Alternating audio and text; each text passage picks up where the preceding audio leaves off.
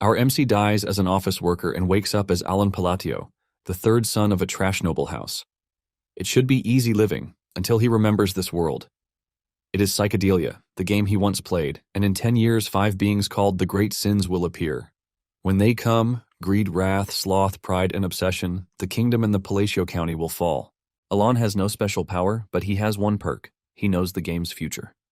So he makes a dangerous plan. Before the great sins awaken, he will find them while they are still kids, save them from their cruel past, and change their path. 2 months after he decided on this, he received his personal knight, Yaban, in his office. Yaban informs him that he has managed to rescue orphans and place them in an orphanage that he pointed him to, and among them was a girl named Utia. Alon is pleased to hear this news, and this just confirms his suspicion that Yaban is truly capable. Yaban is confused whether he is getting complimented or not because it is hard to tell with his expressionless face. Alon agrees with him and tries to let off a desperate smile, but this only makes him look even worse. This is pretty hard for him, since his original face was quite expressive, but it appears that his emotions don't show on his current face. Nonetheless, Yaban thanks Alon for the compliment. Apparently, betrayal is rampant in the game, but Yaban is a rare top-tier supporting character who doesn't betray his master. The moment Alon found him, he hired him without hesitation. Yaban then confirms from Alon that the raid was to rescue Utia, and he says yes. Yaban finally understands why Alon is interested in Utia, because even he, who has been a mercenary for many years, Utia is not an ordinary child. Basically, she was pretty strong, leaving Yaban to wonder why she would allow herself to get captured easily. Alon then asks Yaban why he didn't bring the girl to the estate, since it would be easier. Alon commends Yaban for the observation, and though it seems like he is letting her power go to waste, leaving her at the orphanage is all part of Alon's plan. Utia Bludia is a member of the grotesque blood tribe who wields power from a contract with an indescribable being from another dimension. Utia later grew up to become the sin of wrath among the 5 great sins. She was given a title that made her seem like a monster that deserved nothing but death. She was a monster who caused hundreds of deaths, but if she manages to grow up peacefully, she won't take part in the destruction.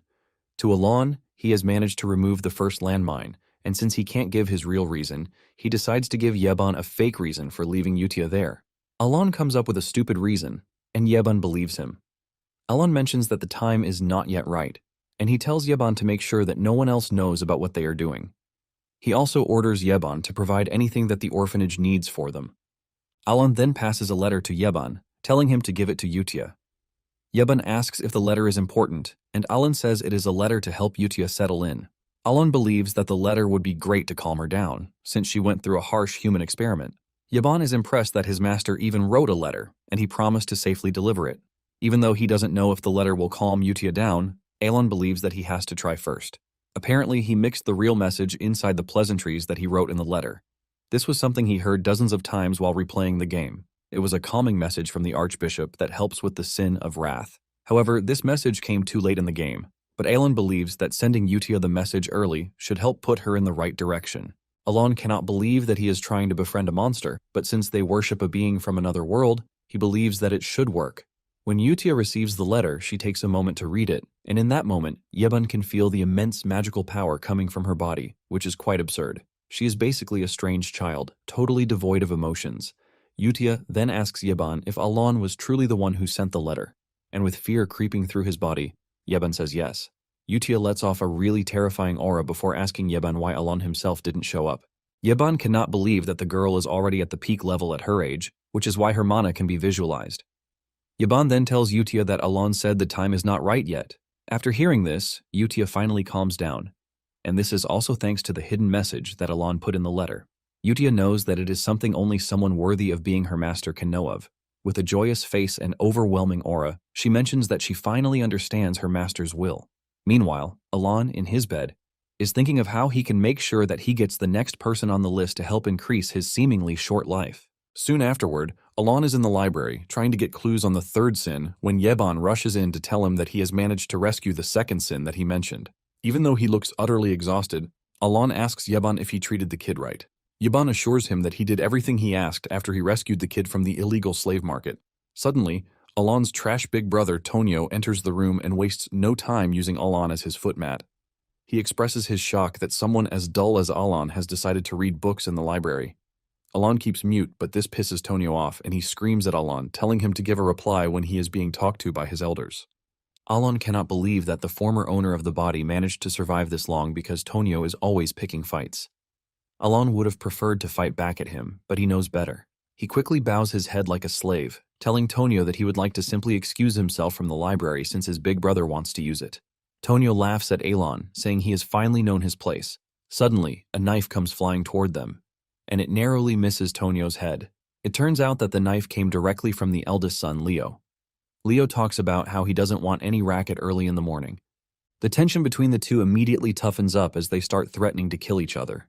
Alon gently crawls away from the two since he doesn't want any of their beef.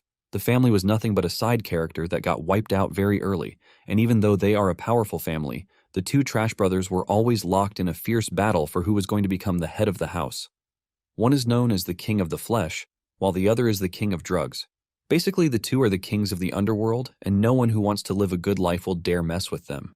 Alon manages to crawl out of the room while the two are turning everything upside down. Alon figures out that the best thing for him is to live as an incompetent trash if he ever wants to live long. Alon returns to his room and gets on his couch to rest. On the other hand, Yaban wonders how such an incompetent-looking person like Alon is able to uncover human experiments. Alon is someone who looks really frail, who can't even take care of himself, but for some reason, he knows about secret foreign affairs. Nonetheless, he considers Alon a really peculiar person. The last child he rescued is considered really dangerous, with powers that are considered to be world-ending. Basically, he was rescued in the kingdom of Kallian, where there was an illegal slave market. With this, Alon has been able to rescue the second sin, Deus. After Deus was sold into slavery, he was abused and passed around endlessly. Because of this, he ended up becoming the sin of sloth, which is among the 5 great sins. After Deus lost it, he wiped out kingdoms in the most horrific way that one wouldn't even think is possible. Even most players were traumatized by how cruel Deus was in terminating his enemies. Because of how dangerous he was, Alon told Yaban to treat him gently. Yaban then asks Alon if the letter he sent to Yudia is about the second child, and Alon confirms this. In addition to the important message in the recent letter, he also added extra important information to it. Alon had told Yutia to take care of the child because he was frail, and just as her master ordered, Yutia did the right thing. She walks up to Deus to help him out of his desperate mental situation while telling him that he has been chosen by a great person.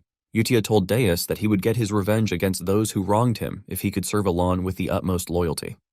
With Yutia's help, Deus is able to unleash his power but also keep it under control. Alon, on the other hand, is panicking because he doesn't know where the third boss is.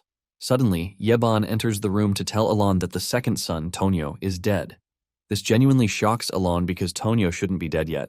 In no time, a funeral is arranged for Tonio, and even in the hall, their father is seen having fun with girls, as if he is not bothered that his son just died. On the other hand, Alon finds it really suspicious that Tonio died from an accidental fall because it didn't happen that way in the game. In the game, Leo struggled before he could finally kill Tonio. However, things are different because Alon can clearly see Leo laughing over Tonio's corpse. Nonetheless, Alon believes that the only thing he needs to do is make sure he rounds up the 5 great sins. A year later, everything at the house seems to be more stable than ever, since there is no cause for succession, and Leo has also taken over his brother's drug trade. During that 1 year, Alon basically became pen friends with Yudia. They are always sending letters to each other, and because of how good everything is, the orphanage keeps getting a long list of donations. Yaban then tells Alon that he has found a clue concerning what he is looking for. Alon is pleased to hear this because it basically means an ancient record about the third boss. Alon is pleased that he has finally found the third boss. To Alon, it's a peaceful evening, but the same cannot be said at a certain drug distribution site. 2 high-ranking officers under Leo arrive at the warehouse to find dozens of their members drenched in their own pool of blood. The ones still alive begin killing themselves, as if they've lost control of their bodies. They push knives into their throats in the most horrific ways. The 2 officers soon find themselves sharing the same fate as their counterparts too. It turns out that the person behind this is Deus, and he is being supervised by Yutia. After they are done wiping out the bad guys, Deus asks Yutia if their actions even mean a thing, and Yutia assures him that it does. Yutia asks Deus if he pities the bad guys, but he says no, since they are the ones causing people to do substances. He is only curious about what it means to their revenge plan. Yutia then assures him that it sets the stage for the return of their master, and since he is coming, they can't allow his throne to be in disarray. Deus finally understands everything Yutia has been preaching to him, and before they leave the scene, they make sure that the warehouse is utterly destroyed. They leave a blue moon sign on the grounds of the scene, as they consider themselves the Blue Moon, who are Alon's blade. One more year later, everything appears to be going smoothly as Yebon comes to report to him that he has managed to save the fifth kid too. The fifth has also been sent to the orphanage, and Alon cannot contain his joy that he managed to pull off his biggest worry. Because of his hard work, Alon doesn't mind feeding Yebon with the best goodies that he can get his hands on. To find the third sin, greed was the hardest, but they were able to pull it off thanks to his gamer knowledge. Yebon did everything he could to make sure that everything worked out well in the end. Alon then tells Yebon that he is free to rest for a while because he has been running around for quite some time. Yebon asks him if the orphanage mission is done, and he says yes. Yebon is relieved to hear this, and he asks Alon if he isn't happy because he doesn't look like he is, but Alon assures him that he is. In fact, he claims that he is currently smiling even though his face says the opposite. Yebon has no choice but to go with what Alon claimed. Alon lies on the ground with the relief that everything is going the way he wants it. Because the kids only became evil thanks to their evil past, he made it his mission to rescue all of them, and he didn't think he would be able to pull it off before. Alon then asks Yebon about the status of the orphanage, and Yebon presents him with a letter. Yebon assures him that everything is going smoothly just as expected. Apparently, the children were initially like broken dolls, but they have somehow managed to brighten up. Alon is relieved to hear this, since there won't be any reason for them to hire caretakers. Alon is proud of Yutia because he didn't expect her to be able to handle the pressure of taking care of the kids. Alon suspects that it is easy for her because of her background setting, which is tied to the orphanage. Alon then tells Yebon that with everything he has seen, Yutia is a good kid. From the letter she sent, she assures Alon that he has nothing to worry about because everything has been settled. Alon mentions just how proud he is to see the kids growing up properly. Since all five are growing up really well, Alon concludes that the environment plays a huge role too. Yebon then asks Alon when he plans to meet the kids, since he said there would be a time for it. Deep down, Alon has no intention of meeting the kids in person. He knows it would be good to meet them in person so that they can get closer, but he is terrified of their personalities that he has seen while playing the game. Nonetheless, he believes that it should be fine, since he rescued them before their awakening. Alon then lies to Yebon, telling him that he might try to meet the kids later in the future. Now that he has pulled off the rescue, Alon believes that the next thing on his list is to learn a bit of self-defense skills. Since magic requires talent, Alon has just what it takes to learn it. Yebon then asks Alon if he has heard of the Blue Moon. Alon replies that he hasn't, and Yebon explains that they are a group that has recently gained popularity by hunting down criminal organizations. Since it sounds like cleaning up trash, Alon doesn't see any reason why it should be a problem. Since the Blue Moon is not part of the game story that Alon knows, he believes that it will go away in no time. Yebon then drops the bombshell, saying the group has killed nobles, which is why he believed Alon might know them. Upon hearing this, Alon tells Yebon to start sleeping in the room close to his. Meanwhile, the leader of Blue Moon, Yutia, is asking her members about the week's report. Xiaolang, the Sin of Pride, reports that she has taken care of the slave traders' heads. Before eliminating them, she promised to let them live if they could guess her eye color, but for obvious reasons they couldn't, which ultimately led to her killing them all. The sin of greed, Ryan then mentions that all the bodies were buried cleanly. And for the illegal experiments, Radan, the sin of obsession, has taken care of them all. Yutia is glad to hear this, since everything appears to be going just the way she wants it. She commends all of them, saying that they all exist for the glory of the Blue Moon. Just then, Radan mentions that there is a slight problem. The head of Avalon, the organization that they are targeting, is being ruled by Leo, the Count's eldest son. Apparently, Radan discovered a dangerous document when they were wiping out Avalon's base in the south. Basically, Leo is planning to terminate Alon after their father dies. When Yutia sees this, rage takes her over. 2 years later, Count Palatio, who has been sick, dies. The official report mentions that he died of cardiac arrest, but given his history of drug abuse, it is obvious what killed him. During the funeral proceedings, Leo learns that the Blue Moon has struck his business yet again. Alon hears his brother and his men talking about Blue Moon and realizes that they have finally started taking the organization seriously. Momentarily, the Count's funeral with 0 mourners ended very quietly.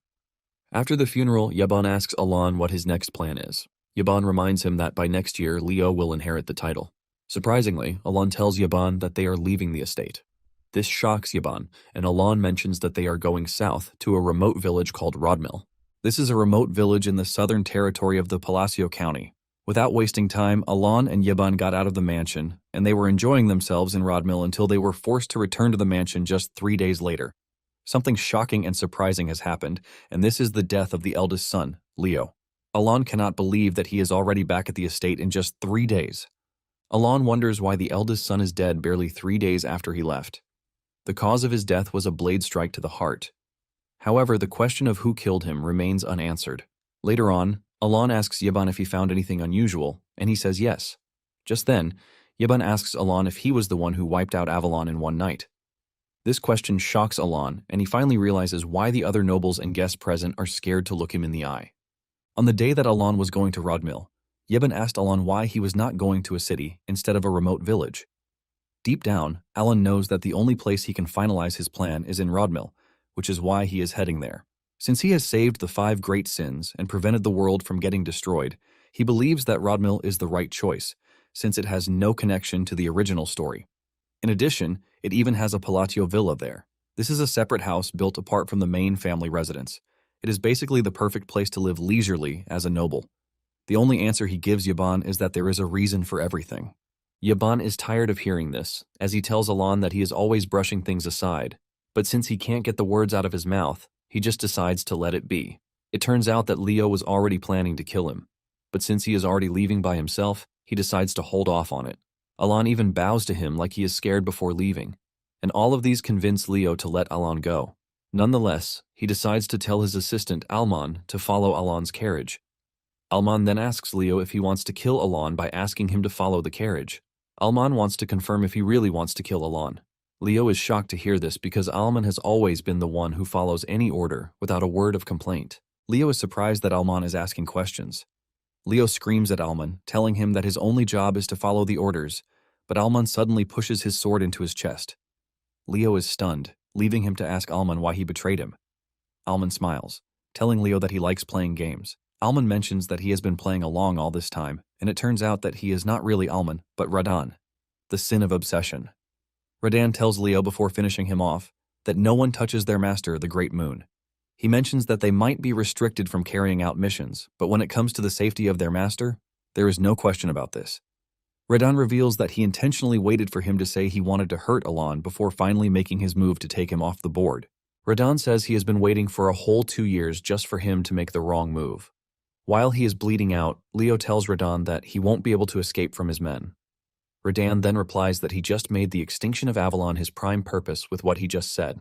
Radan shakes his head for Leo, saying that the Great Moon, Alon, really did give him a chance to live, but he ruined it. As usual, Alon woke up to a beautiful morning which he considers paradise because he can wake up anytime he wants, eat whenever he wants, and enjoy his life as a noble.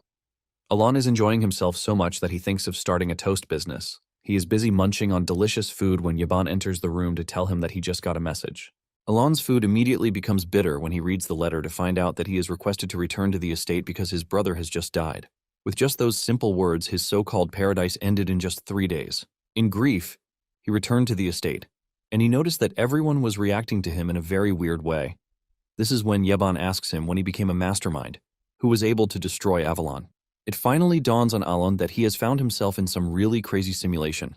Alon then asks Yeban to explain the situation of how he became a mastermind to him. Yeban simply replies that he is the only one who stands to gain anything from the chaos. Yeban continues by saying Leo was murdered after they left the compound, which is a perfect alibi for him. In addition, this ultimately promotes him to the position of being the heir with no rivals. Yeban mentions that since Avalon is gone, Alon would have no one causing him trouble. With all of these put together, Yeban says Alon has become the mastermind of the county. Yeban also glazes himself, saying he is a swordmaster and he is under Alon's command. Alon is ultimately confused by all of these, forcing him to ask Yeban if he's having fun, since he seems to be dancing around. Alon sits down to think about everything that has happened. Racking his brain, he doesn't think there is any organization strong enough to be able to take Avalon down in just one night. Suddenly, it dawns on him that Yeban once told him that there is an organization that hunts other organizations. Alon thinks the culprits might have been the Blue Moon. Yeban then tells Alon that with the information he got from the guild, there is no indication that Blue Moon is involved. Basically, the Blue Moon organization never leaves bodies, but they leave a mark. Avalon officials, on the other hand, were killed with the use of a sword. Alon finally realizes why they picked him as mastermind because he has an assistant who wields a sword. Since the Blue Moon didn't appear before the main story and there is no indication that they are the culprits, Alon starts to wonder who it might be. Later on, during their usual meetings, Utia asks her colleagues if there were any traces of their involvement in what happened, but they assure her that there were none. The only thing they left behind were stacks of bodies, and they did everything the way Utia wanted it. Utia smiles because her plan worked out so well.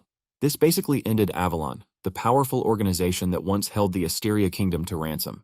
All it took Utia and her colleagues was 5 days to bring ruin to Avalon. Radon then tells Utia that the cleanup is not entirely complete. Utia asks him what he meant by this, and he explains that he found more nobles who are connected to Avalon. Apparently, the Altea Duchy appears to be the most involved culprit in everything. Without thinking twice, Utia tells the group that it is required of them to quietly remove the threat. Utia then asks her friends about the Information Guild, and they assure her that the guild doesn't have anything that links them to the whole annihilation. Basically, all the other guilds share the same view as the Information Guild because they are all calling it hell created by the Swordsmaster.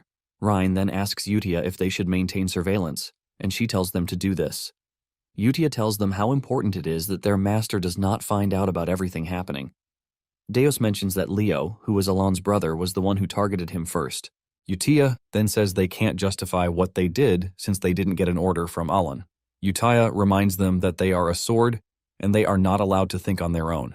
Utia says the blue moon only moves by order given, and in addition she warns them that their master knows everything. With this in mind, she urges them to always live to the standards set by their master and never disappoint him. Deus is surprised that Utia, who is overwhelmingly powerful, is scared of Alon finding out about their exploits. Nonetheless, Deus cannot argue because everything they are doing is for Alon. A month later, Alon finds himself stuck with several chores. This is not the kind of life he envisioned for himself, but the life that chose him. Because of Leo's death, Alon has earned himself a bulk load of resentment. Surprisingly, Leo's death is not supposed to happen until 6 years later. Because of the entire family's sudden death, all the work fell back to Aelin. To make things worse, everyone is working so hard and delivering their projects right on time. Alon remembers that during his father's tenure they were all working like bugs. Unknown to him, the servants and workers are all working really hard to make sure that they don't get on his bad side and end up in a ditch somewhere. Alon wishes that the servants would just sort things out themselves without involving him in it. Later on, Yeban commends Alon for reaching the 2nd tier of his magic practice in the space of 2 years. Yeban tells Alon that he possesses incredible talent, since it usually takes about 4 years of training to reach the 2nd tier. To avoid arguing with Yeban, Alon admits that he is talented when it comes to magic. Basically, Alon was putting everything he knew into magic defense because he was nervous. The technique he is also learning requires a lot of magic control, but Alon doesn't see himself getting good at it. Initially, Alon was excited because he thought once the plan was over, there would be no more danger. With this, he could self-study without stress. However, with the recent call for security, Alon has realized that his mana hole is really small. Basically, the mana hole one is born with is like an athlete's body time, which is fixed from birth. And when it comes to Alon's mana hole, it is quite small. It is too small because even his training can't cover it. Alon is thinking about his stressful life when Yeban informs him that a dance invitation has just arrived. Alon is surprised that he has been invited to a party dance, but he has no choice but to attend. Upon stepping into the hall, Alon complains that he is already tired. The party is a regular ball for networking among nobles, which is held in the southern region of the Asteria kingdom. Alon also thinks of building connections with the ball party, since he will be the count soon enough. Alon figures out that having a good connection with other nobles might ensure his security in the future. Alon makes his move, but all of the nobles start to avoid him like he is some sort of disease. Yeban comforts him, telling him not to be upset, but Alon is not even upset. Alon already expected something like this to happen.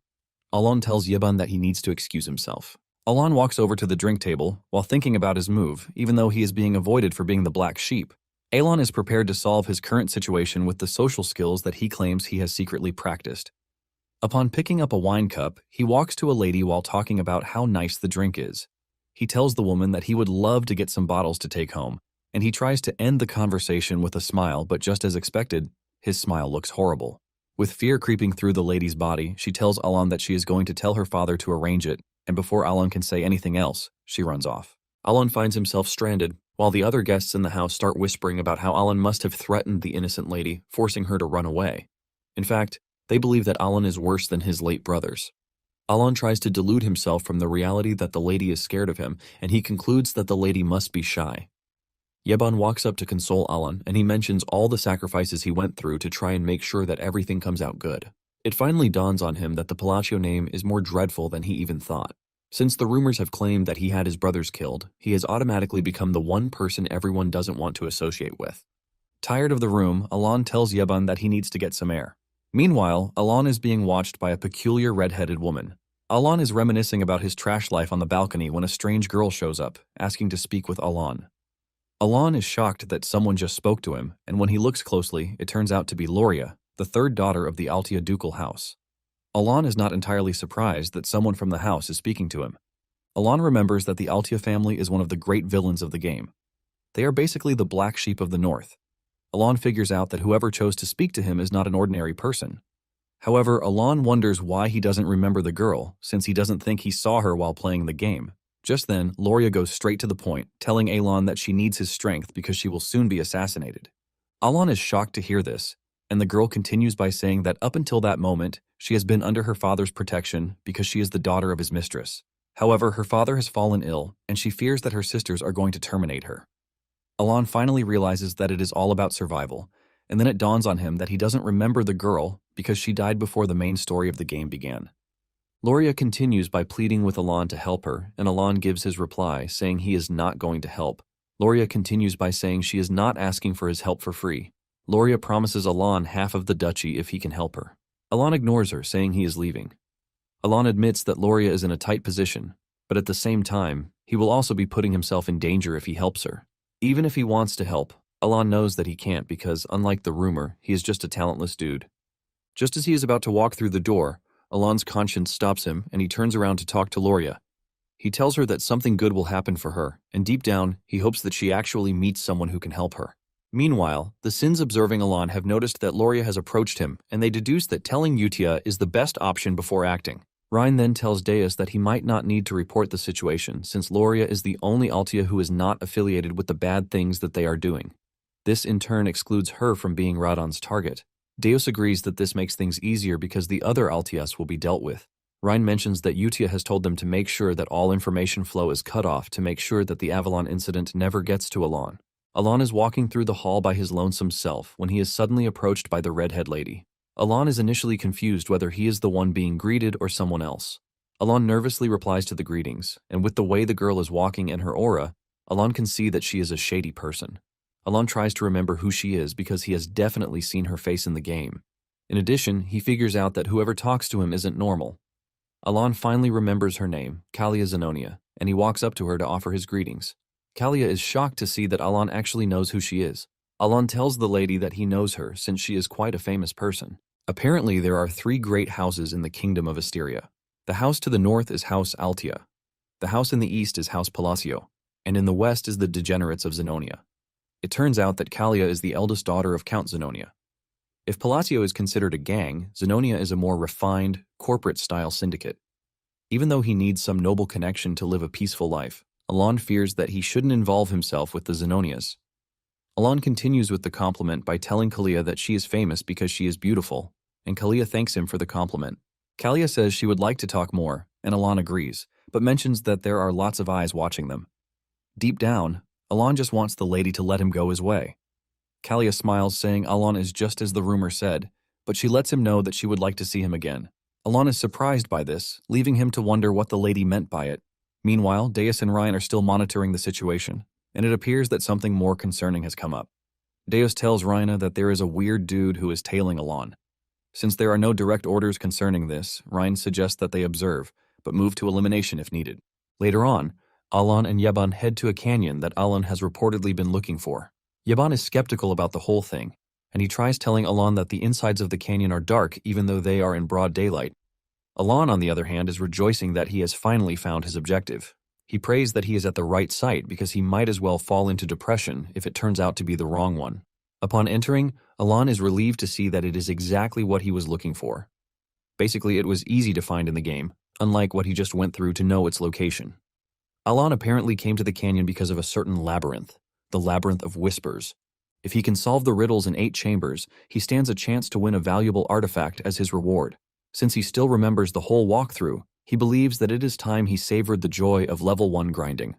Alon is blown away when standing at the entrance of the labyrinth, since it is his first time seeing it in real life. Yeban then mentions that the canyon appears to have been built by hand, leaving him to question how Alon knows the place too. Alon casually mentions that he comes here often, and this shocks Yeban. Realizing that Yeban is already overthinking it, Alon tells him that he is only kidding. Upon stepping into the labyrinth, they encounter several monsters hanging from the roof, waiting for them to get the riddle wrong so that they can be crushed. While Yeban is freaking out, Alon remains calm, and this shocks Yeban. Alon just focuses on the riddle, while Yeban is racking his brain on how he has failed several times in trying to figure Alon out. Yeban thinks deeply about it, and he realizes that none of the missions that they have conducted have ever been related to each other. From taking down an evil organization to saving a slave to paying off someone's debt, to helping an orphan, and several others like it. This makes Yeban question how Alon knows the labyrinth when Alon doesn't even leave the estate. Just then, Alon mentions that he has gotten the riddle right, but they need to wait for the giant hand to finish its thing. Even though Yeban is curious about Alon, he knows that something good always comes out of every mission that they undergo. The door starts to open, leaving Yeban to wonder what exactly Alon is planning again. When the door finally opens, they are met with countless treasures sitting in the large room. Standing in the distance is a gauntlet with rings on it. Apparently, Alon's only mission is the black ring on one of the fingers. Yeban is surprised to see that this is their only goal because it appears to be totally useless. Alon retrieves the ring and realizes that it is too big for his hand, but he is taking it nonetheless. He tells Yeban to drop the treasures that he has packed because they would only bring trouble to them. As they leave the labyrinth, Alon assures Yeban that there is nothing dangerous on the way out. Alon is thankful for the walkthrough because it made things easy for him. Momentarily, they run into a bit of a problem. A bunch of stone golems have blocked the way, and Yeban is already thinking of how he can get Alon out of there. Just then, Alon tells him that he has nothing to worry about because he will handle the golems. Yeban tries to tell Alon that escape is their #1 priority, no matter what it is that he is planning. Alon walks toward the golems while raising the finger holding the ring. Yeban is worried that Alon is going to get himself killed because his Tier 2 magic is useless against the golems.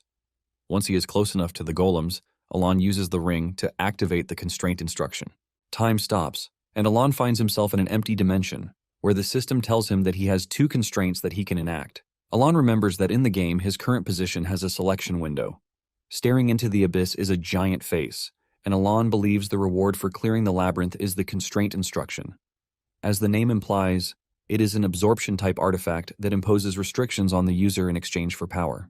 The voice that just spoke to Alon made everything feel very real. Alon then mentions his first constraint. After reciting the spell, the being asks him what he plans to gain, and Alon mentions that he would like to twist the laws of the world a little further. Once he has laid his claim, the system grants his first constraint, and for his second constraint, he follows the same procedure, and the system asks him what he seeks by this. Alon simply replies that his request remains as just before. The being takes a minute before answering Alon, and Alon fears that he has messed things up. Alon knows that choosing both seals and words for the constraint gives the highest magic attack power. While he was playing the game, he mastered all the hand signs and phrases, which means that his request is supposed to be granted. Just then, the being grants his request, and the voice tells him that he is considered really important to have remembered everything related to the forgotten god. The voice then tells him to carry on the will of the forgotten god, leaving Alon confused. After the being is done talking, the ring on Alon's hand gets absorbed, which is a sign that the constraint worked successfully. Just then, Alon returns to the real world when Yeban is trying to get him out of the golem's way. However, Alon resorts to his magic power, but even after using his entire mana, the sphere of lightning that he created remains small. Since his own magic power is trash, he decides to try out the constraint's power by giving it the price that it demands. That leaves Yeban utterly terrified. With just a flick of his finger, Alon sends the ball of magical light into the midst of the golems, and the moment the attack hits, they all crumble into tiny pieces. As usual, Alon maintains his casual, sleepy eyes, while Yeban is totally blown away by what he just witnessed. Once the golems are out of the way, they start navigating their way out of the cave, and Yeban asks Alon if he has been hiding his true power all along, but Alon says no. Yeban argues that in all of his long years of being a mercenary, he has never witnessed something like what just happened. But Alon maintains that it is nothing but a second-tier magic. Deep down, Alon is actually freaking out because he didn't remember the magic being that powerful when it was being used in the game. Alon remembers that in the game, a spell can be strengthened with the use of an incantation, and what he just did is increase the potency 5 times the usual number of times with the number of incantations that he used. By doing this, he was able to acquire something entirely different, which is a greater power of a higher magnitude. Even Alon is surprised at how devastating the magic is, even though it is a second-tier magic. After a few minutes of navigating through the cave, they finally make it out of the cave, and Yeban heaves a sigh of relief that they are out. Yeban lazily sits while complaining about how tiresome his current task is, compared to actual combat. Yeban turns to Alon, asking him who designed such a terrifying place, and this is when it dawns on Alon that the labyrinth actually had another name, which spread around the community. It was known as the Labyrinth of Whispers, and it got everyone's attention. Alon used the opportunity to tell Yeban that it was created by a dude named Palayon. When Alon realized that Yeban was about to start asking more about the labyrinth, he dragged him up, telling him that it was time they left. Alon tells Yeban that there is still something he needs to do once they return, and his work ethic impresses Yeban. When talking about the magic, Alon knows that a sigil that matches a spell element increases its potency, and this was the basic rule in the game. However, things were a bit different in real life because the visuals stayed the same, while the attack stats increased. The sigil basically altered the spell itself, and Alon starts wondering if his mana control has gotten so good that he was able to perceive the changes in how things work. Since he is not sure about this, he decides that he would have to test his theory once his mana recovers. Nonetheless, he is glad that everything turned out pretty well. Unknown to Alon and Yeban, they are being watched by one of the Sins. The girl makes her way to the labyrinth to study the writings on the wall, and she can clearly see just how seemingly powerful Alon is. She is impressed by everything that she witnessed because Alon appears to know everything and even move according to what she knows. She is blown away by the fact that she believes that Alon was the dude named Palaon. In addition, she is more interested in the fact that the incantation that Alon used was not recorded in the books present in the ancient library. All of these put together make her reverence for Alon go even higher than before, and she finally comes to the conclusion that everything Utia said was true. Just then, Deus joined her, and she asked him if he was able to obtain the information he had gone for, but he said no, claiming that his target died before he got what he needed from him. She is a bit disappointed by this, and lets it be known that they would have to report it to Utia for more insight. Since their job in the area is done, the two fly off like wizards. Meanwhile, at the Zenonia Count's house, Kalia can't keep Alon's name out of her mouth since she met him during the ball. Apparently there is something sinister going on in the Count's house. Everyone believes that Kalia's father has control of everything, but unknown to them, he is nothing but a puppet to his daughter. The main person running the house is none other than Kalia, while her father is just a figurehead. But her conversation with Alon leaves her suspicious that the dude has found out. She is still thinking about this when one of her attendants comes running to her, telling her that she needs to come to her room immediately. She rushes over to see her spy lying dead in the room. However, she doesn't see the need to panic because the seal she placed on him didn't activate, which means he didn't divulge any information before his death. Nonetheless, Kalia can see that the body was deliberately placed in her chambers. This leaves her even more concerned about how she was found out. To Kalia, she believes that Aelin is the one responsible, and she assumes that Alon figured everything out during their conversation together. Unknown to her, Alon is just a regular dude napping in his caravan and oblivious to world politics. On the other hand, Loria is making her way home, and she is entirely worried because her meeting with Alon didn't go as planned. With the little time she spent with Alon, she can see that he is not someone to be made an enemy of, and even though Alon is her last lifeline, she understands the fact that he would not agree to a deal that would not benefit him. Loria has basically been stripped of power by her siblings. From the eldest son, Timalian, the eldest daughter, Marianne, the second daughter, Philine, to the second son, Kig. Loria arrived at the family mansion thinking about how she had managed to survive thanks to her father's influence. Now that her father is gone, she is left with the question of what she is supposed to do. Just as she enters the house, two maids come running over to her looking all concerned while shouting her name. The maids tell her that her siblings Kig and Philine send themselves to the afterlife, and the news of this shocks Loria to her bones. She doesn't want to believe that ruthless fellows like Kig and Philine would willingly wipe themselves out. Loria then asks the maids about Timalian and Marianne, but she gets her answer when they step into their rooms to find their bodies hanging off of each other. Loria is left in total shock as she stares at her siblings' bodies, and while the entire chaos is unfolding, one of the Sins is seen leaving the area with a smile on his face after a successful mission. The whole estate is thrown into chaos, since no one understands what on earth is happening. Suddenly, Loria remembers what Alon told her. At the end of their meeting, he had told her that good fortune would find her. Because of this, Loria immediately comes to the conclusion that Alon is behind everything that happened. With the sudden deaths of her siblings, Loria suddenly becomes the sole heir of the Altia Duchy. Even though she is supposed to be glad or relieved, Loria falls to her knees in terror because she believes that she has made a deal with a demon. Nonetheless, she comes to the brave conclusion that there is no turning back because she has seen firsthand what happens to people who betray Alon. Loria toughens up, saying she only has to move forward with the path that she has chosen. 2 months after this, Aelin is in his office when one of the attendants shows up with an apparent gift from the Altia Duchy. Alan opens up the box, and he is blown away when he sees a nice bottle of wine. Yaban tells him that the wine is quite special because each bottle costs several thousand gold, which is why it is rare. Coupled with the bottle of wine is a handwritten note from Loria Altia herself. Alon is surprised when he sees this, as he starts to wonder why Loria would send him such an expensive gift. He is forced to ask the attendant if the gift is really for him, since he doesn't see any reason as to why Loria would want to honor him. The attendant assures Alon that the gift is for him because Loria personally prepared it for him, and she ordered it to be delivered by hand. The moment the attendant addresses Loria as the Duchess, it suddenly dawns on Alon that something is off. This is when he realizes that the youngest child in the house, who is Loria, has somehow become the Duke of Altia. At the Altia estate, Loria is trying to settle into her new position as the Duke. She finds herself sitting in the Duke's office, which is a restricted area from her in the past. Even though the entire scenario surrounding her siblings' deaths was questionable, she avoided all forms of suspicion because she had a good alibi, which was the ball. Even though her secret organization had been wiped out by her siblings, and by the time she returned to the mansion, she was basically a nobody. Everything changed for her with Alon's assumed interference. This leaves Loria wondering just how far ahead Alon is thinking. It turns out that she has unified all of the organizations under Altia, but she is not naive enough to think she can take on Alon's superior power. With this, Loria assumes that Alon still wants something else from her, and she believes that it is the underworld network of Altia. Even though she has come to these conclusions, she believes that she just has to focus on what is at hand while waiting for Alon to contact her. With a bright smile on her face, she wonders if Alon liked the wine she sent to him.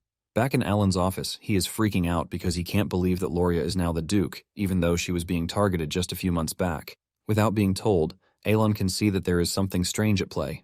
A couple of months later, which is 5 years before the story began, Yaban addresses him with the title of a count. This comes as a surprise to Alon, and Yaban reminds him that it is almost the new year, and his succession to become a count is near already. Alon is totally blown away because he never saw himself becoming a count in the plan that he drew out for himself.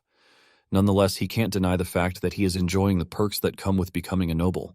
Yaban then hands him a letter from Yudia, and Alon asks Yaban if he has gotten any information on the assassins who sent Leo to their ancestors, but he says no. However, he assures him that the Information Guild is still working on it.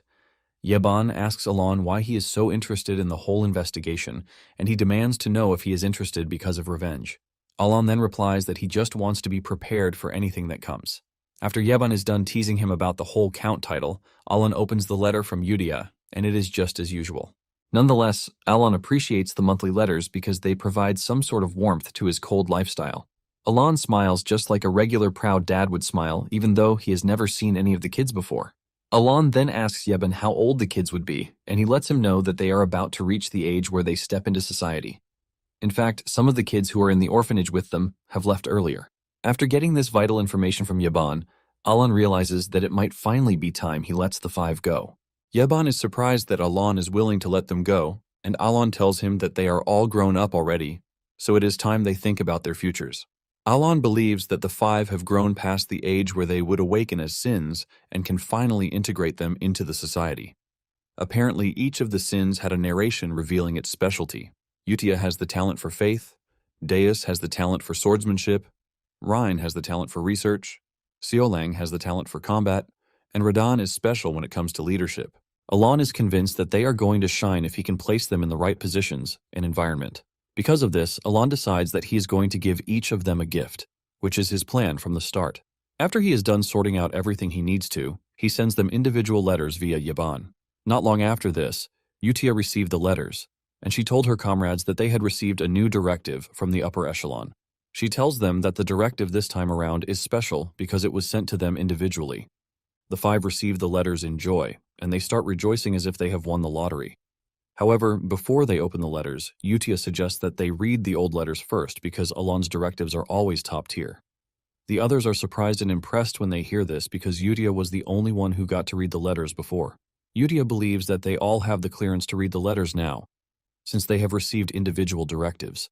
Yutia opens one of the letters for them to see, and it is nothing but basic greetings. The other kids are confused because it sounds very ordinary, but Yutia kicks in quickly, telling them that Alon had told them from the beginning to disguise the letters as normal conversations. Yutia then shows them what she claims to be the first directive after the first greeting letters. Inside the letter, Alon told them how his second brother used him as a chair, and Yutia tells them that this is nothing but an elimination order for them. She also points to the part where Alon seemingly entrusted her with the Blue Moon organization. Yutia then tells her comrades that they are to read the letters just the way she did so that they can get the directives correctly and be able to effectively carry out their mission. Deus then cuts in, asking if it is not better for them to visit Alon in person if they are trying to avoid any leakage of information. Utia then replies with a stern face and voice, telling Deus that their mission is to follow. This sends chills down Deus's spine, and he replies that he is fully aware of what is at stake. Since they have gotten this out of the way, Rena suggests that they read the new directive. Upon opening the letter, Deus realizes that he is being sent to Caliban, which is the land of knights.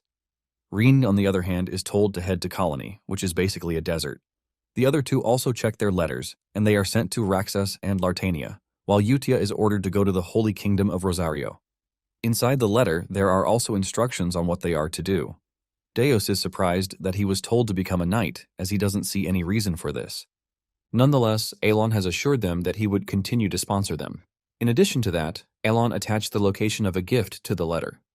Before they disperse, Utia reminds them that mentioning the blue moon is utterly forbidden unless Alon himself mentions it first. With each of them honoring the directive, they get their affairs in order, and they depart to their respective designations. 3 months later, Alon is still researching the magic in the world, and he has not seen what he's looking for. Since he is stuck at a crossroads, he decides that he has to experiment with himself. Alon then remembers the assassins again, and he asks Yaban about them, but Yaban lets him know that there has been no progress yet. Deep down, Alon figures out that everything happening is a result of the butterfly effect of what he has done, and it has somewhat become uncontrollable. A clear example of this is Loria. She should have died, but she has suddenly become the Duchess of Altia, where she is now building up a terrifying power in the underworld. Alon then tells Yaban that there is no need for them to investigate the assassination again. Yaban is surprised to hear this, but Alon has figured out that it would be better if the whole situation remains unknown. He doesn't want to dig into anything that is going off-quest because he is trying to avoid any disastrous consequences. He knows for a fact that the secret organizations don't interfere unless something harms them, and he doesn't want to touch the hornet's nest. Yaban follows his boss's orders and assures him that he won't investigate again, but he lets him know that Deus has been knighted in Caliban. Alon takes the news with great joy because it is something worth celebrating. Barely 3 months after this, Yaban informs Alon that Deus has created a knight order. This shocks Alon because creating a knight order means Deus is expert level or above, even though he hasn't even been knighted for long. Yaban agrees with Alon, saying Deus is truly an overwhelming talent because Caliban is known to be strict when it comes to their knighthood. 6 months after this, which is 1 year after the Five Sins became independent, Alon has fully become a count. Alon is in his office when Yaban walks in, and as usual, he has some news for him. Yaban reveals that Deus has become one of Caliban's 5 swords, a master knight. The news of this sends a shiver down Alon's spine, causing him to drop the book he was holding. Sweat ran down his face as he asked Yaban to confirm if he heard right. This is because swordmasters are the only ones who can become a master knight. In the game, a swordmaster is a very powerful being who has surpassed the Aura Blade, causing him to awaken a unique ability called derivation. Alon then asks Yaban if Deus is a swordsmaster, but Yaban says it is not definitive yet, since he hasn't created a derivation yet. Nonetheless, the country still went ahead to grant him the title of a Master Knight because he beat the 4th sword. In addition, Caliban had lost a Master Knight to the Northern Barbarians because they had been at war for over a decade. Yaban mentions that it takes at least 15 years to understand and wield mana, and derivation might take decades. Reinhardt, who is the 1st sword, became the youngest Master Knight at the age of 32. Alon can attest to how strong Reinhardt is, but even with how strong he is, it took him over 20 years to reach his peak state. However, Alon is blown away by the fact that Deus has reached the level of a Master Knight in just 1 year, even though he didn't even know swordsmanship from the start. Since derivation is the only thing missing, Alon believes that Deus has what it takes to surpass even Reinhardt as a swordsmaster. Suddenly, Alon starts thinking about the benefits he might get from nurturing the kids the right way. But he quickly removes this thought from his head. He realized that he should be grateful that the 5 didn't awaken as the 5 sins and bring destruction to the kingdom. Alon finally comes to the quick conclusion that the kids doing well is the main thing that he needs to focus on. Meanwhile, in the central region of Caliban's capital, Kurdam, there is a high, noble residential district where the Knight Order resides. Standing by the window and staring at the great view of the city is Deus, who is now the captain of the Eclipse Knight and the youngest Master Knight. Deus lets off a good smile when his sister waves at him from outside the building. Deus remembers how everything played out until that very moment. He remembers losing everything to the bad guys, known as the Black Ones. Because of this, he was taken over by rage and hatred. He found himself locked up, and even though he was saved by Alon, he didn't think this was enough reason for him to be loyal to him. He was only loyal to the promise that he would avenge what he lost, and because of this, he became a member of the Blue Moon. Deus started working as an operative and taking on dangerous missions without caring about his own safety. For years, he was going on missions that would bring him a step closer to the Black Ones. After years of service, he finally received his first personal directive, and inside the letter was an instruction, telling him that there was a gift in a small inn in Caliban's south. Even though Deus has never been the one to be hyped about gifts, he still decided to check it out. Deus entered the inn, and his eyes lit up in shock at what he saw inside. The gift Alon had prepared for him was the family he thought he had lost forever. It was his sister standing in the inn, and Deus rushed over to hug her tightly as tears ran down his face. Deus had believed that his sister, Shilly, was dead, but there she was, standing in front of him. Deus asks Shilly what happened after they separated, and she explained that she was kept in isolation by the bad guys while she waited for her turn to be killed. In the course of this, she escaped but was caught again later and sold to slave traders. As fate would have it, Yaban appeared and saved her, and since then, she has been enjoying the gracious hands of Alan. Shilly showed her brother a letter sent to her from Alan, assuring her that she is safe, while staking his family's name on it. Shilly lets her brother know that she is grateful for everything that Alan has done. When Deus saw this, he was extremely blown away because Alan didn't only protect his sister, but even put his family name on the line for her. Deus was stunned and in disbelief at how Alan knew about his family, since he never told him. Even Utia didn't know the full details of what happened, but Alan was able to cover everything. This convinces Deus that Alan practically knows everything, and it is in this moment that Deus finally decides to subject the totality of his loyalty to Alan. Now that his sister is standing in front of him, Deus is happy that Alan overlooked his foolishness in questioning his supremacy. Deus's only target was vengeance, but the gift of his sister was incomparable, and because of this, he became more than a fanatic. In fact, he has made it his life mission that he has to repay Alan's kindness. Deus's target is to attain the top echelon in Caliban and become a master knight so he can create an elite guard composed of the best swordsmen, and that dream is already coming to pass. Deus is determined to face any hardship whatsoever until the day that he is able to repay his debt to Alan. Until then, Deus is ready to prove himself beyond what is expected of him. As part of his endeavor, he and the Eclipse Knights soon depart on an expedition to fight the barbarians. Meanwhile, Alan is feeling a semblance of peace, and he believes that this is because the kids are all grown up. At the same time, Alan has devoted himself to research since he came back from the labyrinth. At this point, he has come to a conclusion on his current research results. With what he put down, he figures out that refraction enhances the imperfection of a completed spell, thus expanding its area of effect. Repulsion, on the other hand, crushes the form of whatever is fired, which causes the projectile to transfer. Just like these, Alan has put together all the variables of the magic that he is researching. He has also figured out that he can only use magic once a day, which is thanks to his small mana core. Nonetheless, Alan has concluded that magic is fun, even though he initially debated that it was just for self-defense. Since he has been on the research for the past 2 months, he finally decides to test out the results. Alan pulls himself together and he starts to cast the necessary spells in the order in which he has analyzed them. From fixation to compression to collapse, he is able to produce a powerful, bright attack spell that looks absolutely terrifying. Alan is blown away because everything worked out well, and he finally realizes that the order of the phrases is quite important too. He is still staring at the magnificent creation in front of him when he hears a strange voice behind him, expressing their shock. Alan turns around to see Kalia and her mage beside her, and they are both terrified of what is staring them in the face, which they refer to as origin magic. Alan is shocked when he sees Kalia standing behind him, leaving him to wonder why the lady is there. The mage with her screams in horror because origin magic is something only a 7th circle mage can wield or even achieve. When Alan hears this, he is left confused as he starts to wonder if a low-level trash mage like himself is already being considered to be a 7th circle mage.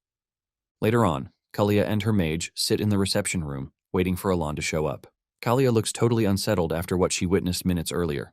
The reason why she came to Alan's territory in the first place was to confirm the extent of what Alan knows. She also wanted to know the capability of the organization that was backing Alan. However, what she and her mage found was totally different. Kalia cannot believe that her mage, Bianca, who is an arrogant 5th-rank mage, is actually terrified of what he witnessed while watching Alan. To put into perspective, Bianca was expelled from the mage tower for inhumane experiments, and he is powerful enough to wipe out battalions without breaking a sweat, but the same man was crumbling in terror in Alan's presence. Kalia is left to wonder if what she witnessed earlier was truly origin magic, just like they suspected. Moments later, Alan enters the room, and he asks the two why they have come to his estate. Kalia quickly apologizes for dropping in without prior notice. She also apologizes for running into him while he was conducting his business, claiming that she was only searching the estate for him. Alon calms her down, telling her that she is not going to hold what happened against her. However, Alon tells Bianca and Kalia that the magic that they witnessed him use was not origin magic. He tells them that he is just a second-rank mage who is not capable of wielding origin magic. Alon turns to Bianca, saying he is pretty sure that he sensed the fact that the magic he used has no actual function. It is basically a magic that is useless in both defense and attack. With a stern voice and overwhelming aura, Alon tells the two that they have to keep what they saw to themselves. Bianca quickly cuts in, assuring Alon that he didn't see clearly. Kalia is shocked when she sees this, because she can't believe that someone as arrogant as Bianca can be using honorifics while talking to Aelin. Alon is glad that they have sorted out the misunderstanding, and he asks them why they have come to see him. Kalia then reveals that they were only in the area and thought it would be nice if they paid their respects, which means they have nothing of importance to discuss with Alon. Alon is a bit disappointed to hear this, and he lets them know that he has a lot to attend to, so he doesn't have the liberty to sit around joking with them. Kalia stands up to acknowledge Aelin's brief presence with them and tells Alon that she and Bianca will now take their leave. Just as they are about to leave, Alon tells Kalia that she should consider visiting Loria if a companion to talk to is what she seeks. Alon lets Kalia know that there is a chance that they are going to get along well. Even though Kalia is skeptical, she assures Alon that she is going to take his suggestion into consideration. After their brief discussion, Kalia and Bianca leave, and as they leave, Yeban turns to Alon, asking why the Trash family would come to see them. Alon replies that he actually has no idea what the Zenonia want with them. Alon is worried that things would definitely go south if the rumor spread that he used origin magic. He might as well see power-drunk people running after him, since they are in a fantasy world in the first place. At the same time, Alon doesn't think Kalia would visit Loria because they are fierce rivals in the underworld. As they ride away from the estate, Kalia turns to Bianca to ask him if Alon's magic was truly origin magic. Bianca then replies that it wasn't origin magic. Bianca explains that origin magic is a magic that draws its own laws onto the field of total principles. It is a chance and privilege granted to supreme archmages. But Alon's magic was entirely different. Bianca reveals that he activated his observation eye and saw Alon's magic. The field of magic was essentially being torn apart, and Alon was twisting the principles. He was collapsing laws, but was still able to manifest the spell, which is a miracle that defies all logic and reason. With a horrifying face, Bianca reveals that behind Alon's magic was the power and work of a forgotten great god. Just by thinking about it, Bianca's head is melting away, and he tells Kalia that he once received praise for pursuing ancient knowledge, which is known as the magic of the Forgotten Era. Because of his knowledge of what he knows and what he saw, Bianca tells Kalia in all terror that she should never think of opposing Alon, or even think of making an enemy of him. After hearing this, Kalia concludes that she has no reason to figure out what Alon wants, and decides that visiting Loria might just be the best option, since she is nothing but a pawn to Alon. 5 months after this, which is 2 years after the kids got their independence, Alon asks Yeban if there has been any update about the Five. Yeban lets him know that there is no update about the Five, but there is some important news that he needs to know about. It turns out that the Zenonia County and Altia Ducal have formed an alliance, and the news of this shocks Alon. He doesn't want to believe that the two pillars of the underworld have come together. He holds his head in frustration that he managed to escape a calamity from the Five Sins. But the world is about to perish, thanks to the Underworld Alliance. It finally dawns on his dumb self that Kalia must have taken his advice the other day. Realizing that he might have messed up, Alon tries to delude himself with the fact that the alliance between the two would definitely not work because they have totally different characters. Nonetheless, he figures out that he has to prepare just in case. Alon then sits down to write a letter for Kalia to try to appear friendly to her, just in case things go south. He sends Yeban to personally deliver the message, and Yeban assures him that he is going to do as told, while also assuring him that he is going to search for the children's whereabouts as well. After Yeban's departure, Alon starts wondering what Radon and Xiaolang are doing, because they are the only ones who have not been reaching out among the Five. Alon is worried that Xiaolang has fallen to her death, but at the same time, he believes that she should have ascended to a warrior's level if she found the gift he left for her. Apparently, he left an arms armor, which is the sacred beast of the Golden Mane tribe. When the armor is worn, it delivers a critical hit chance of 20%. Alon is convinced that Xiaolang should be doing well because he even left a source of funds for her, and the land where he sent her is one where power can be seized through strength. Meanwhile, in the desert nation colony, Xiaolang is actually having the best of times. She found the arms dressing left for her as a gift, and she is entirely grateful for it. Everything she heard when she was a kid about the Golden Mane tribe appears to be true. She had heard about the heirloom, which has been passed down for hundreds of years, and it grants power and divine authority. Xiaolong obtained the heirloom, and she has faced all the trials and challenges presented by the heirloom. Even though it was tough, she was able to face every obstacle head-on because she could remember when she was saved by Alan's grace when she was still a mere test subject. By saving her, Alan gave her the power to be able to enact vengeance on the black dragon who wiped out her parents. Because of this, Xiaolong figures out that it is Alan's wish for her to become the greatest gladiator alive. In addition, she is expected to gather the scattered Golden Mane tribe and restore it to glory with the power she has been given. Hyped about everything she has been through, Xiaolong is finally ready to do what is needed for Alan, her savior, and the Beastkin, while making sure she wipes out her nemesis, the Black Dragon. Later on, Yebun tells Alan that he has some information about Xiaolong. Apparently, she has been given a name, the Golden Flash, because of how she operates in Colony. Alan is pleased to hear that Xiaolong is doing just fine. Alan then asks about Radan, but Yebun says there is a bit of info about him, even though they are not entirely sure if it is reliable. Suddenly, Alan turns to Yebun, asking him why he is lazing around when he is supposed to be busy. Yebun is confused when he hears this because he has basically finished everything that Alan ordered him to do. Alan then cuts in saying they need to prepare early because it takes about a month just to get to the magic tower, but this comes as news to Alan. Alan acts like a fool, asking Yebun if he didn't mention it to him. Yebun refuses to argue with him because he is already used to the way he does things. Yebun then mentions that it takes only weeks to reach the Green Magic Tower, but Elon corrects him, saying they are going to the Blue Magic Tower. Apparently, the Blue Magic Tower is near the Labyrinth City, and because it is far, Yebun decides to start getting their things ready. Alon crashes on the couch, thinking about the exhausting carriage journey that he is about to embark on. However, he has no choice because the item needed to support his small manticore is at the Blue Magic Tower.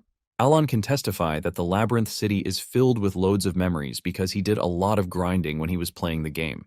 Apparently, the labyrinth in the center of the city was considered endless, but the deeper the player goes, the better items that can be gotten from there. Even though thousands of players devoted themselves to the labyrinth, no one ever reached the end of it. The group chat was always noisy with players complaining about how much they had tried to reach the end of the labyrinth to no avail. Just like in the game, relics and artifacts are discovered in the labyrinth, which is why certified magic appraisers are found in the city. This then reminds Alon of Rhine, who says she will be taking the appraiser exam anytime soon. Alon is confident that with the type of talent that she is going to pass the exam pretty easily. At the same time, he is worried that the gift he left for Rena is too small, since it is nothing but an equipment appraisal. However, he is prepared to provide more support if the gift is deemed not enough. Talking about the Labyrinth City, Lartania, it is a city of mercenaries and explorers, which is governed by no one. Located in the city is a secret appraisal shop called Merd. Because of the quality services it provides, most of the shop's customers are nobles and A-rank explorers, and among the said nobles is the city lord himself. He is seen in the shop appraising what appears to be a flame-generating device, and the attendant is Rhine. Rhine is wearing a weird device on her face, and with this, she is able to tell the lord what he is supposed to know about the device. The lord is happy with her contribution as usual, and he praises her for it. After the lord is gone, Rhine takes off the device and looks around the shop, since she is now alone. She narrates that the shop is famous, thanks to the distinctive service that it delivers, which is a gift for Alon. Apparently, in the letter he sent to her back then, he had told her to become an appraiser, but she didn't understand it at first. She knows that everything they are doing is to get rid of the bad guys, but she never saw any reason as to why she needed to become an appraiser. This was her conviction until she found the gift that was left behind for her by Alon. The relic given to her was known as the Eye of the Tail, which is a relic that quickly identifies items below a certain mana threshold to aid appraisal. Rhine was entirely blown away because what she saw was totally different from what appeared in the books stored in the library. After lifting the seals, the imprint came to life, and she realized that to defeat the bad guys, she had to upgrade the relic. She considered it an ability and a means to offer sacrifices, and since then, she has been working on the relic. With the time she has spent with the device, Rhine finally realized that Alan gave her a job only she could do, and she believed that everything she is doing is aimed toward the elimination of the Black Wolf. 3 weeks later, Alan and Yaban arrive at the Blue Tower, and they meet the tower's vice master, who tells them that the tower's master is currently not available. The vice master, Pitia Clint, tells them to state their business and get their asses out of the tower. The moment Alan sees her, he remembers her from the game. Apparently, she is a talented mage who went on to reach the 8th circle and even became the tower master in her early 20s. It is known that the magic tower possesses great combat power, and it monopolizes the production of specific necessities, which grants it the status equal to nobility. The authority of a vice master who has gone above humanity is considered godlike, but even with how scary everything appears to be, Alan casually introduces himself. Alon tells Pedia that he is there concerning the time rift because he can remove it. The time rift is a fissure connected to an unknown subspace, which is generated in places where magic is heavily used, and it creates anomalies that cause massive damage. The moment Alon stated his business, Pedia scanned his ability with her observation eyes, and she was disappointed with what she saw. She immediately tells Alon to leave, and this shocks him. Alon tries to argue, but Pedia flares up in anger, saying there are a bunch of people who have come to her saying the same thing. Alon refuses to back down, telling Pedia to just guide her to where the rift is. Pedia continues to remain defensive, and she assumes that Alon is looking for a big win to flip his already tarnished reputation. Pedia even gets angrier, and she unleashes a mana pressure that makes her look even scarier than before. Alon shrinks in fear, but he remembers that he is desperate and cannot give up. Alon steps forward, telling Pedia that he is going to sign over his entire fortune if he fails to remove the time rift. Pedia believes that Alon is still spewing trash, and Alon tells her that he is ready to swear a mana oath if that is what she wants. Alon points out the fact that this is not a bad deal for just a tiny moment of her time, and after thinking it over, she agrees. Pedia then takes Alon to the room where the rift is located, and she reminds him that all of his fortune is hers if he fails to remove the rift. Alon smiles, assuring Pedia that it will never happen. Deep down, Pedia wonders if Alon is just plain stupid or brave, but she is convinced that he is stupid. When talking about time rifts, there is usually no reason to close them before, since they spit out artifacts and vanish naturally after 3 months. Because of this, research on the time rift stopped, and no mage has ever closed one manually, but the Blue Magic Tower has been struggling with the time rift in their building for over 2 years. Now standing in front of the time rift, Alon takes a moment to watch it, and Pedia makes fun of him, suggesting that he leave since he can't do anything about it. Just then, Pedia notices that Alon is holding his hand, which is a method of using one's hand as a medium. Pedia remembers that ancient magic tomes mention this, and it is nothing but a legend. Pedia believes that Alon is just messing around, and she mocks him, telling him to stop playing around. Suddenly, everything goes blank, and Pedia realizes that everything has stopped moving. She immediately activates her observation eye, and this is when she sees the giant red fissure standing in Alon's presence. And being the talented mage that she is, she can feel the overwhelming power in front of her.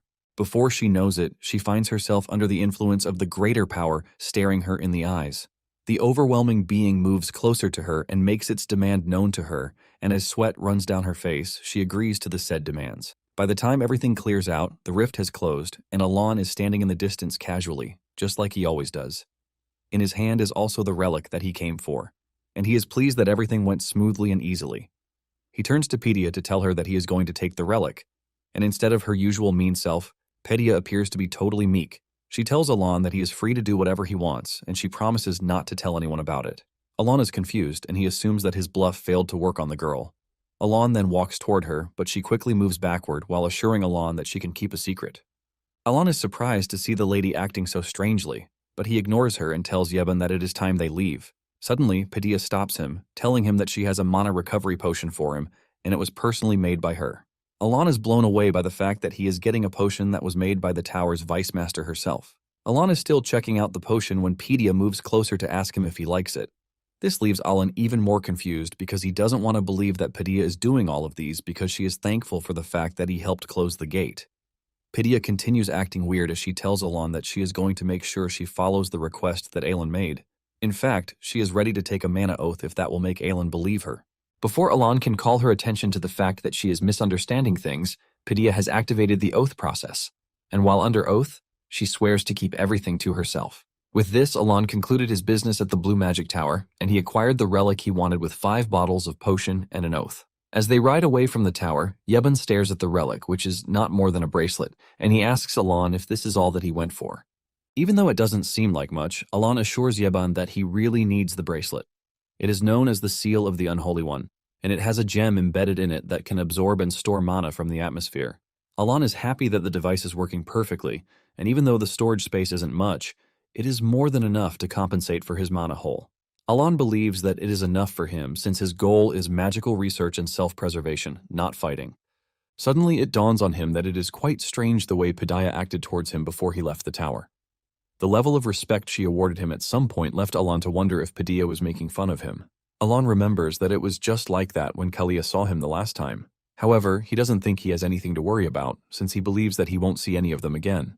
Meanwhile, in Altea, Loria is hosting Kalia. The two exchange pleasantries with no sign of bad blood between them, all thanks to Alon's influence. Kalia is glad that she followed Alon's advice and came to see Loria. It was during their conversation that they both realized that Alon was far ahead of them. Nonetheless, it was basically an alliance that was formed thanks to Alon's command. The two had no choice but to work together synonymously, since they were both beneath Alon, and a power struggle would be ultimately useless. Loria then asks Kalia why she has come to visit her even though their scheduled conference is the following month. Kalia then reveals that Alon sent a letter regarding her last visit. Kalia shows Loria the letter, and in the letter, Alon talks about Kalia's last visit to the manor and how things played out. He adds that a few other nobles have grumbled to him about it too, and judging from the letter, it appears to be a regular apology letter, but the girls believe that there is a hidden message in it. Since they have come to this conclusion, the two believe that it would be better if they discuss it. The two waste no time dissecting the nobles that they have in the kingdom and which faction they belong to. After so much thought into it, the two come to the same conclusion that Alon doesn't like all of the nobles and their useless factions. With this in mind, they assume that Alon wants to kill all of the nobles. The two ladies believe that Alon wants to rid the kingdom of the existing nobles and create a new regime. The two basically overthink everything and come to the same conclusion that Alon wants to be at the very top. Since they have been eager to help him, they start discussing their plans.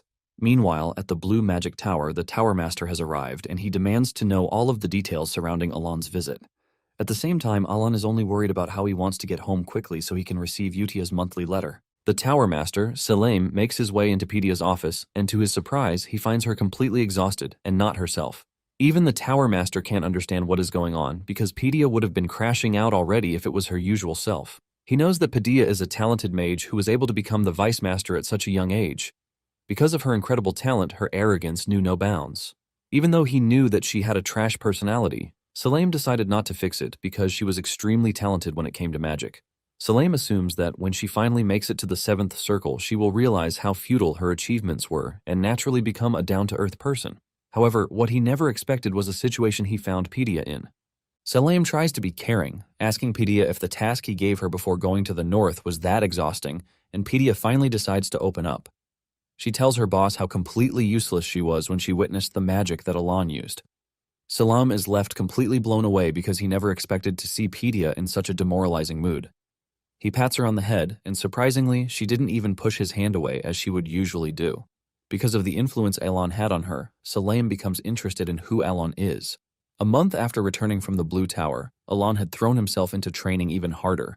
Since he managed to obtain the Mark of the Corrupt, this helped his research on incantations to move pretty fast, and because of this, the number of spells he can cast per day increased. He already jotted down the rules about incantations from and the type of incantations that have to come first. He is completely engrossed in his research until Yebun shows up on the scene. Yebun commends him, telling him how much he has improved over the months. Alon reluctantly agrees to his take, and this is because he is now able to create a massive crater in the ground that he knows normal gravity won't even be able to do. He knows that the 2nd circle spell, Gravity, doesn't have enough output to create a crater, and he has no choice but to admit that he is already getting stronger. However, he knows that this is not because of the proficiency in the use of incantations. Basically, an increase in proficiency means better precision and manifestation, since incantations are more like activation words that merely change properties. Alon had spent months researching the arrangement of Gravity's incantations, and in recent times he has been using almost the same ones in sequence. In the long run, power increases slightly as one finds the optimal arrangement. Even with the evidence right in front, Alon still doesn't think there is any reason for his power to suddenly jump, and he assumes that he is just in good condition as of late. Yebun then tells him that Yutia's letter has arrived, and Alon thanks him for the assistance, revealing that he will read the letter in his room at his own convenience. Yebun is surprised that Alon is already heading inside, and Alon lets him know that he is done training since he has already exhausted the 3 spells he can use for the day. Meanwhile, Alon is thinking of what could make magic strong suddenly, and he thought of curses. Talking about a curse, they are an Eastern ritual involving sacrifice placed on oneself or others. One suffers a specific loss but gains a certain reward in return. Since he doesn't have anyone from the East around him, he doesn't think it is a curse. He turns his attention toward faith, but also trashes the idea, since he is a failed underworld count, so there is no way that would help him. In the end, he comes to the conclusion that he might just have to look the other way. Meanwhile, at the Holy Kingdom of Rosario in the capital, Lionel, which is the pure white city that worships Sirona, goddess of the moon and peace. Utia, who is now a sister in the Eastern convent, is meeting with a knight, Locke. Locke involuntarily bows his head when he walks up to Utia, which leaves him surprised because Utia is not a high-ranking official in the convent. Locke lists out his achievements, telling Utia that this time around he saved 8 children and 25 lives in a small village to the southeast. He attributes the glory to Utia, but Utia humbly replies that he was the one who did everything. Locke tells Utia how grateful he is that she was able to give guidance to a lost soul like himself, which is why he looks at her with so much admiration. Apparently, 2 years ago, Locke was about to give up hope because he was unable to feel holy power, but this was when Utia showed up, telling him to believe in the moon. Locke was confused when he heard this, but Utia let him know that he would definitely understand once he put his mind to it. Since he was really desperate, he had no choice but to pray to the moon for a few days. Surprisingly, after a couple of days, he was suddenly able to feel holy power. Locke couldn't believe that he had just believed in the moon instead of the goddess Sirona. He starts looking at himself like a heretic, but he soon realizes that he could also wield all the holy artifacts and even better than others. He later asked Utia why she told him to believe in the moon, and she replied that faith comes from an invisible belief, but it takes a long time. She lets him know that it is much better to gain from something that actually exists, and this is when she lets him know that the moon will always be by their side. After hearing all of these, Locke made his conviction stronger by believing that the goddess is also the moon. Now, in the present day, Locke sincerely thanks Utia for showing him the way, and she lets him know that there is another way he can show his gratitude. She asks him if he would like to pray with her, and he agrees to do this just like he had done in the past. Utia then leads him into the temple, where other worshippers like himself have gathered, and inside the temple is a great moon reference for them to pray fervently to. Later on, Alon checks out the letter, and he is disappointed that there is nothing really serious about the letter. It is basically a bunch of updates to let him know that they are all doing well. Even though he considers this a good thing, he is now getting lonely at the fact that the only person he has received a letter from is Utia. At the same time, he can understand why, because they have not actually seen his face, so they must have assumed that he is just some kind of big bro who helped them out and nothing much. Nonetheless, he is glad that he has achieved his goal of keeping them on the right path, so they don't eventually turn the world upside down. Alon rested his head on his table, trying to console himself not to be hurt, while also searching for inner peace like Master Shifu. Alon knows how busy Utia is, but she still manages to send a letter to him, and with this, he assumes that only Utia, the eldest of the 5 children he raised, appreciates his effort. Alon is completely lost in thought until Yeban calls his name, startling him out of his consolation mood. Yeban lets him know that he has some news about the kids that arrived from the Information Guild. Yeban mentions that they have deciphered the information about Radan, and Alon immediately tells him to reveal everything from start to finish. Yeban decides to start with Deus and Xiaolong, revealing that they are the ones making the most noise. At this point, Xiaolong has already achieved 32 consecutive wins out of the 100 needed to challenge Baba Yaga. Alon is shocked to hear that she now has 32 wins in a row because the person with the highest win in a row is the Lion King with 41 consecutive wins. Alon remembers that the Lion King is the overpowered character who temporarily joins one's party in the game. Basically, the colony has a lot of powerhouses, which is why they rely on fighters for their military strength. This makes it even crazier because she is about to surpass the top of the peak. Yeban continues with Deus, revealing that he has eliminated one of the 8 barbarian chiefs, Kurga of the Snowfield. The barbarians are basically monsters who have gone past superhuman strength through rituals. Yeban asks Alon if he knows the barbarians, but little does he know that Alon is no stranger to them. In the game, one has to fight the barbarians and even deal with their god, Ultultus. Alon heaves a sigh of relief because he doesn't even want a scenario where he has to deal with them. Basically, Ultultus only appears once the 5 great sins descend, and clearing the mission was hell.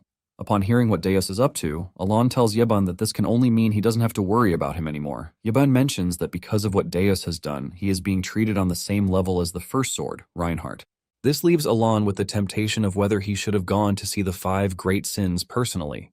Yeban continues with the information, revealing that Rein, who became an appraiser, is said to be applying black imprints that boost the power of artifacts. Upon hearing this, Alon can only conclude that they are all doing well on their own. However, Alon is more concerned about Radan, who appears to have become a pirate. Yeban tells Alon about the 7 archipelagos off the coast of Raxus, and it appears that Radan has become the captain of the largest of them, the first archipelago. Alon grabs his head in shock when he hears this because the last thing he wanted Radan to become was a pirate. He had once laughed at a meme in real life when he made a joke of someone who raised his son diligently, only for him to become a pirate, but now it has become his own reality. Alon sighs in frustration, telling Yeban that he didn't send Radan to Raxus to become a freaking pirate. According to the game setting, Radan is excellent at sensing enemies, and as a member of the sea god race, which is a rarity on the continent, he is perfectly at home in the water. Since there are many artifacts in the Raxus Sea, Alon had recommended that he become a treasure hunter, which is a promising career path. To help with this, Alon even gave him a gift for sensing, but with everything, he went ahead to become a pirate. Yeban tries to console Alon, telling him that if Radan is a great pirate and a captain, he is basically the lord of the said island, so he is more or less a big shot as they speak. Alon reluctantly agrees to this, but Alon wonders how he was able to take down the captain of the first archipelago since all the captains are superhumans.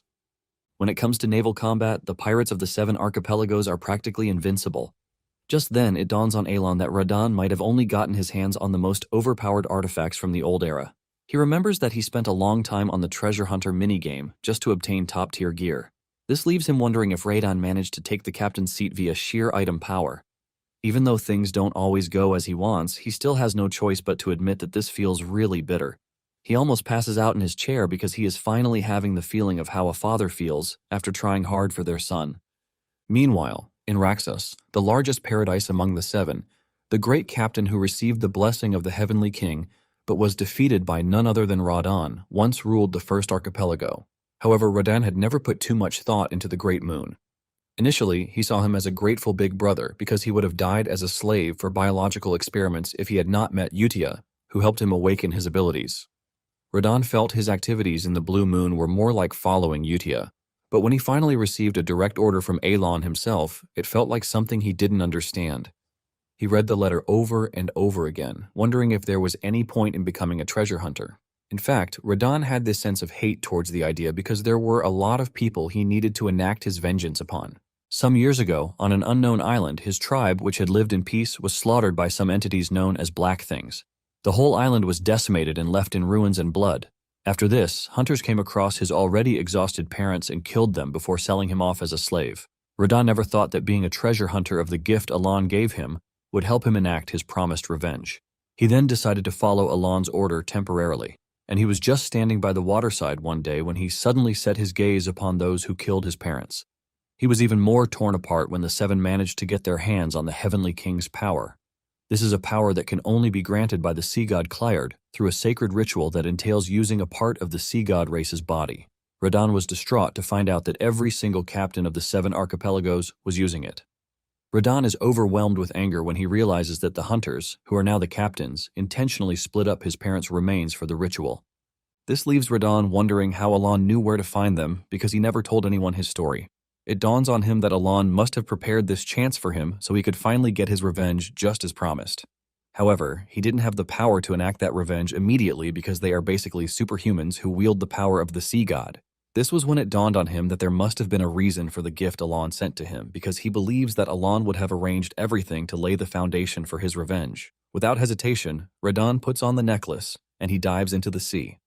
Upon entering the water, Alon's gift, which is Amrita's goggles, activates, and it makes it easy for him to find artifacts hidden deep within the ocean. The artifacts he laid his hands on were more than enough to supplement his lack of strength. He put on all the overpowered artifacts that he found at the bottom of the ocean. He steps out of the water, regretting that the only thing he said to Alon was a simple thank you. Radan can't believe that Alon kept his promise by bringing the target of his revenge right to him, while also giving him the power to carry out the said vengeance. It was at this point that he finally understood the command that he sent in the letter.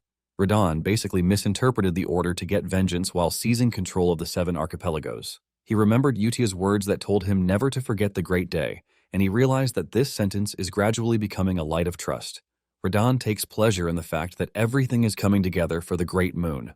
3 months later, Alon was informed that he had to attend the biennial Asteria Grand Social Gathering because it was mandatory. He has no choice, and he reluctantly sits in his carriage like a kid who has no choice but to go to school. The carriages from the Kreld and Edorn families also joined them just as they had planned. Basically, they did this to avoid bandits because traveling in a large group would make the bandits think twice before attacking. However, on the first day of the journey, Alon quickly noticed something important. The 2 nobles who were tagging along on the ride were basically mocking him and everything he does. The 2 had all the bad things to say about him, but Alon just decided to ignore them. They even talk about his dealings with the underworld, but little do they know that Alon has nothing to do with the underworld because he just wants to live a peaceful life. However, his inaction in the underworld has left the eastern underworld to be targeted by bottom feeders. In addition, there is a rumor flying around that he only managed to become a count by luck, but Alon doesn't even want to dispute this. Basically, the rumors about him being the mastermind of the county have died down and have watered down to being a lucky brat. The two proud nobles would even come right to his face to ask him if he had money, promising that they would help him out. Alon cannot believe that two old fools are acting this petty. Soon afterward, it dawns on him that the two are acting this way because they have suffered in Palacio's hands in the past. The Kreld and Edorn families used to be pushed around by Palacio like complete pushovers. Since they now have the chance, they are venting all their sorrow and resentment, which they have bottled up over the years. Alon can only sit there and compare them to internet trolls, and since the best way to deal with trolls is to ignore them, this is exactly what he does. Yeban walks into the room to find the two making fun of Alon like they are getting paid for it. Alon asks him where he's been, and Yeban mentions that he is just coming from the kitchen. Apparently they made roasted corn, and it looks really tasty. The two get down to eating corn, while the trolls continue with their incessant effort to pull his emotions down. But little do they know that all they are doing sounds like music to Alon. Meanwhile, the North, which is an endless land of freezing cold, is controlled by barbarians. It is a place where only a cursed pale white exists, as if all life has vanished. Lying in the cold is a barbarian lord who has been severely injured. Scattered all around him are the bodies of his slain comrades. Basically, barbarians worship battle, and death in combat is honorable and glorious to them. However, they had suffered a defeat that was caused by a cowardly surprise attack from a Caliban knight who proposed a duel only to stab them in the back. As he lies in the snow about to breathe his last, the blood of his kin calls for him, and he finds it hard to die in peace. With his last breath, he calls upon the barbarian god Otultus. Surprisingly, the great Otultus, who looks absolutely terrifying, appears before him to grant his heart's desire. Back on Alon's journey, he continues to suffer insults from the two annoying lords, and in no time, other nobles join, making it even worse than before. However, Alon simply ignored everything because he had no time feeding their ego. Alon and Yeban basically minded their business, preparing their own meal of roasted corn and fish. As the sun sets, the group decides to rest for the night, and the nobles are already losing their heads because they never thought Alon would completely ignore them. Since there is no one aside from Alon and Yeban, the nobles start making their plans to enter the underworld business. They are glad that they don't have to deal with the Palatios any longer. The two trash nobles plan to take control of the underworld and teach Alon a huge lesson. The two are busy making their plans when a strange noise emerges from the distance. They turn in the direction of the noise only to see a monster staring at them. They order the mage with them to provide lighting, and the mage raises his wand, firing off a light bulb into the air to provide more light for them. This is when they finally see what they are up against. It turns out that it is just one monster, but a bunch of them, and they are all goblins. However, these goblins appear to be unique, since they have gems sticking out of their bodies. Even with this strange appearance, the soldiers don't appear to be bothered because goblins are one of the weakest monsters out there. The soldiers soon realize how screwed they are when the goblins rush them in their numbers. On a closer look, they realize that the goblins have wiped out the entirety of those on external watch. The soldiers start to freak out because this is the first time they have seen goblins with crystals bulging out of their bodies. The goblins are also jacked, and the group starts asking stupid questions. To make it worse, the goblins are infused with mana. The goblins rush at them, but the mage present uses his power to pull a wall of earth that some of the goblins rush into. Nonetheless, the goblins continue rushing in until a strange wave of light encompasses them. The mages are shocked because they know they don't have this kind of power. They all turn around to see Alon speaking incantations, and the moment he closes his fist, the goblins caught in the wave of light are compressed into a ball of light. Alon proceeds to crush the ball, ultimately shattering it into bits while exhausting one of his spells for the day. The monsters, the nobles, the mages, and even the soldiers are left in complete shock. Alon is forced to jerk them into action, telling them to stop staring and get ready to engage the goblins. The rest of the horde lunges toward the humans, and it erupts into a full-scale battle. The knights find themselves fighting against monsters that are triple their size, while the mages try to fight from range. Alon also didn't sit idle as he continued dealing overwhelming damage to the horde of goblins. Yeban makes sure to stay by his master's side, cutting down any goblin that tries to reach him. The fierce battle ends up carrying over to the morning, but by the time the sun finally rises in the sky, the humans have won. The nobles who were hiding behind trees finally had the guts to step out, while the knights were completely exhausted. However, the highlight of everything is Alon, who has displayed exceptional power, which they have never seen before. Alon, on the other hand, is freaking out because he almost died during the battle, and this is because he exhausted the daily number of spells he could cast in a day. From the middle of the battle, Alon had become an ordinary person thanks to his little mana running out. While standing there, looking at how close he was to dying, Yeban approaches him, asking him if he is fine. He assures Yeban that he is good, but deep down, Alon hates the fact that he lost the ability to protect himself. Alon thanks his stars because he decided to go with the nobles, even though he would have preferred to travel alone. Nonetheless, he is more worried about the crystals that were bulging out of the goblins, leaving him to ask himself why a divine descended. Basically, a divine descent is a strange phenomenon that appears when an outer god attempts to make his way into this world. Monsters affected by the phenomenon become ferocious, and their physical abilities become more enhanced, as is the case with the goblins. Alon is totally worried because something like this shouldn't be happening, since the outer gods are only supposed to appear after the great sins descended. The presence of the crystal basically shows that the outer gods will soon make their way into the land, but Alon has no idea why, since the five haven't even awakened as the five great sins. Alon is completely overwhelmed with the lack of information, and he decides that the moment they arrive at their destination, the first thing he is going to do is gather as much information as he can. He knows that things can't continue this way because it basically spells danger. But while he is worried about the outer gods, the two trash nobles are losing their minds over his expression. The next day, they arrive at the Rodergri ducal house, but instead of being happy, he is even more sad because he would be forced to stand amidst other nobles who have come for the gathering. He even tries to escape, but Yaban pushes him into the cathedral to prevent him from carrying out his intrusive thoughts. Upon entering the cathedral, Alon expresses his disbelief at how luxurious everything is, and he finally understands why the venue was picked for the gathering. Meanwhile, the other nobles are busy having the best of fun that they can get. Alon decides to just step away, since he wasn't even interested in the whole thing in the first place. Just then, he runs into the two trash nobles who were trolling him during their journey together. Surprisingly, the two appear to be totally different as they offer Alon the best things that they have on them, leaving Alon to wonder why the two are behaving so well all of a sudden. Thanks to his usual cold expression, the two almost lose their minds in shock. They ultimately regret the fact that they messed with Alon. Apparently, a day earlier, which is after the battle with the goblins, the nobles almost go crazy because they finally witness what Alon can do. Confused about what type of magic they just witnessed, they drag off the third-tier mage with them to ask him about the magic that Alon used. They were expecting the magic to be at least around the second tier, but the mage corrects this, telling them that it is a magic that far surpasses his own. The nobles hear this and tremble in fear because this only means the magic is third tier or even higher. This is when it finally dawns on them that Alon didn't just become the count by pure luck, and they have been gravely misinformed. With what they have seen, they realize that Alon possesses the power to make guards completely unnecessary. Because of how grave the situation is, the two have been trying to get on Alon's good side with bribes and the like. At the gathering, the two come to the conclusion that they have to beg for their lives. They approach Alon with all sincerity, bowing, while begging him for mercy. Alon stands there in confusion, wondering why the two are acting this way toward him. Yaban, being the ruthless one, suggests that they just finish them off, but Alon refuses, saying it would just cause an unnecessary scene, which would be bad for them. Alon tells Yaban that he would handle the situation himself, but he is only saying this to scare them, since he doesn't even have the time to deal with them. Seeing how cold Alon is, even with how much they have begged him, the two nobles conclude that they are finally done for. Alon then sends Yaban to the Information Guild with the intention of digging up news on the other nobles. Alon remains in the gathering and soon notices two nobles who appear to be sharing a secret. Since he is interested in what they are saying, he enhances his hearing with mana, and it turns out that they are talking about Altia and Zenonia.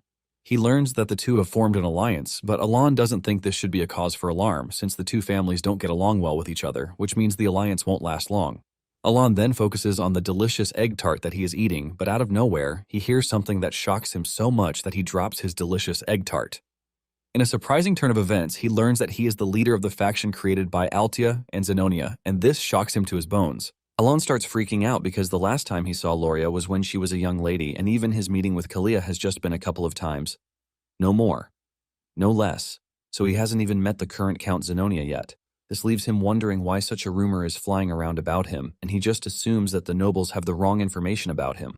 He is still trying to recover from this when he is approached by a flamboyant noble, Carmine, who is the third son of Duke Comelon from the Ashtalan kingdom.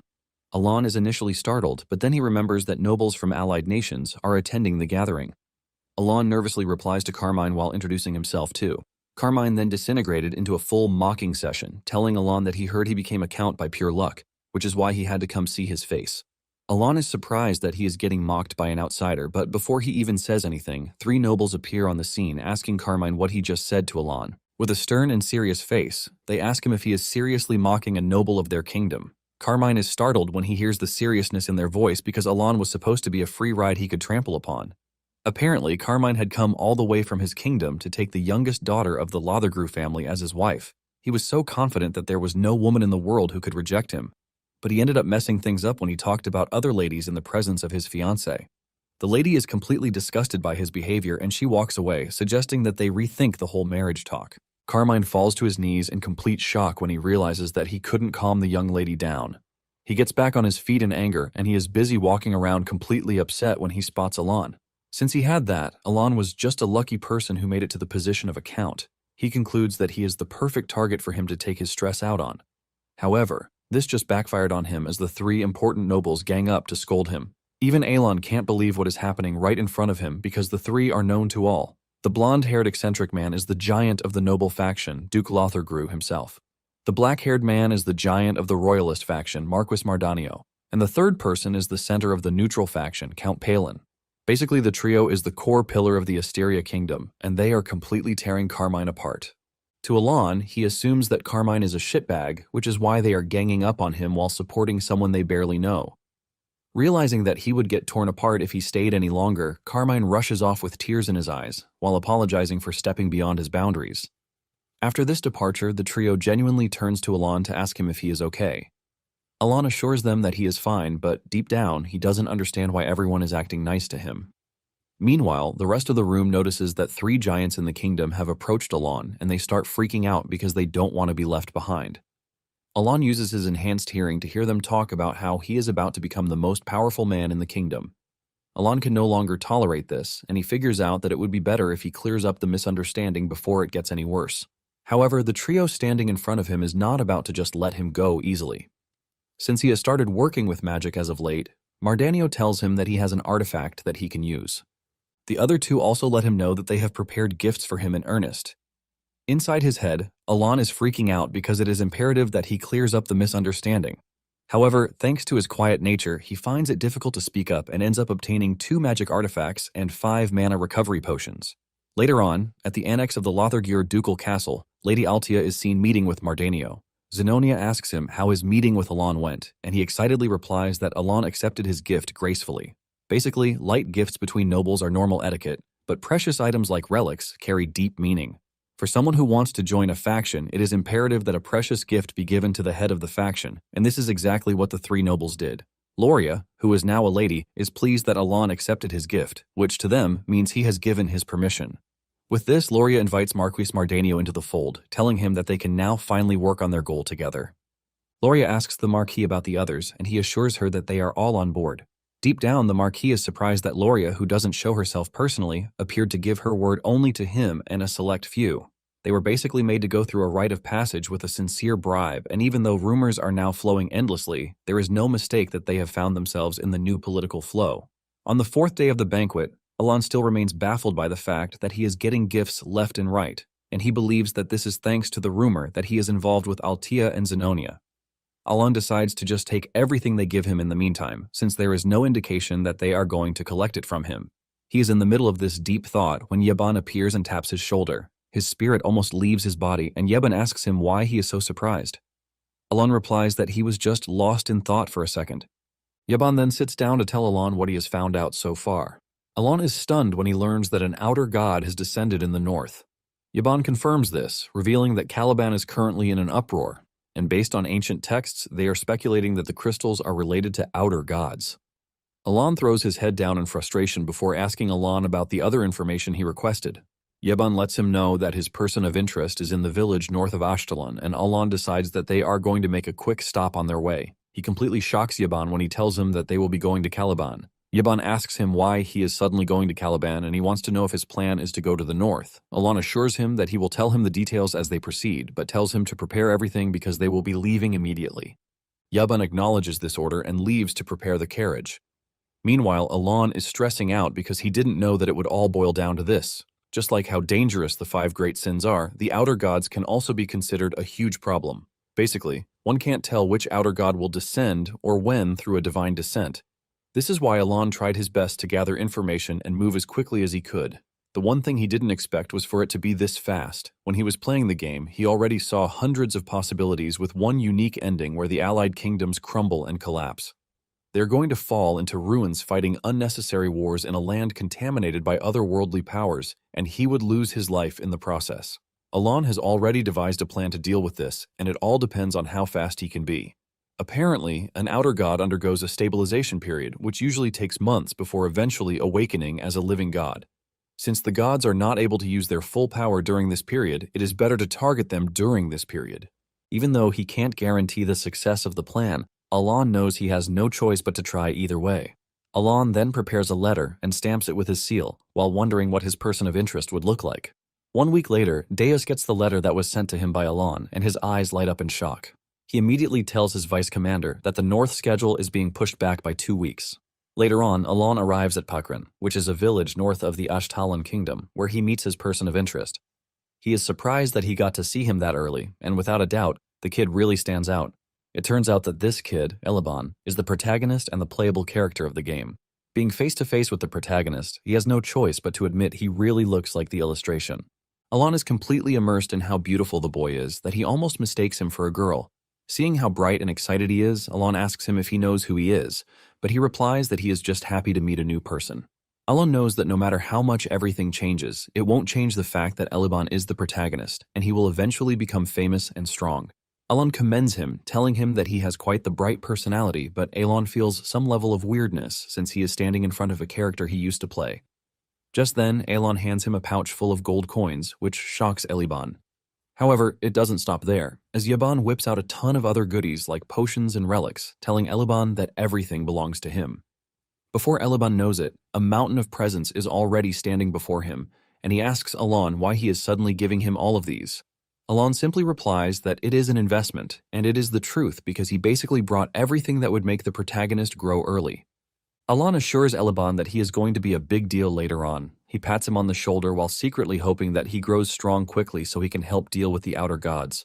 After giving him the presents, Alon turns around to leave, but before he makes it to his carriage, he turns around to finally introduce himself to Eliban. Eliban rushes over, thanking Alon for everything, while assuring him that he would never forget what he did. Alon notices how bright the kid is, leaving him to ask himself if he was always like that. He realizes that since the game is a dark fantasy genre, he didn't think too much about it. As they leave, Yeban asks Alon if he is sure that it is okay for them to just leave without having a proper conversation with Eliban. Alon assures Yeban that Eliban would definitely understand because he is an intuitive kid. What Alon has simply done is to set the protagonist on auto hunt because he doesn't have the time to play around. Even Yeban admits that Eliban is quite incredible because he can see how thick his mana is, even though he is just a kid. Yeban also notices that he is wearing artifacts even though he is putting on ordinary clothes. Alon assures Yeban that he can also feel the mana he is feeling, and the original setting of the game is that Eliban was an ordinary kid before his adventure.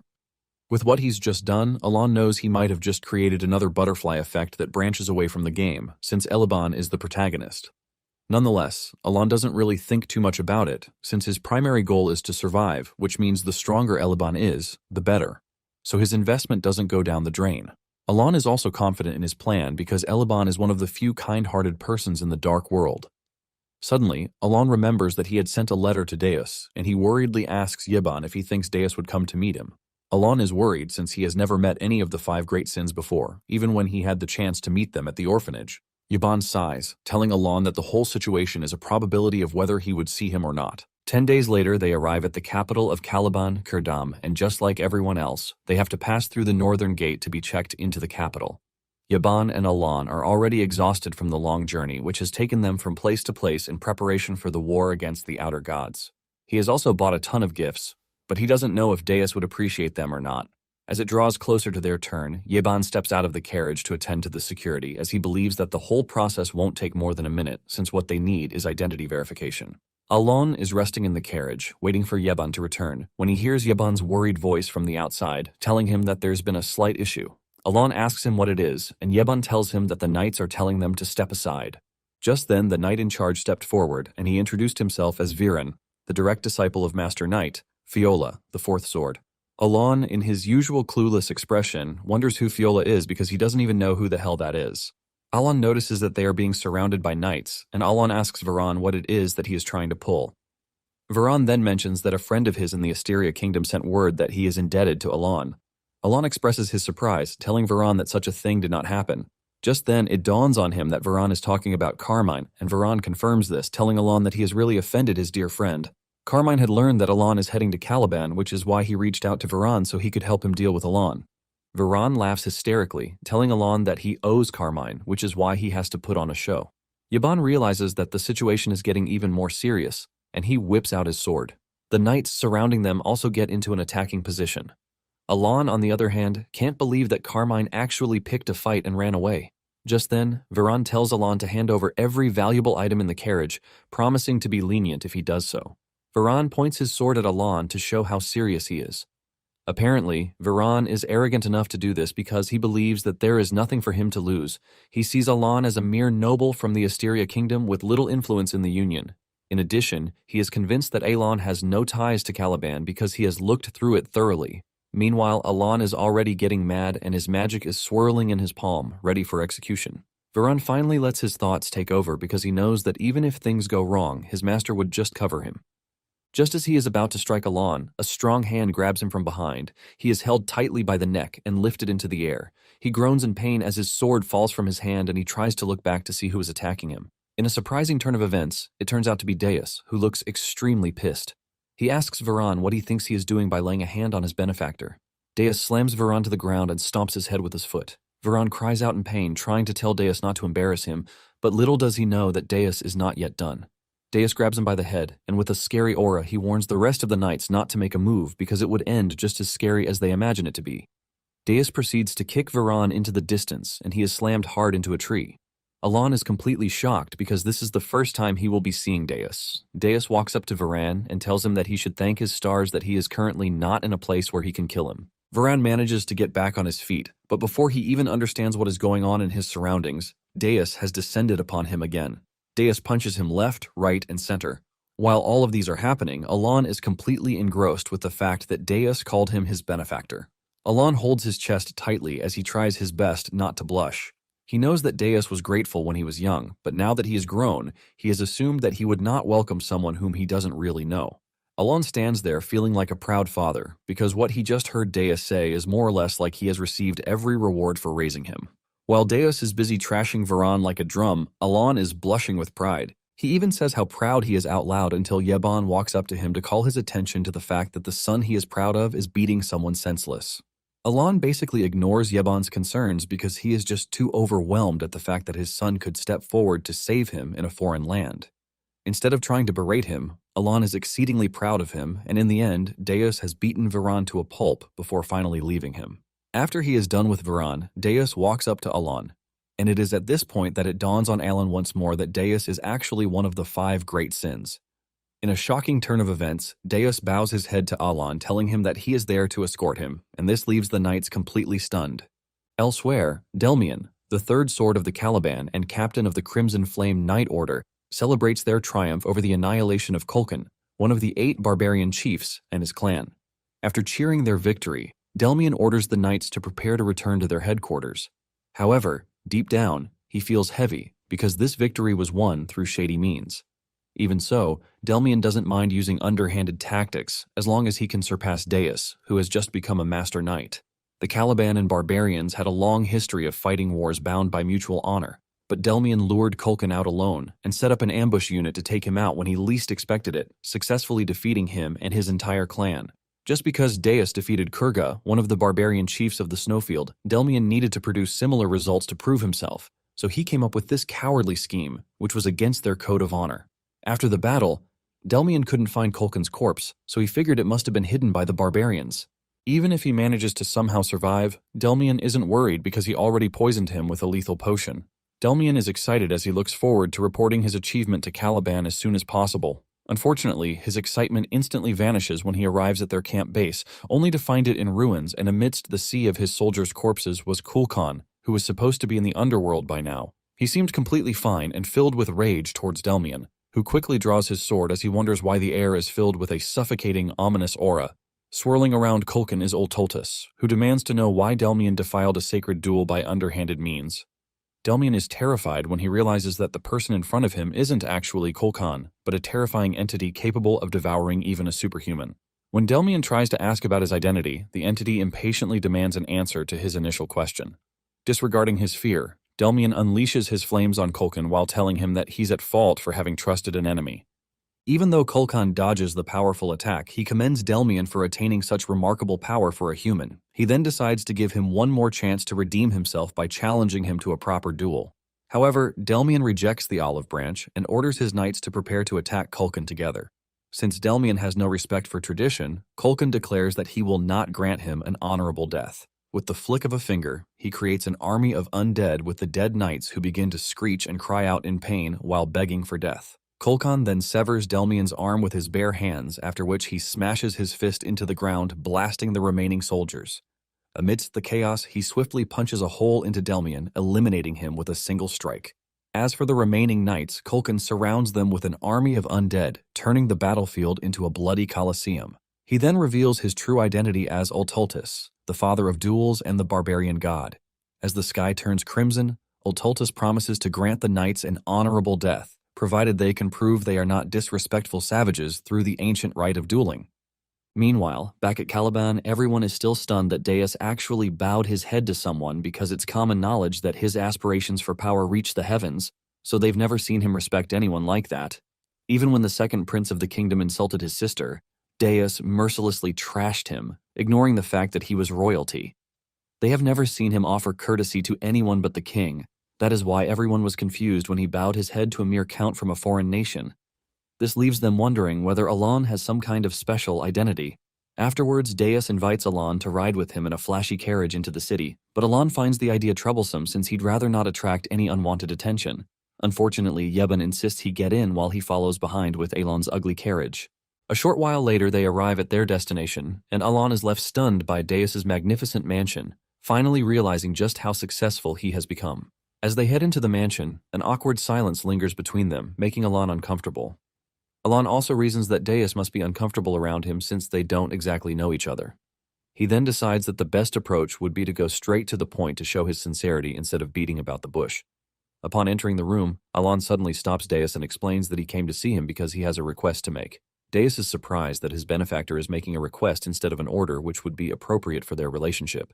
Alon wonders if he said something strange, as he can't shake the feeling that he may have come off to Deus as a shameless person for asking for a favor. Deus simply asks him to wait until they settle down before discussing this so-called request.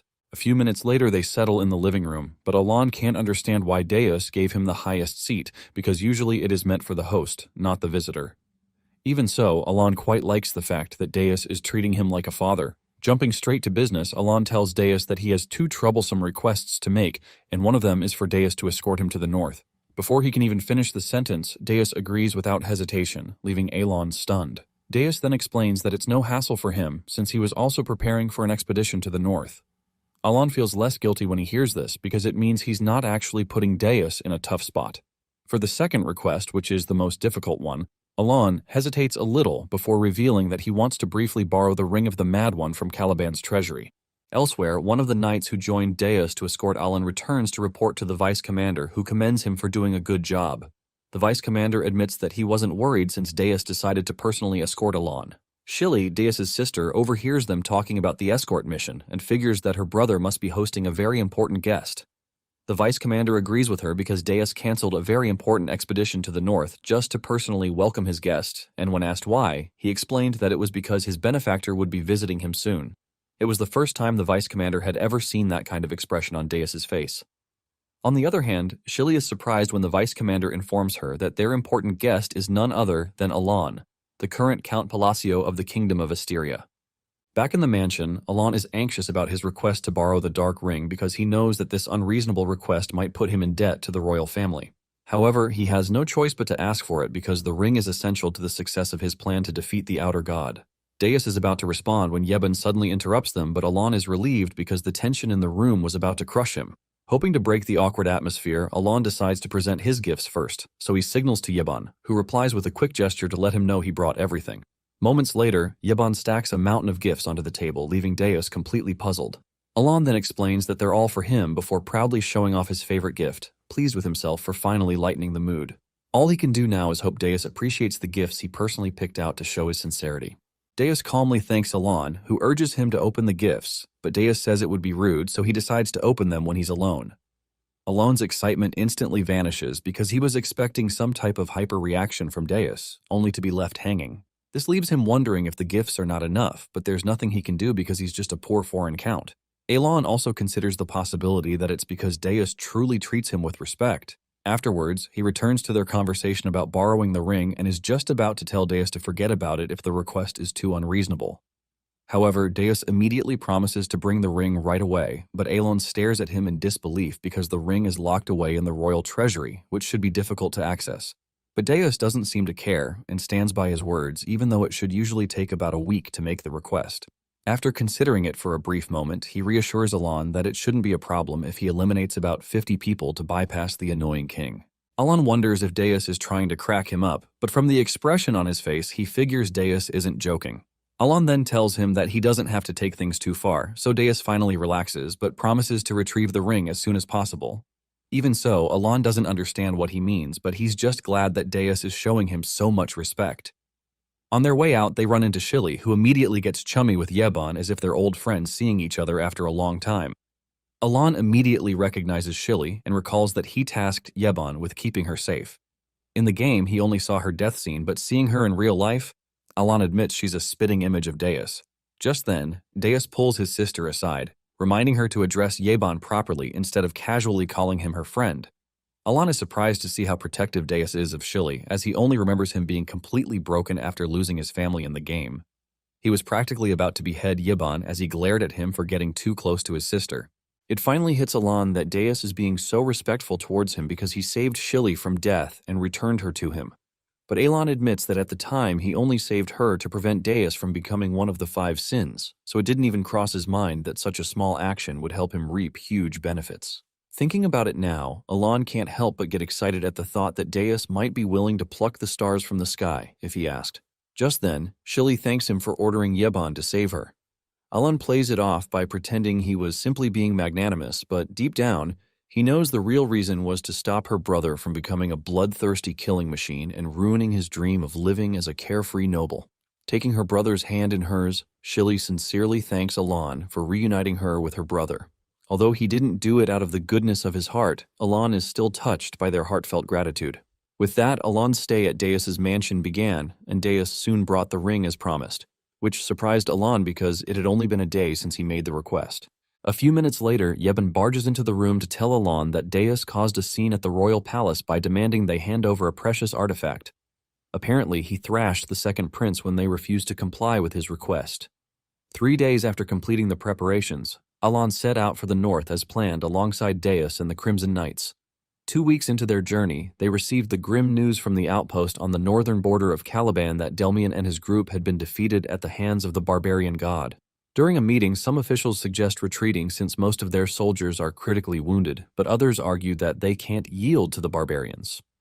Deus, who is overseeing the meeting, claps his hands to make them quiet down, while Fiola, the 4th blade of Caliban and commander of the Knights of Perseverance, suggests they take a moment to think before making a final decision. After the meeting, Fiola and Deus take a walk around the camp, discussing how the outer god brought chaos to the outpost along with the undead. So far, they have lost Delmian, the 3rd blade of the Caliban, and Kiriana, the 2nd blade, is critically wounded. Deus tells Fiola that the visions of horror from the outpost are starting to seep into their camp. Fiola also agrees with him as he anxiously reveals that he can see the strange reddish aura in the atmosphere corrupted by malevolent mana. This mana is so ominous that only those who have awakened can see it.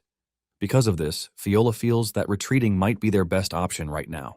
Suddenly, Deus notices smoke coming from the side of the camp, and after checking it out, it turns out to be Alon roasting sweet potatoes while quietly studying magic in his head. Just as Deus is wondering where on earth Alon and Yeban managed to find potatoes, the sound of a nearby argument catches his attention. 2 knights from Kiriana's Silver Shadow Order are confronting Pedia over the treatment of their wounded comrades. Pedia insists she's done everything she can and reminds them that she only came to the camp to research barbarian rituals, not to serve as a battlefield doctor. Pedia is about to storm off when she notices Alon's icy gaze fixed on her, almost knocking the breath out of her. She freezes in place, desperately trying to figure out why he's there. Alon casually waves at Pedia to greet her, but she immediately starts trembling like a fish out of water, blurting out that the medicine he requested earlier is currently out of stock. Avoiding his gaze, she explains that she can't make it right now because she has more important matters to deal with. Although disappointed, Alon tells her he understands and that she shouldn't force herself. However, hearing this, only terrifies Pedia even more.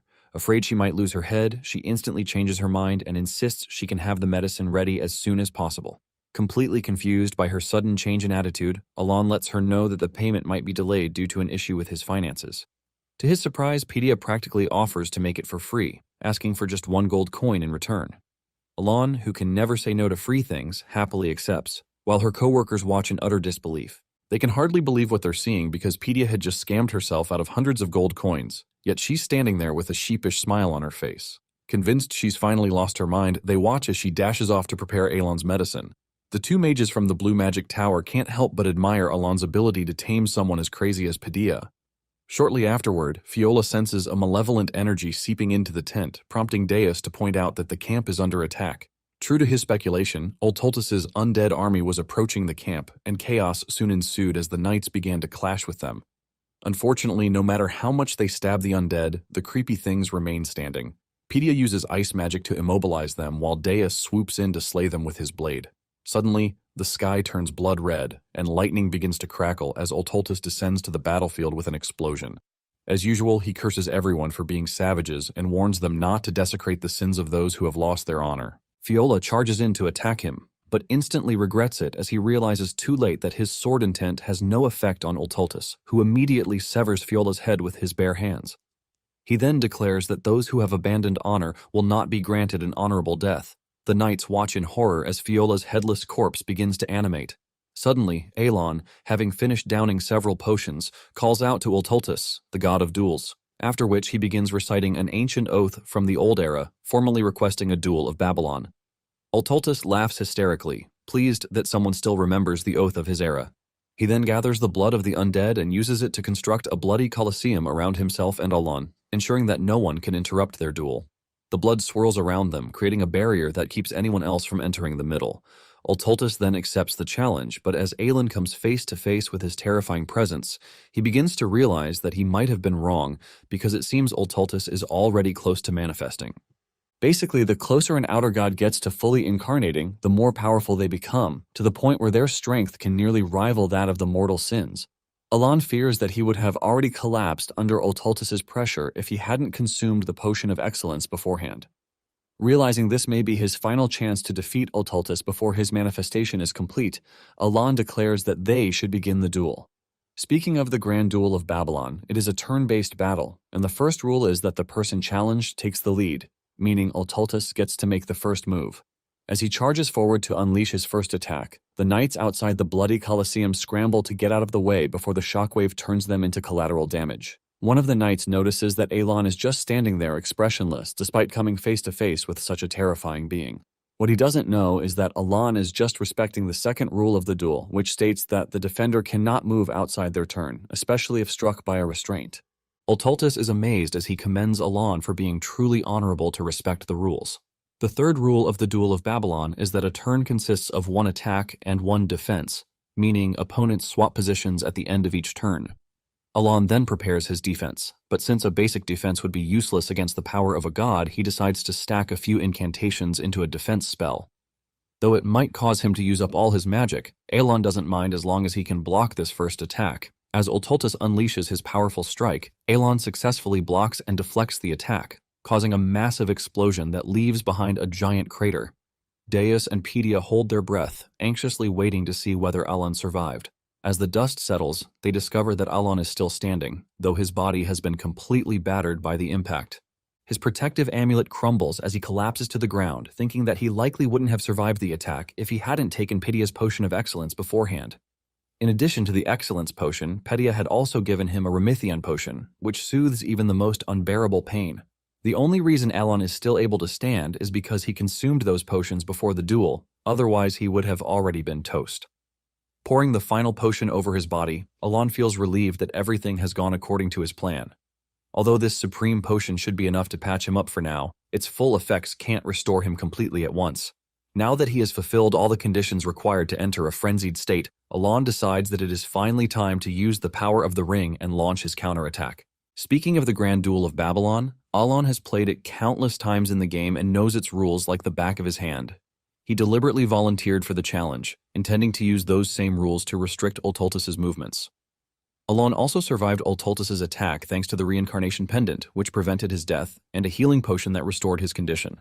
Now it is Alon's turn to attack, and he plans to use the Ring of Radiance, whose activation requirement is to be on the verge of death, a condition he already fulfilled earlier.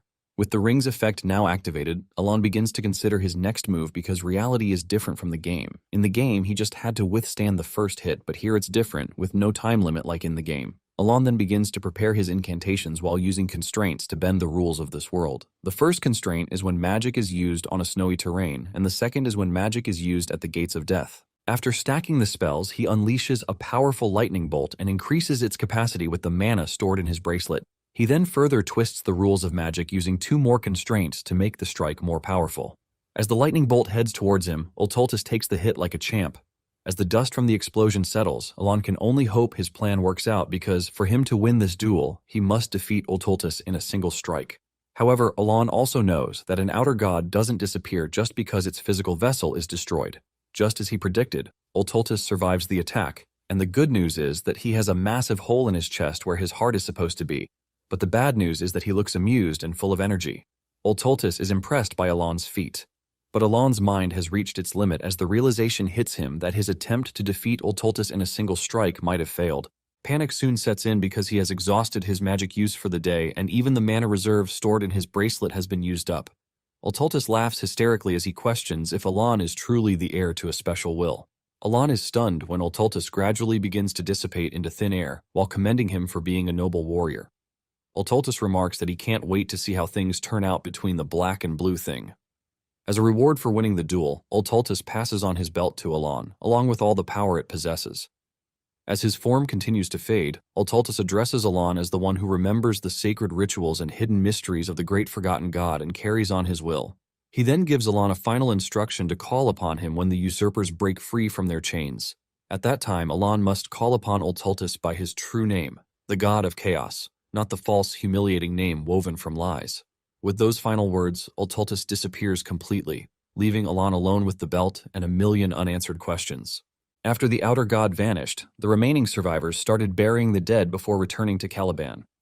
Before Alon can leave, Padilla asks him a million questions, and Alon diligently responds. She asks if he's a rank 2 mage, but Alon lets her know that he's now at rank 3. Alon then asks what she knows about the blue and black things, but Padilla quickly feigns ignorance, while averting her gaze and clearly acting suspicious. Alon decides not to press further, while Padilla thanks him and rushes out of the carriage, fearing she might give something away. Even though he didn't permit her to leave, Alon doesn't stop her, but he can't stop wondering why everyone keeps thanking him for such trivial things, and at this rate, he might actually start believing he's some kind of genius. Once he's alone, Alon starts thinking about Ultultus and why he suddenly disappeared even though his attack failed.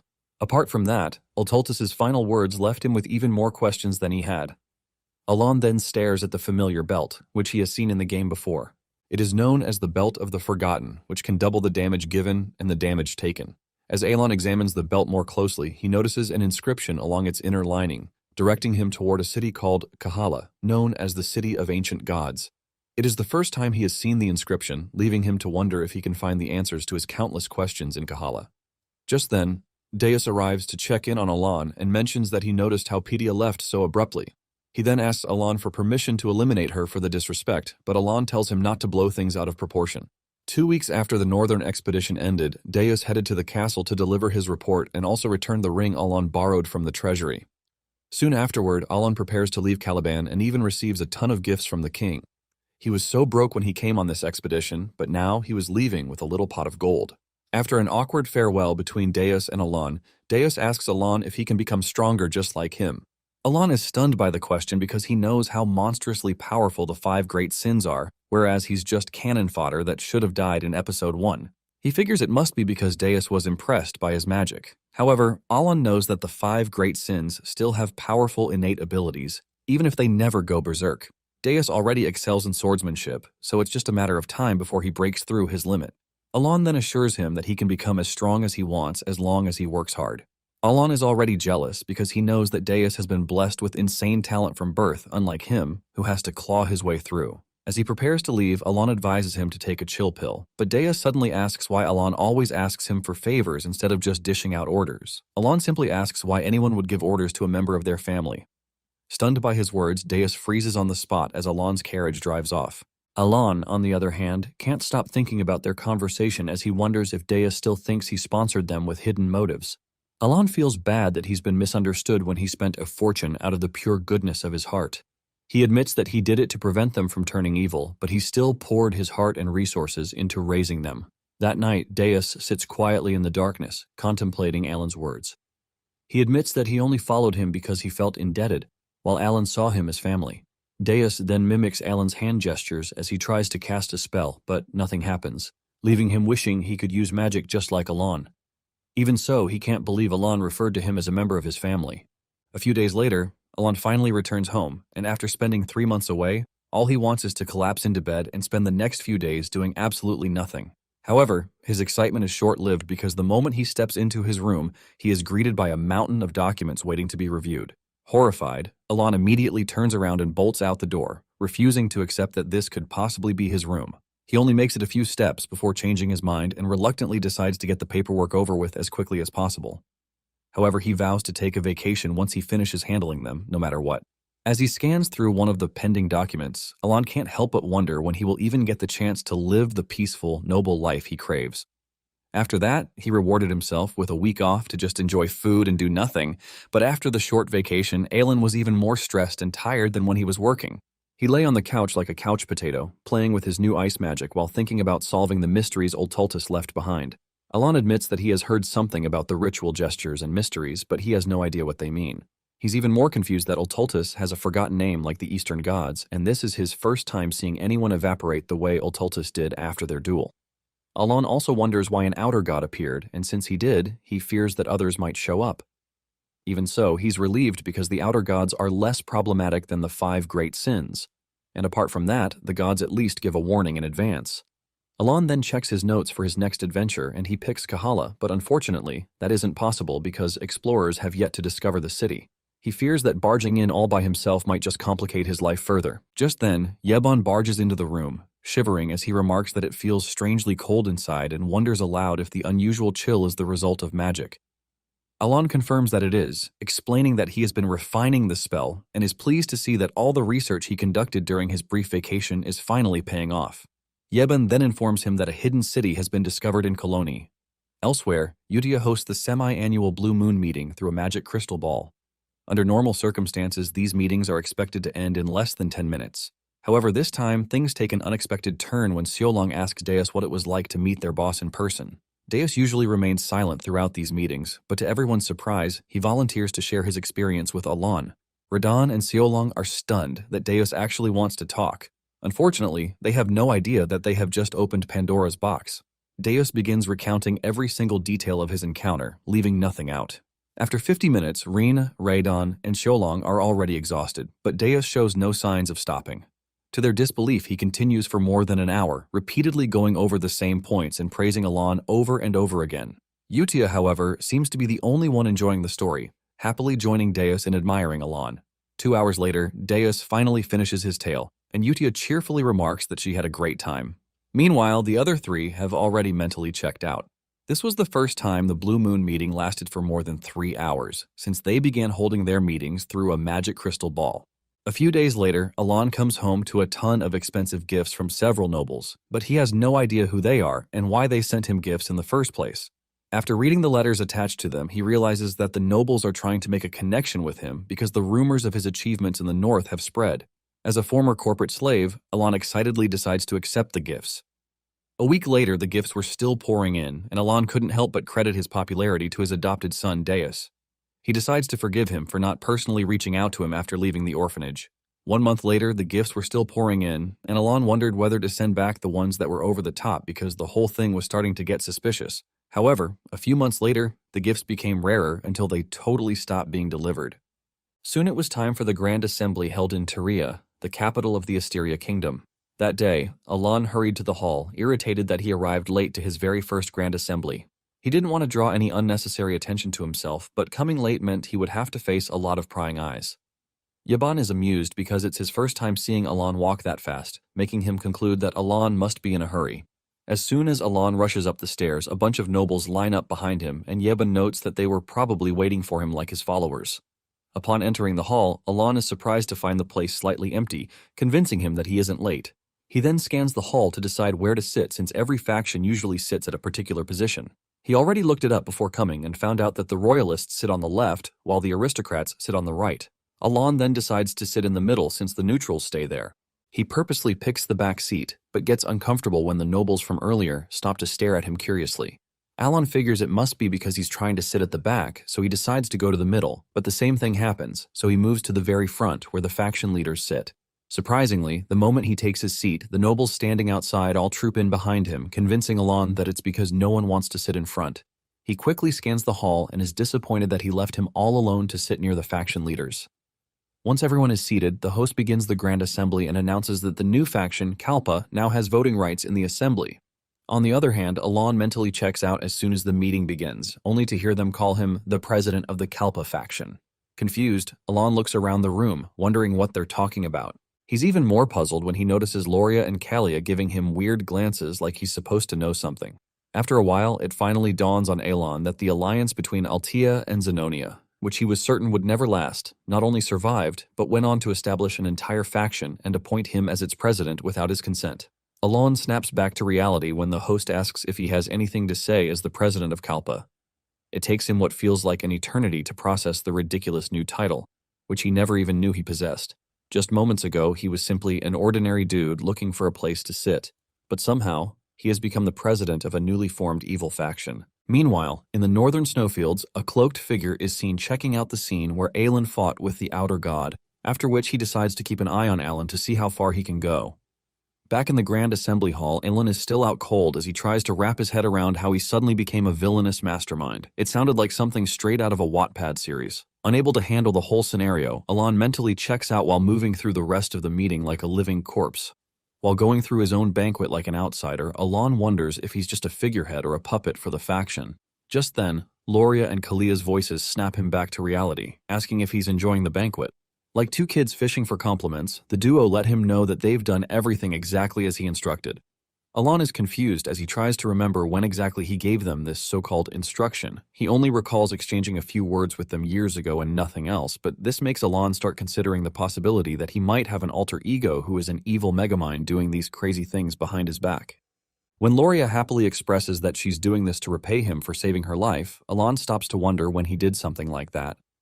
From his brief conversation with the girls, Alon learned that he somehow ordered them to form an alliance, and Kalpa was created from the instructions he supposedly sent to Kalia through his last letter. And as it turns out, the gifts he kept receiving from the nobles meant he was giving them permission to join the faction.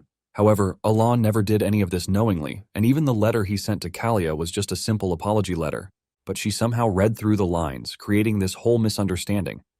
It finally hits Alon why he received some weird gift cards from nobles asking him to take care of them. At this point, the whole thing is one giant misunderstanding, and Alon can't seem to figure out how to clear things up. He also fears that the girls are too attached to the cause, and trying to talk them out of it might cost him his head since he has already accepted the gifts. From his knowledge of the game, Alon knows that the masterminds in this world tend to have twisted personalities, and even the slightest conflict could push them down a darker path, especially someone like Kalia. Because of that, Alon decides to simply go along with things for now and wait for the right opportunity to quietly retire. When Loria asks him about the faction's next agenda, Alon pretends to seriously consider the matter. However, deep down, he knows absolutely nothing about politics and has no interest in getting involved. But to get them off his back, he decides to throw out a random suggestion telling them to start by cleaning up the underworld. To come off as the cool mastermind they envision him to be, Alon immediately turns to leave because he might just slip up if he keeps hanging around them.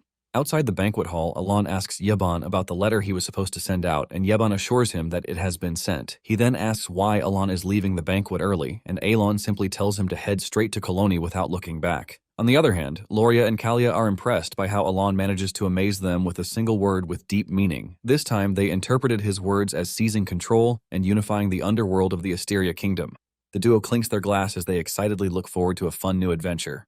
Trouble soon finds Alon as an assassin hovers nearby, secretly watching his carriage. He admits that eliminating Alon should be easy, but it might become an issue if Dea suddenly shows up. Apart from that, his leader already warned him to avoid making unnecessary enemies just for a high payout. However, the assassin has no intention of listening to the leader and reasons that even the leader would understand why he accepted the mission.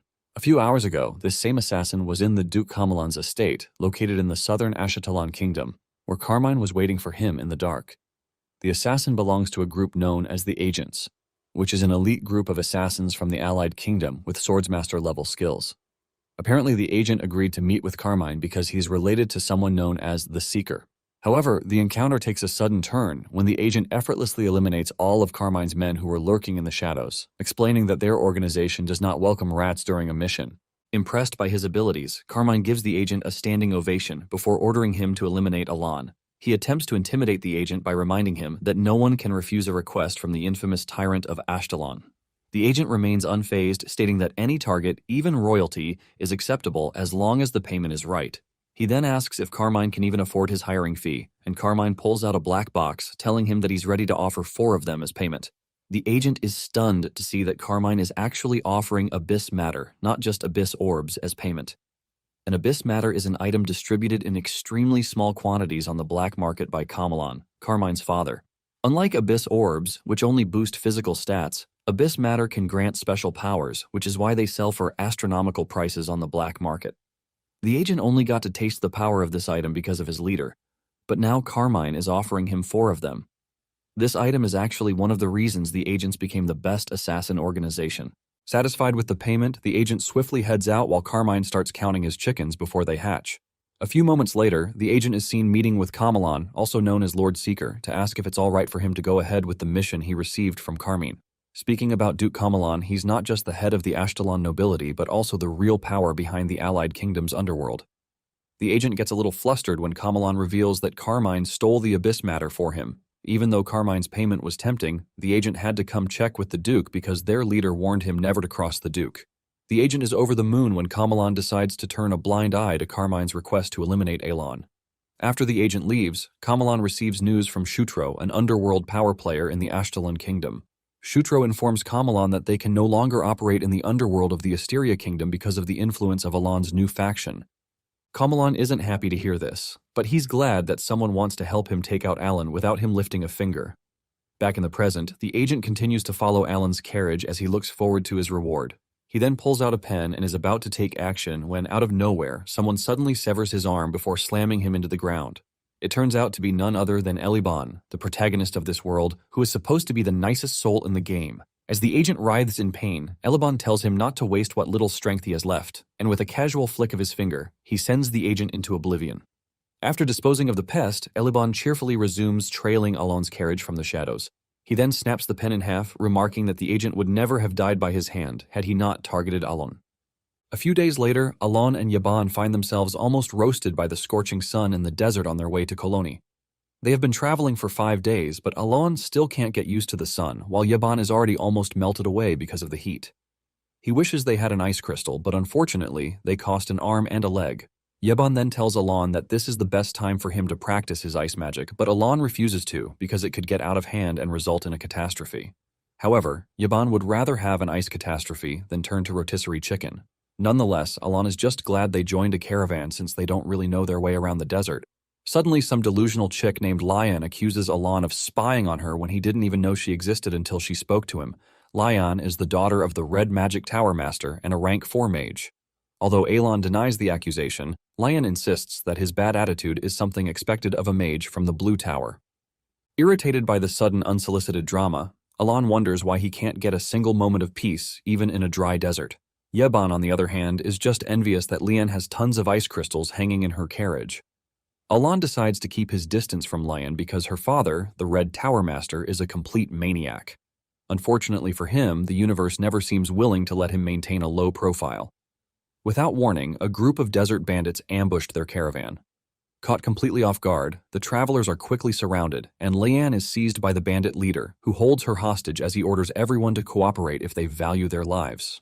Recognizing the emblem branded on the bandits, one of the travelers identifies them as the infamous Bloody Sand Bandits, and he can't believe they captured Lian, a rank 4 mage, before she could do anything. The bandit leader expresses his happiness that he found Lian here, according to the information he received about her whereabouts. Lian suddenly begins to cough as she struggles with a panic attack due to an old trauma. Suddenly, ice spreads throughout the atmosphere, immediately regulating her breathing. Lian is stunned when she realizes that Alon cast the ice magic. Using the Snowy Lands spell, Alon freezes the ground beneath his feet, throwing some of the bandits off balance. Speaking of Lian, she developed trauma and an aversion to lies after facing so many trials due to her position as the Tower Master's daughter. Because of her aversion to lies, Lian is exceptionally sensitive to energy around her, even though she's just a rank 4 mage. During this journey, she has been secretly stalking Alon to uncover his lies. She simply cannot believe that someone whose mana barely reaches rank 2 could have played a major role in the battle against the Outer Gods, as the rumors claim. She heard that Alon was Deus's benefactor, but she strongly believed that was just stealing his credit, which made her despise him the moment she laid eyes on him. That was what she thought until she witnessed him using combined incantations to create the ice magic he cast earlier. From her observation, he probably used at least 3 elements, and everyone knows that the success rate of combined incantation decreases the more chants you pile on. This is because the technique requires linking multiple chants, each with its own unique structure. Besides having such precise control of this technique as Alon does, one has to be at least a rank 5. The bandit leader suddenly releases Lian and lunges at Alon, but before he can land a single blow, Alon freezes him in midair and smashes him into smithereens. Knowing that bandits typically scatter once their leader falls, Alon turns his gaze toward the survivors and delivers a stern warning. As expected, the remaining members of the Bloody Sand Bandits immediately flee in terror. Lian, on the other hand, finally realizes that the rumor about Alon is true. After the victory, Alon is treated to a feast by the caravan to thank him for saving their lives. After they settle down for the night, Alon begins analyzing his magic and is pleased with the results of his efforts to reduce the penalties imposed by his constraints.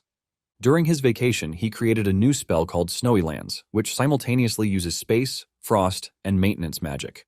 For now, its only effect is transforming the surrounding area into a frozen polar landscape, but the spell allows Alon to limit the penalties of his constraints to just 3. Usually, invoking all 4 constraints comes at the cost of decreasing his magic power, but Snowy Lands nullifies one of those penalties, leaving 3. Even so, Alon is disappointed that combining 3 incantations only lasts a measly 3 minutes, so he decides to study it more for a way to increase the efficiency. Apart from the short lifespan, Alon is satisfied with the spell, and thanks to the belt he got from the Outer God, his power has increased.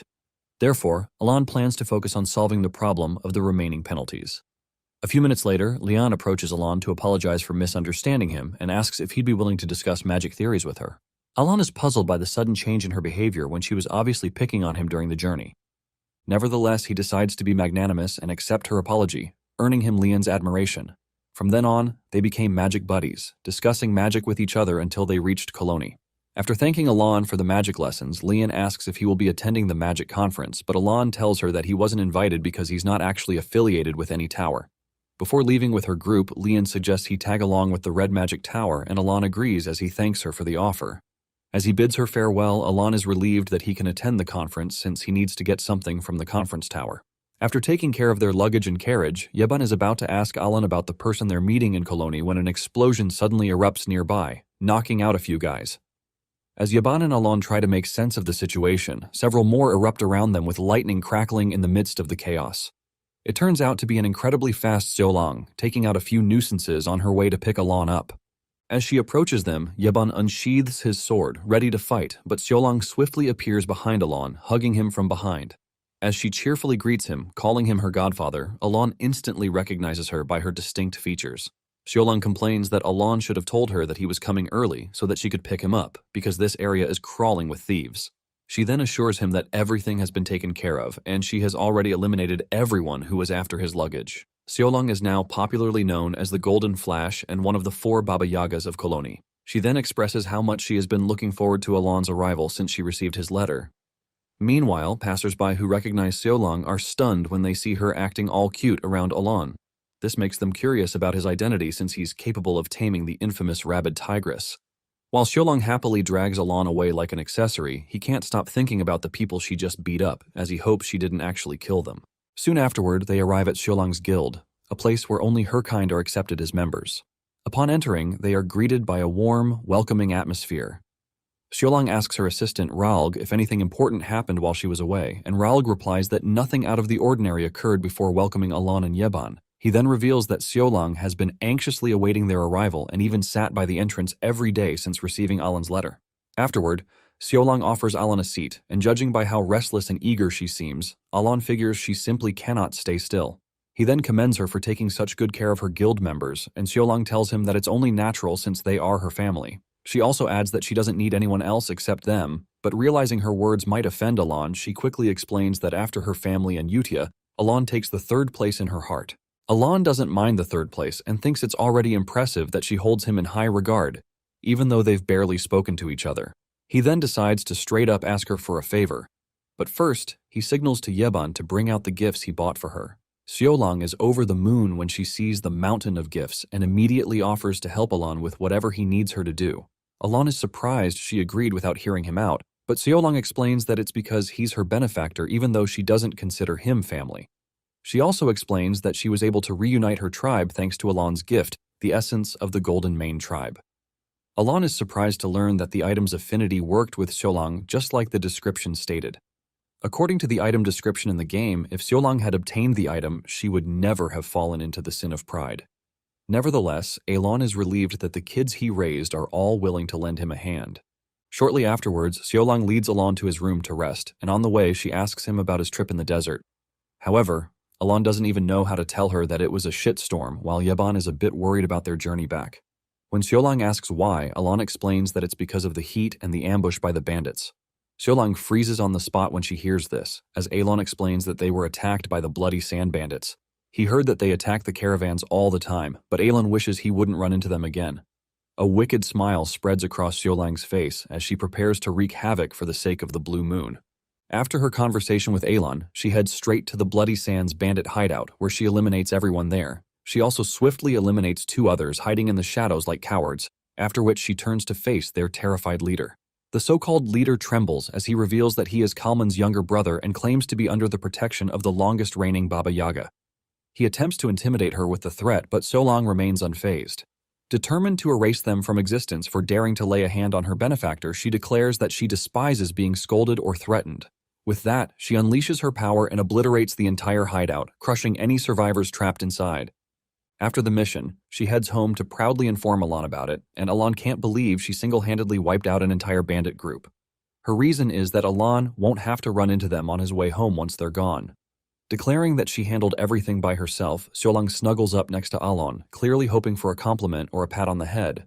However, Alon is too preoccupied wondering how a bandit group with hundreds of night-level members was wiped out so effortlessly by a single person. Even so, he is convinced that sending her here was the right decision. At the same time, seeing how fiercely she defends her title as Baba Yaga, Alon cannot help but wonder why she was destined to become the Sin of Pride. Meanwhile, in the Colosseum, Cologny's famous landmark, which has long been soaked with the blood of gladiators, a lone man emerges victorious. Standing amidst the fallen, he is met with a deafening roar as the crowd erupts in cheers. This lone wolf was none other than Kalman, one of the 4 Baba Yagas in Cologny and the gladiator who has held on to that title the longest. After the battle, Kalman is about to relax when Ralg approaches, congratulating him on successfully defending his title once again. Ralg then informs him that the bloody sand bandits have been wiped out by Xiaolong. To his surprise, Kalman reveals that he already knows. Confused, Ralg points out that the bandit leader was rumored to be Kalman's younger brother. Kalman dismisses the claim, explaining that it was nothing more than a rumor he deliberately spread. The so-called brother was merely a pawn he kept around until he was no longer useful. Ralg is disappointed, having hoped the news would provoke Kalman into seeking revenge. Kalman explains that he can't wait to eliminate Xiaolong, but challenging a fellow Baba Yaga head-on is impossible without resorting to underhanded tactics. However, he adds that the pawn's death provides the perfect excuse to rally public opinion in his favor when he finally takes out Xiaolong. Confident that his plan is falling into place, Kalman asks if Ralg is prepared on his end before handing him a box containing 2 abyss orbs and 2 abyss matter from Kamalon. Kalman then tells Ralg to use the abyss orbs and abyss matter to further increase his strength. He adds that once Xiaolong is eliminated, nothing will stand in their way of devouring Cologny's underworld, and after that, they can set their sights on nibbling away at the royal authority until they take full control. Ralg is excited to see how things turn out as he looks forward to how long Xiaolong can last against their brilliant plan. 2 days later, Alon travels to the ancient city of Kahala under the protection of Xiaolong's guild. After arriving at the ruins, Alon and Yeban venture inside while Xiaolong and her guild members wait outside the cave. After walking for some time, they notice a bright light coming from another entrance, and following it, they step through the passage where they're greeted by the breathtaking sight of the ancient city of Kahala. Suddenly, he overhears a voice calling him mage, but it seems like the voice is in his head. The voice orders him to come to the tower if he can hear it, so Alon orders Yeban to wait for him while he climbs the tower alone. Alon then heads towards the central tower, a place where he couldn't even enter in the game. As soon as he steps into a magic circle, it teleports him into the tower where the voice welcomes him and is quite surprised that Alon can hear it. Suddenly, a dark being appears and informs Alon that he possesses a minimum level of divinity. Alon then asks if she came because of the words of the god of monstrous strength. The being is surprised that Alon knows his true name, as she reveals that the one who told her about him said he was worth taking a chance on. However, she declares that she has nothing to teach him. Alon then asks her what divinity means, and she explains that it is the standard by which the world judges him. She then casually informs him that another outer god will soon descend and orders him to deal with it. Alon wonders what's next after dealing with the outer gods, and she lets him know that by then, he will have met the criteria to speak with her. She admits that Alon is better than those who simply mimic magic, so she decides to give him one piece of interesting information. The being then goes on to explain that magic is just a set of laws designated to the world by a mage. According to her, the magic of this world consists of incantation, logic, and then manifestation. She further adds that to manifest something through an incantation, one must first develop it according to logic before chanting the name that is magic. Alon is confused because this is his first time hearing about the principle of logic. Sensing he has no idea what she's talking about, the being decides to teach him one piece of magic that follows the principle of logic.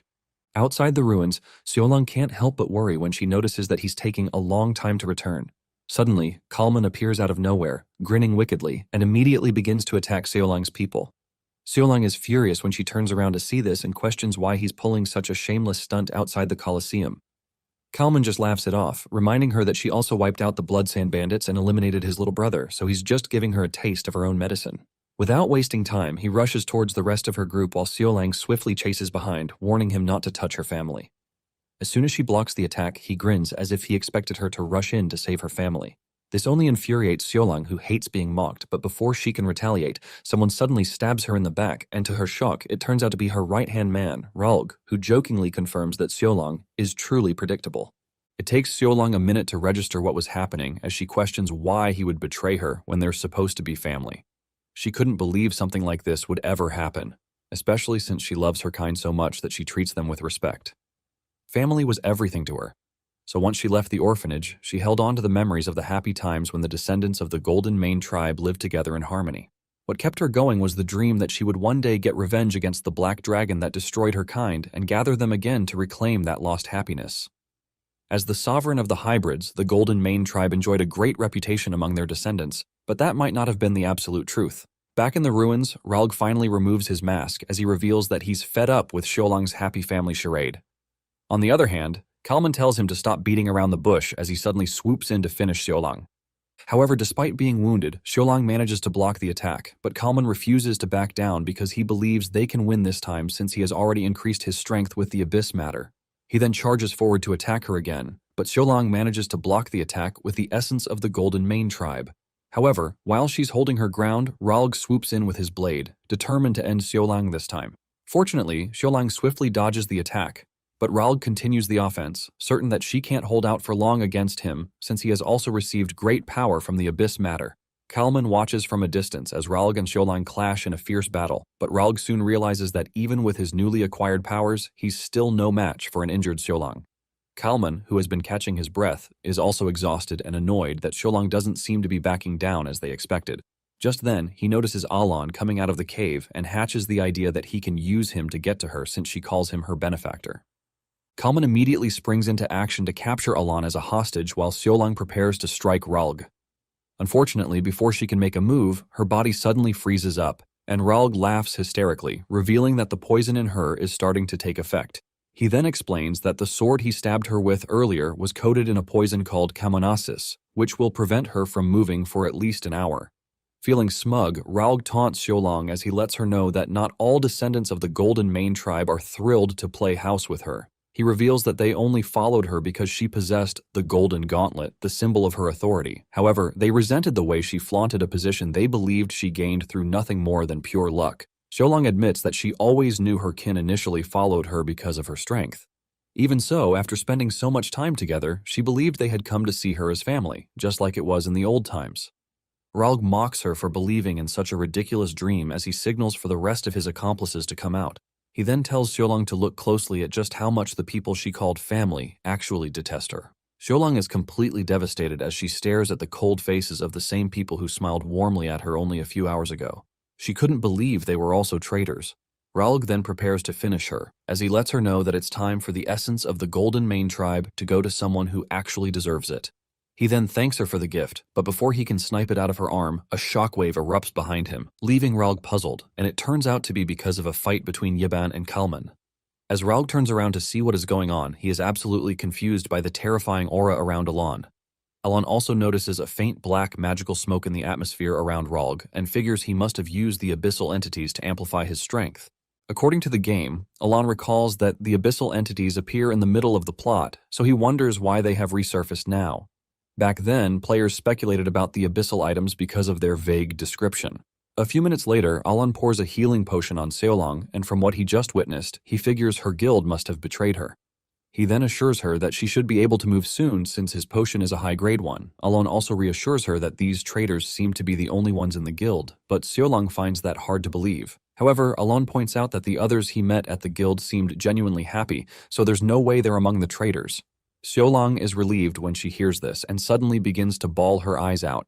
After crying for a bit, she wipes her tears and with a newfound determination, decides to finish the traitors. Alon then asks if she can hold off the traitors while he casts a spell, and Seolong assures him that she can because her family is waiting for her. With that, she charges forward with Yaban beside her to handle the nuisance while buying time for Alon to complete his spell. Alon then focuses on his ice spell because he can only use magic one more time before he's out of juice, so he needs to make it count. As he stacks the incantations, Alon recalls his conversation with the entity inside the tower when she was trying to teach him how to construct magic logic. According to her, incantations allow a mage to bend the rules of magic, while logic is the key to understanding those rules. She also lamented that, over the centuries, people had forgotten how true magic worked, reducing a once grand legacy to the trash they concocted, calling it magic. Applying everything she had taught him, Alon weaves his incantations into a massive snowflake before compressing it into an ice spear just like the entity in the tower taught him. According to her, the true name of this spell, forgotten for centuries, is the Ice Crystal Spear. And now, Alon had successfully recreated the forgotten spell after only a single lesson under her guidance. Seeing the terrifying spell Alon is conjuring, Ralg charges forward, determined to get past Seolong's defense to stop him. However, Seolong is determined to protect her benefactor while he continues to cook. Once the Ice Crystal Halberd is completed, Alon unleashes it upon the traitors, and before Seolong can even make a move against Ralg, the spell takes him out. Yeban and Seolong watch in stunned silence as the Ice Crystal Halberd erupts into a massive storm of crystalline spikes, transforming the area into a frost zone with countless ice spears skewering the traitors, including Ralg. However, Ralg is determined to take Seolong with him to the underworld. He suddenly breaks free from the ice and with the last of his strength, lunges at Seolong. Desperate for a second chance, he reaches for the golden essence, believing it will grant him a fresh start. Caught off guard, Seolong fails to react in time, but at the last instant Alon steps in to shield her, taking the knife in her place.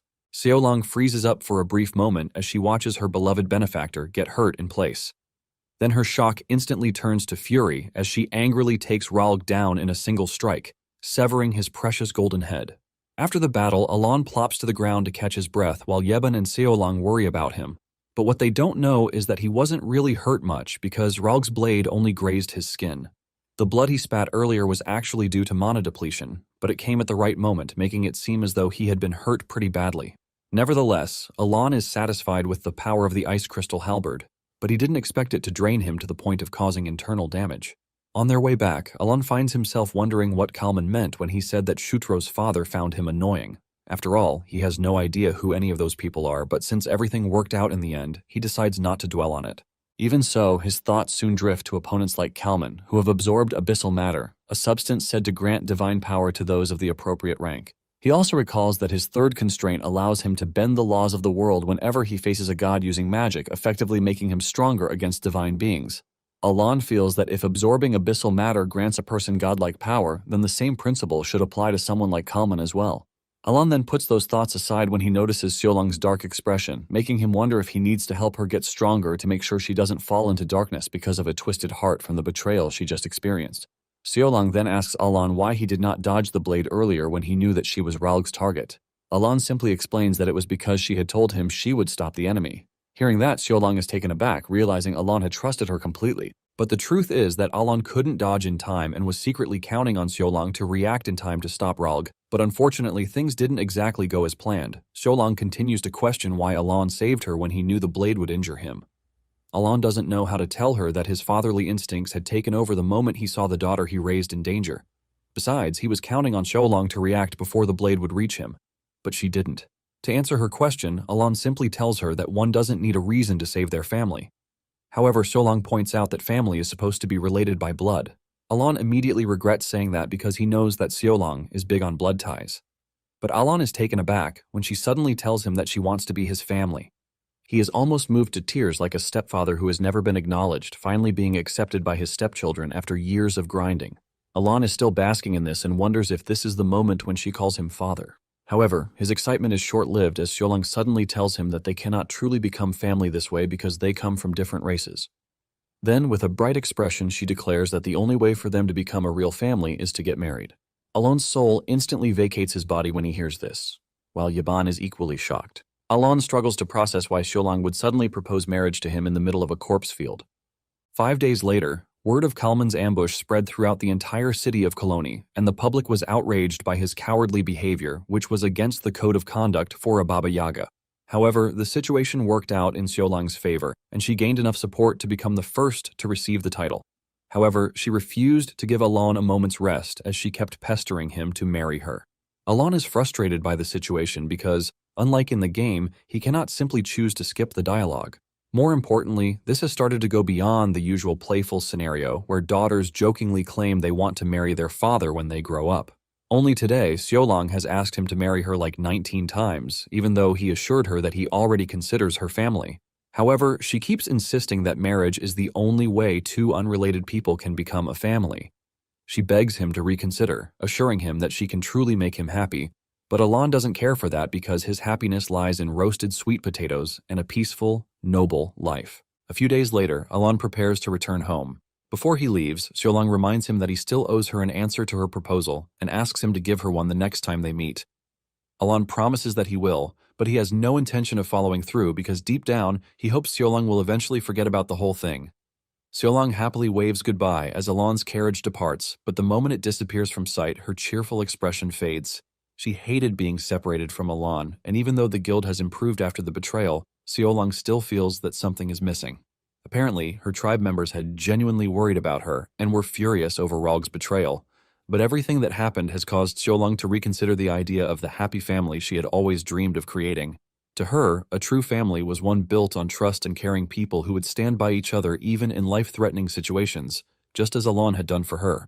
Determined not to make the same mistake again, Xiaolong makes up her mind to build her guild differently.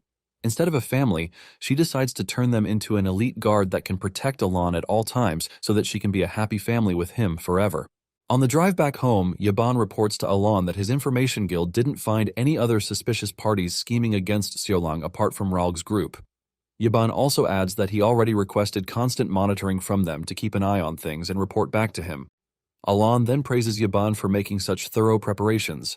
After investing so much into raising Xiaolong, he simply does not want anything to happen to her now. Alon then thinks about his next move, and according to the being he met in the tower ruins, it was to defeat an outer god to raise his ranks. Alon is frustrated that so many new things he has no idea about are beginning to pile up. He hasn't even deciphered everything Otultus told him, and now someone else has piled up more curious things for him to look into. During his meeting with the tower entity, she told him to check out the eastern end of the fortress at the bottom of the tower. When Alon did as instructed, he found a giant tablet that looked like the record of the past. The writings on it were in a foreign language, but Alon could surprisingly understand them. He discovered that the gods were being referred to figuratively just like in the game, and he also found some texts referring to the 5 great sins. Other than those 2 points, nothing else matched his knowledge of the game, but Alon figured it must be, because the game is a story from the future.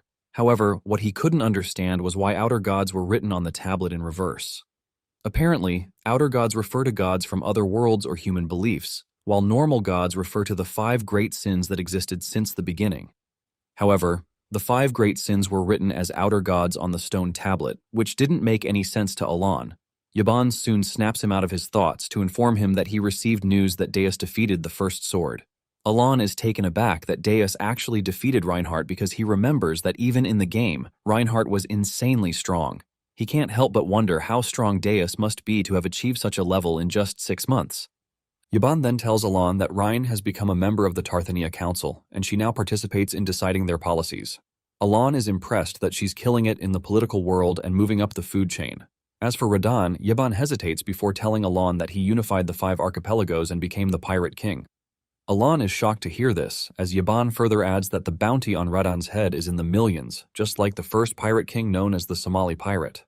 Alon can't believe his precious ward has evolved into another Somali pirate king, despite the huge difference in their levels. Yaban is about to give him news about Utia, but Alon is too devastated just thinking about Radan becoming a pirate king. Meanwhile, during another crystal ball meeting, Xiaolang happily announces that she is going to marry their great moon. The boys are left stunned by the sudden declaration, while Ryan grows uneasy upon hearing the news. As for Utia, she sees it as a blatant declaration of war from someone who is challenging her position as the person closest to him. Utia finally breaks the silence, saying Xiaolang likes to exaggerate things, and since Alon is a likable person, it is normal for Xiaolang to say such things. Xiaolang continues with her confession, telling them that she and Alon will be a power couple. The more she says this, the more Utia is losing her mind, and the others can even see it. Deus and the other 2 can only hope Utia doesn't lose it. Utia tries to act maturely, telling Xiaolang that it is impossible for her to marry Alon since they are nothing but shadows to him, but Xiaolang still can't read the room. She lets Utia know that shadows can marry, but it is at this point that Utia fully loses it. She grabs the crystal ball, telling Xiaolang that they are mere shadows, so they can't even stand by his side. Xiaolang continues with what she believes in, saying Alon's opinion is what matters, but Utia asks her if she really thinks she has a chance with Alon. Xiaolang then ruins it all, saying Alon already told her that she isn't bad, and the moment she says this, everyone becomes extremely curious to know what happened between her and their godfather. Xiaolang happily narrates everything that happened from start to finish, and after hearing this, Deus contributes to it, telling the group that everything Xiaolang just said reminds him of Alon's magnificence that he witnessed 6 months ago. Deus mentions that Alon has a calm demeanor, as if he has already walked through hell 1,000 times. Xiaolang and Deus start glazing Alon, leaving the rest of the group sidelined. Before they know it, 2 hours have gone by again, and Utia ends the whole thing, telling them that there will be no marriage with Alon. After this horrible meeting, they all came to a consensus on a bunch of rules.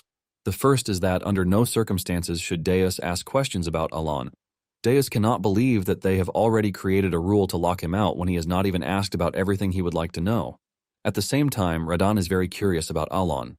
Meanwhile, in an alley in Taria, the capital of the Asteria Kingdom, the leader of the aristocratic faction, Marquis Filboid, is seen meeting with the leader of the royalist faction, Duke Rimgrave. Basically, the two are already tired of the new faction, and they plan to crush the faction no matter what it takes. Rimgrave reveals that he plans to request help from the Holy Kingdom of Rosario to utilize a letter of reformation. Talking about the letter of reformation, it is a transnational letter sent from the Holy Kingdom of Rosario to those who are suspected of heresy. Sending of the letter requires the consent of multiple cardinals, which is why its authority becomes absolute. Filboid hears this, and he assumes that they already have the advantage, and he asks Rimgrave what he needs to do to help. Rimgrave reveals that, from his research, they are going to need 2 cardinals, and they are going to pay each of them half of the bribe. Rimgrave assures Filboid that he already sent someone, so the whole process won't take long. The two make a toast to what they believe is already a success. Later on, one of the cardinals, Sergius, who has been approached by Rimgrave, takes his offer to the worst person he could have, and this cardinal is Utia. Sergius tells Utia that he would like to borrow her name for Alan's letter of reformation, while assuring her that it is a good deal for her. He continues to talk freely, revealing that it is easy for them to fabricate evidence of heresy to take Alan down, since he already fits the profile. Utia cannot believe her ears when she learns that Sergius needs her name to destroy Alan. Sergius continues by threatening Utia, telling her that he would keep quiet about the mysterious death of Cardinal Viantria if she agrees to the deal, since he is aware that she had something to do with it. Deep down, Sergius is already imagining himself in paradise as he plans to keep all the bribes to himself, but suddenly he gets hit with an overwhelming force that knocks him to the ground. His insides twist while his body cracks, causing him immense pain. Utia completely loses it as she is offended at the fact that Sergius actually thought of using her to destroy her god. The entire room is encompassed in her rage, and Sergius screams out in pain. But little does he know that the guards can't hear him because the room has been sealed off with a barrier. Utia even urges him to scream all he wants, but she assures him that no one is coming.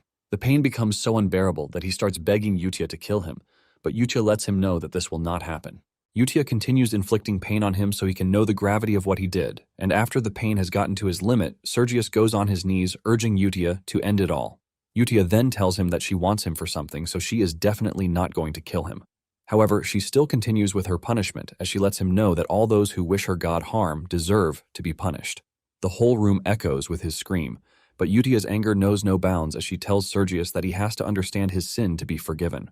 A month after Alon returned from the desert, he had gone through a whole lot. He is also preparing himself for another assembly, and after this, he has to attend the magic conference. Alon sighs in frustration because he has a lot on his plate already, but there is one thing that keeps him going. It turns out that after he received the certificate that confirmed his position as faction leader, he was also given the receipt of his allowance, and this completely blew his mind. He was complaining before the money, but after the deposit, he became a totally different person, forcing him to even admit that money is therapy. Later on at Marquis Bilutan's estate reception hall, Alon is surprised to see the ladies Zenonia and Altia present at the meeting, even though it was said that important dignitaries would be present. Alon admits that he feels strangely uneasy around the two, even though he is in the same boat as them. Not long after this, Yaban shows up to give him a piece of information, and he lets him know that the leader of the royalist faction received a letter of reformation from the Holy Kingdom. Alon doesn't really take this information seriously, as he is more concerned about the taste of the food he is munching on. Suddenly, something strange happens, leaving everyone present in the hall ultimately shocked. Philboyd walks up to Alon, and without hesitation he bows to Alon, urging him to spare his life. Basically, Philboyd is a big fish in politics since he is the leader of the aristocratic faction, which is why it is a big deal that he is bowing his head to Alon. Unlike the underworld politicians who prefer grand causes and a sense of honor, bowing to someone is basically telling them that you are giving them control. The two ladies are completely blown away when they see this, and they just assume that Alon's reach and power are so overwhelming. They are even more impressed that Alon remains calm as if he had already predicted the situation, but little do they know that he is freaking out deep down. Apparently, some days earlier, Philboyd had received a strange letter, which resembled a conversion letter. Accompanying the letter is a magical orb that contains a 5-second message showing Rimgrave in pain. He had also received a conversion letter himself. After the 5-second video, Philboyd was told he was next in line. Philboyd almost pissed his pants when he saw this because all they wanted to do was end Alon's career. Basically, receiving a conversion letter spells the end of one's career, but as long as one isn't truly a heretic, they should be safe. However, the same could not be said for Rimgrave, who had no ties to heretics but still suffered the consequences. Philboyd groans in frustration because he believes that Alon is behind their misfortune, which leaves him with the question of how Alon has more connections than them. This forces him to approach Alon in the meeting, and he goes down on his knees begging Alon to spare him and let him leave the rest of his life in peace. He lets Alon know that he is quitting politics after this, so he should just let everything end with the conversion letter. Alon stands there in shock, wondering why Philboyd is telling him all of this out of nowhere. Alon looks at the two ladies, wondering what it is they have done behind his back again. Little does he know that the two are even innocent on the occasion. Meanwhile, the two are staring at him with proud eyes because they are impressed at how well he handles things. 3 days after that, Alon heads east to attend the magic conference. Philboyd had also left for Rosario after the conversion letter that he received. Alon is surprised that his subordinates were able to get to Philboyd, and Yaban expresses his surprise, asking Alon if he isn't the one who sent the letter. Alon looks at him in disbelief, asking him how he could do something as impressive as that. Yaban then reminds him that he told Philboyd at the event that he would be lenient with him. It turns out that they have all misunderstood him again because he only said that to get himself out of the awkward situation. Meanwhile, in Lartania, the city of labyrinths, which is the city of infinite exploration possibilities and home to the 5 great guilds. Alderic, leader of the Iron Blood Guild, which is one of the 5 great guilds, is seen leading his men into a labyrinth for a certain subjugation mission. Apparently, they have been tasked with a mission to catch a monster on the 20th floor, and Alderic tells his men that he only accepted the mission because of the huge pay that was offered. However, he mentions how strange it is that the monster is on the 20th floor, since multiples of 5 are always considered to be safe zones. Nonetheless, Alderic is not worried even if it is a trap because he is confident in his skill since he has explored over 50 floors already. He also tells his men that even if they fail the mission, the money they have collected is not refundable because it is clearly stated in the contract. Soon afterward, they arrive at the 20th floor of the labyrinth to see a strange goblin standing in the distance. The goblin has his ears neatly packed and even has a robe on.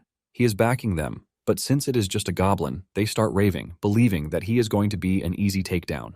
The goblin gets tired of their noise, and he yells at them, telling them to shut their mouths. One of them hurries forward, but the goblin simply swings his finger, and it delivers an invincible cutting force that slices through the adventurers, decapitating them pretty easily. Alderic freaks out as he sees his team members get one-shotted, and he angrily lunges toward the goblin. Just as he is about to reach the goblin, he suffers the same fate as his comrades as he is mercilessly decapitated. It turns out that the goblin is a powerful entity, and it has begun its ascent towards Earth. Later on, Alon arrives at the central tower for the magic conference, and he's blown away by how huge the tower is.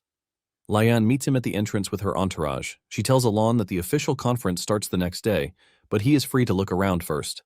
Alon thanks her for the hospitality, and he asks her if she can show him where the library is because he is looking for a book.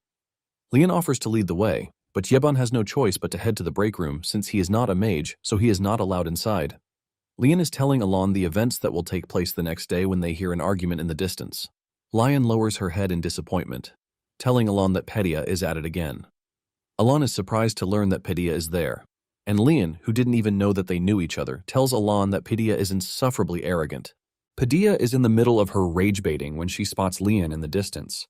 Since Alon is backing her, she doesn't know he is the one, and she boastfully walks up to Lian with the intention of mocking her and whoever is beside her.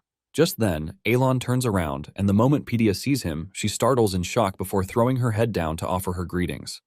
Lian opens her mouth in shock when she sees this, while Alon casually talks to her, asking her if she is fine because it's been over 6 months already. Pedia continues addressing Alon with respect until Alon moves closer, urging her to calm down because there is no need for her to be this formal. Pedia is surprised that Alon wants her to speak to him casually, and Alon tells her to do whatever makes her comfortable. Meanwhile, everyone whom Pedia has acted rudely towards is left wondering if they are seeing right. Alon then proceeds to scold Pedia for being arrogant to her fellow mages. To everyone's surprise, she bows to them, apologizing and suggesting that they become friends. Alon then tells her that he has to leave, and Pedia acknowledges, but she is the first to disappear from the scene faster than the flash. Alon notices the strange expression on the mages' faces, leaving him to wonder if he has done something wrong, but little does he know that they are just stunned at how he is able to easily put Pedia on a leash. On their way to the library, Lian tells Alon how surprised she is that someone as crazy as Pedia is actually polite around him. Moments later, they run into an arrogant dude in purple, and he tries to flirt with Lian, but she throws him off. He then turns his attention to Alon, asking who he is, and Lian lets him know who Alon is while urging him to be polite. The moment he hears Alon's name, the dude realizes that he is the most popular guy around, and he finally introduces himself as the son of the Purple Tower Master, Baruch. Alon calmly offers his own greetings, even though he has never heard of the dude. After this, Baruch leaves, and Lian urges Alon not to have anything to do with Baruch because he is only a rank 4 mage, but he enjoys stealing others' research just to humiliate them. However, Alon considers him a genius because he knows he is pretty capable for him to have reached rank 4 at his age.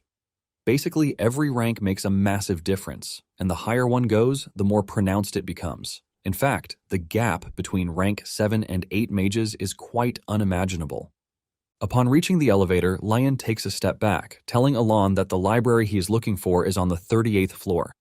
Alon thanks Lian for showing him the way, and in no time, Alon arrives at his desired destination. Alon is blown away by how magnificent the library is since it is his first time seeing it in person. He quickly hides his amazement to get down to business. He knows that there are 2 things he needs to do, and the first is to set all the clock needles to 12, so he will only have to come back the next day when the full moon rises. After this, he searches for the black book with no title or author, and he pushes his hand into the book to obtain the Ring of Radiance. The following day, things are going incredibly well after the presentations until Alon receives a shocking notification that Baruch has challenged him to a duel. Alon starts wondering why Baruch would want to challenge him. He asks himself if it is because of Lian, because Lian told him that Baruch has been disturbing her with his marriage proposals, but she has also been rejecting them.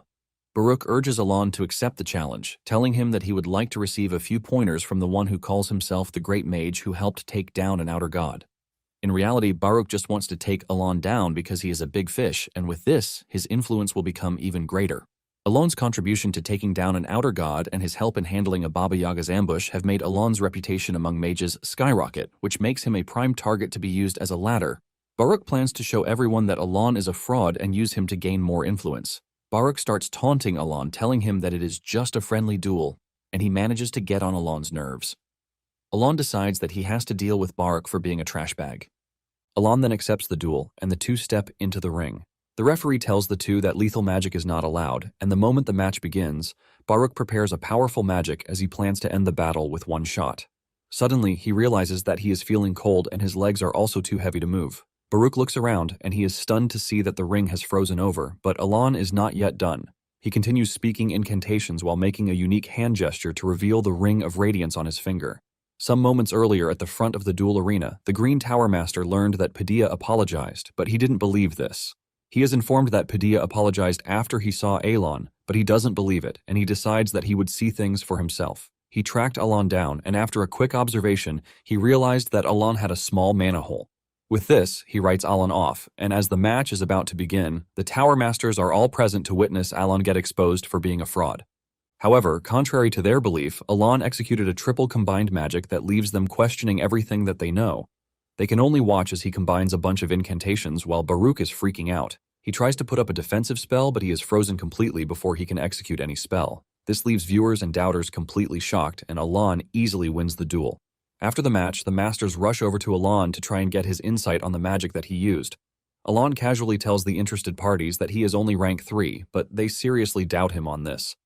Tired of talking to them, Alon turns around and runs away from the scene.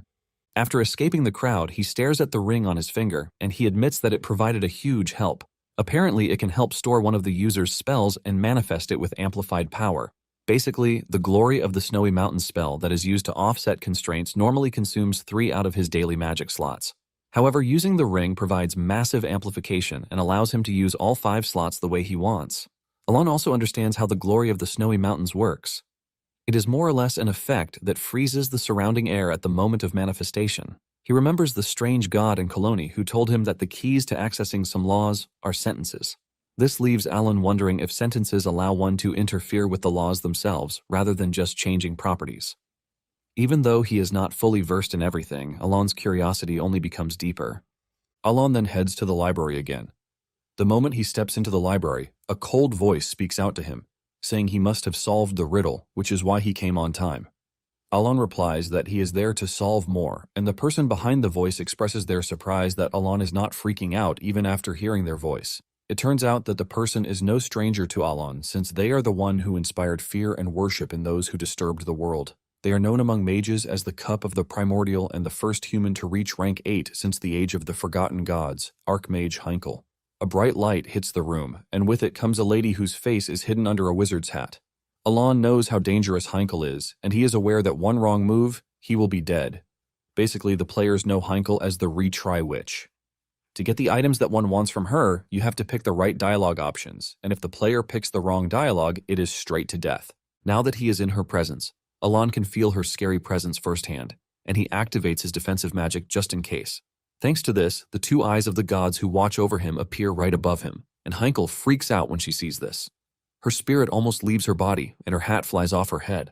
Alon is surprised to see how short she really is in person, even though he is already aware that she is small. He realizes that her hat has been carrying her all this while, and before Alon can even ask for what he wants, Heinkel rushes off to get it. She hands over the box and vanishes in a flash, leaving Alon completely surprised.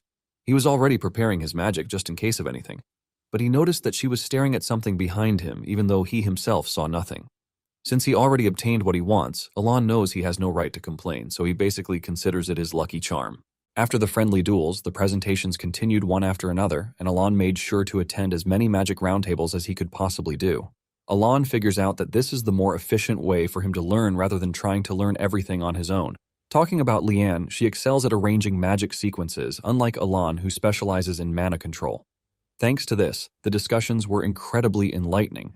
Leanne is so blown away by Alon's intelligence that she is forced to ask him if he is truly a rank 3 mage, and Alon reminds her that he already told her the truth over 15 times. Alon then mentions that he might start trying rank 4 magic little by little even though he doesn't have enough power for it yet. On the 4th day of the conference, Alon learns from Yebon that an outer god appeared in the Lartania labyrinth. Yebon tells him that there is a report that the mutation is spreading through the entire labyrinth, according to the Information Guild. Alon treats this with urgency, and he tells Yebon to send out a letter as they prepare to depart. When it is time for Alon to leave, Padilla escorts him to his carriage, and she excitedly wishes him a safe trip.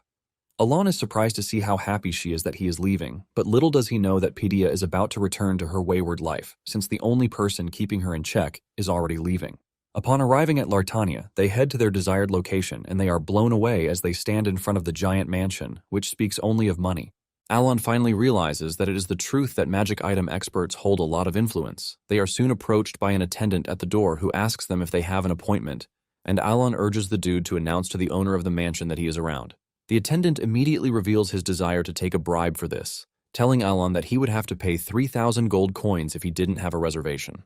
Alon is shocked to hear this because this is enough to buy a house, and Alon asks the attendant when the next available opening is. The dude excitedly reveals that they would have to wait for about 10 months, and this leaves Yeban and Alon completely stunned. Alon has just finished paying the sum when a rude short noble, Labard Claystone, who is the son of the Lord of Lartania, shows up. Even the attendant appears to be totally disgusted by the dude's arrival because he is just a piece of trash who acts high and mighty because of his daddy's title. As Labard strolls into the mansion, he turns around to make fun of Alon and Yeban, calling them beggars. Suddenly, Ryan appears from inside the house, telling Labard that he doesn't have to come in. Labard is surprised that Ryan came outside, and he is still talking trash when Ryan punches him in the chest, telling him to get lost. Reen walks past the dude, and she offers her greetings to Alon, whom she addresses as the patron, telling him that she has been waiting for him. The attendant is stunned when he sees this because Ryan is known to be polite when dealing with everyone. Labarde is helped up by his servants, and he starts raging, reminding Ryan that he is a noble, but Ryan maintains her stance that she doesn't want to see him. Labard reluctantly returns to his carriage, but he screams at Ryan, assuring her that she is going to regret turning her back on him. Ryan ignores him, and she turns to Alon, suggesting that they head into the mansion. As they stroll into the mansion, Alon asks Ryan if she is sure that she's going to be fine, because it appears that the lord of the city is fond of his son. Ryan tells Alon that he has nothing to worry about, saying he might never even see Labard again. Ryan then tells Alon that she received his letter, and Alon is surprised at how reassuring she sounds. Ryan leads Alon to the reception room, where Alon gets to sit in the master's chair again. In the middle of their conversation, Alon asks Rina why she called him patron. Ryan appears to be confused by the question, and Alon explains that the other kids usually call him godfather or benefactor, so he wants to know why Ryan chose this particular title, since it feels so formal. Ryan casually replies that it is the title that suits him best, and Alon has no choice but to admit what she said. Nonetheless, he is proud of Ryan because she is doing really well for herself. Alon then tells Ryan that just as he implied in his letter, he needs a favor, and Ryan tells him to go ahead with whatever he wants. Alon says he's found out that he needs influence to get to where he is going, and he wants Ryan to help him join the strike force against the outer god. Ryan admits that a strike team was recently put together. Alon then goes back to what happened at the gate again, and Ryan asks him if he is seriously worried about the Lord's son, but Alon lets her know that he just doesn't want any trouble for her. Ryan then tells him not to worry, assuring him that she can do exactly what he asked of her. Alon heaves a sigh of relief, thanking Ryan for the assistance. Ryan then leads Alon to his room so he can rest, since it appears that he is already tired. After she is gone, Alon and Yeben admit that Renee has the boss lady vibe to her personality. Alon proceeds to sleep with the assurance that Renee would handle everything. He was so exhausted that he slept till the next afternoon, and it was only until Yeben came to wake him that he got up. Even though he has been asleep for a while, he still feels really tired. Yeben takes him to the dining room where Ryan is already waiting for him. Alon takes his seat, and Renee lets him know that she has taken care of his request from the day before. In addition, the strike force will be meeting that very day, so Alon will also meet them. Alon is surprised at how fast everything is, and Ryan tells him that he doesn't have anything to worry about when it comes to Labarde because she killed him cleanly. It didn't quickly register in his head that Ryan had just killed someone, and he is still commending her when the realization dawns on him. Alon himself knows that Labarde is a problem for Lartania, and with his disappearance, everything would be better for Lartania. Basically, every single side quest in Lartania that entails gruesome criminal activities is tied to Labarde. However, killing Labarde is more or less killing royalty, since he is ruling the city like a king. Alon is completely taken aback by this, and he asks Rena why she killed Labard. Reen replies that Labard made him uncomfortable, and leaving him alive would further give him the chance to make life unbearable for Alon. Ryan assures Alon that he does not have to worry about the Council of Three either. Alon is left with questions because he knows that Ryan is a magic item expert, so he can't wrap his head around how she managed to kill Labarde's mercenaries. Ryan notices that Alon is acting down about it, and she tries to offer up another crazy suggestion when Alon cuts in, telling her that he is only concerned about her safety. Ryan then tells Alon that he has nothing to worry about because she already handled everything. Alon finally decides to let it go, and he thanks Ryan for the help, telling her that there is no need for her to be upset. Ryan denies this, saying she is not upset, but Alon could clearly see that she was. Nonetheless, Alon urges Ryan to avoid situations that would put her in dangerous situations because it would be a shame to lose everything that she's built. Ryan sighs when she hears this, and she gets up, telling Alon that she knows what he wants from her. She then tells him to follow her because she would like to show him the tracker eye. Ryan leads Alon to the room where the tracker is located, and Alon is blown away to see what the item has turned into. Ryan then tells him that the number of marks is increasing. Alon is surprised to hear this, and he wonders if the story of the black mark that boosts an artifact's power was because of the tracker eye.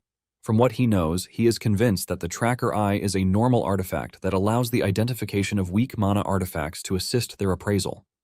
Alon finally understands why Ryan has become so successful and why she treats him so well. Alon commends her, telling her that she is putting the artifact to good use. Reen then mentions that once they passed 400, it slowed down a bit, but she believes that they can obtain all of them within a few years. Alon has no idea what she is talking about, but he plays along. Reen then tells Alon to follow her to the meeting room since she has given him a full status report. In the meeting room, Alon finds himself getting segregated by the strike force. The team consists of Mayaon, leader of the 4th Guild, Maverick, leader of the 3rd Guild, Heman, leader of the 2nd Guild, and Argonia, leader of the 1st Guild. Seeing how hostile they are towards him because they believe that he is not up to the task, Alon understands that they are mercenaries who value strength over everything else, which means he would have to prove his worth before they can accept him. Basically, Alon has just 2 reasons why he wants to join the strike force. The first is that he knows that the traditional military forces won't be enough to defeat an outer god, and the second is that he needs some heavy-hitting mercenaries to pull off his plan. Since he can't convince them with his words, Alon realizes that he has to fight them. Before long, the room is frozen over, and Maverick yells at him, asking him if he is looking to start a fight. Alon casually reminds him that they are the ones who started it, and because of this, the situation has become even more unstable. Maverick holds his sword, ready to take on Alon, and Alon decides to take a seat since he has shown them what he can do. He suggests that they have a talk, and he didn't hesitate because the situation reminds him of a quest that he simply can't forget. Alon knows things will get easier if Argonia accepts him into the fold. Maverick is preparing to attack Alon when Argonia senses something strange, and she tells Maverick to stop. Maverick scolds Argonia for telling them to back down, and Argonia reminds him that they were the ones who looked down on Alon first. Maverick has no choice but to back down, and Alon is glad that his bet on Argonia came through. Alon then asks them when they plan to enter the labyrinth, and Argonia tells him that they will be entering in 2 days. However, the situation has gotten tense for them to hold a meeting, and she suggests that they postpone the meeting to the next day.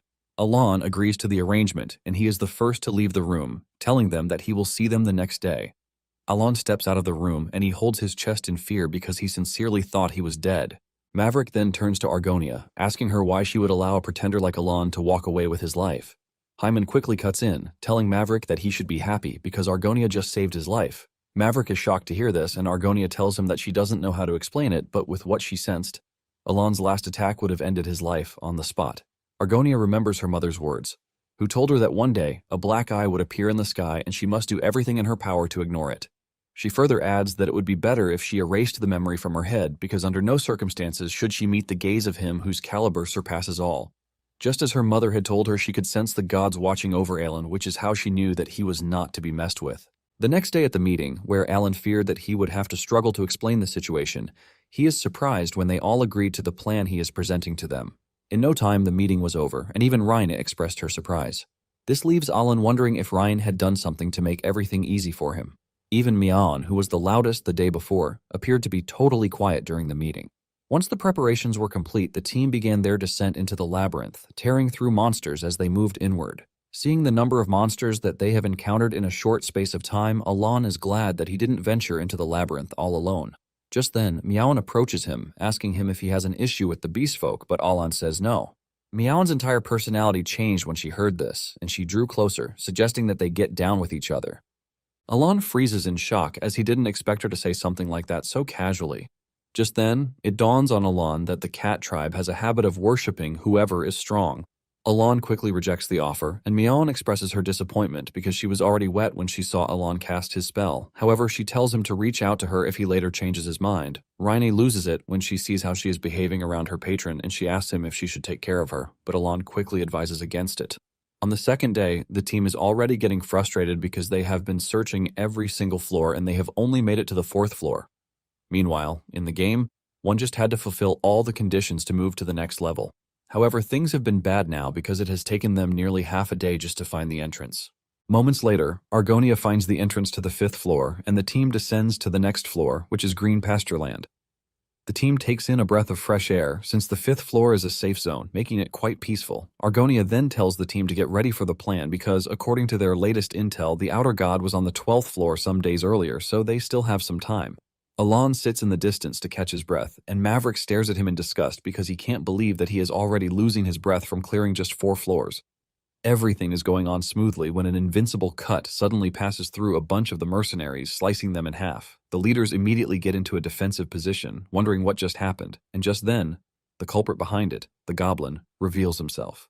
Maverick locks eyes with the goblin, and he angrily launches an attack because he feels insulted that Maverick looked him in the eyes. Fortunately for Maverick, Alon puts up an ice wall to block the attack, and Alon urges him to get a hold of himself. The goblin easily shatters the ice restriction Alon puts on him, and he teases him, telling him that he has a unique technique for someone who is a mere human. Alon then confidently calls the dude's name, which is Kairos. Apparently, Kairos was once a mere insignificant being who was hungry for knowledge until the day he opened his eyes to the laws. He is the king of all demons, who nearly made it to the caliber of the gods through his own efforts. Kairos is surprised that Alon actually knows his name, but Alon is more interested in how Kairos made it to the 5th floor that fast. Kairos then tells Alon that because he knew his name, he would show him and his team mercy.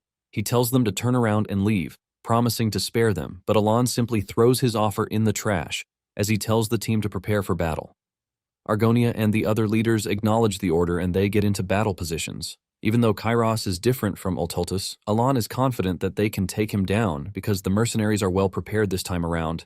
In addition, Kairos has not reached his full potential yet, so they have a chance. Since Alon and the others won't heed his warning, Kairos decides to send them to the afterlife.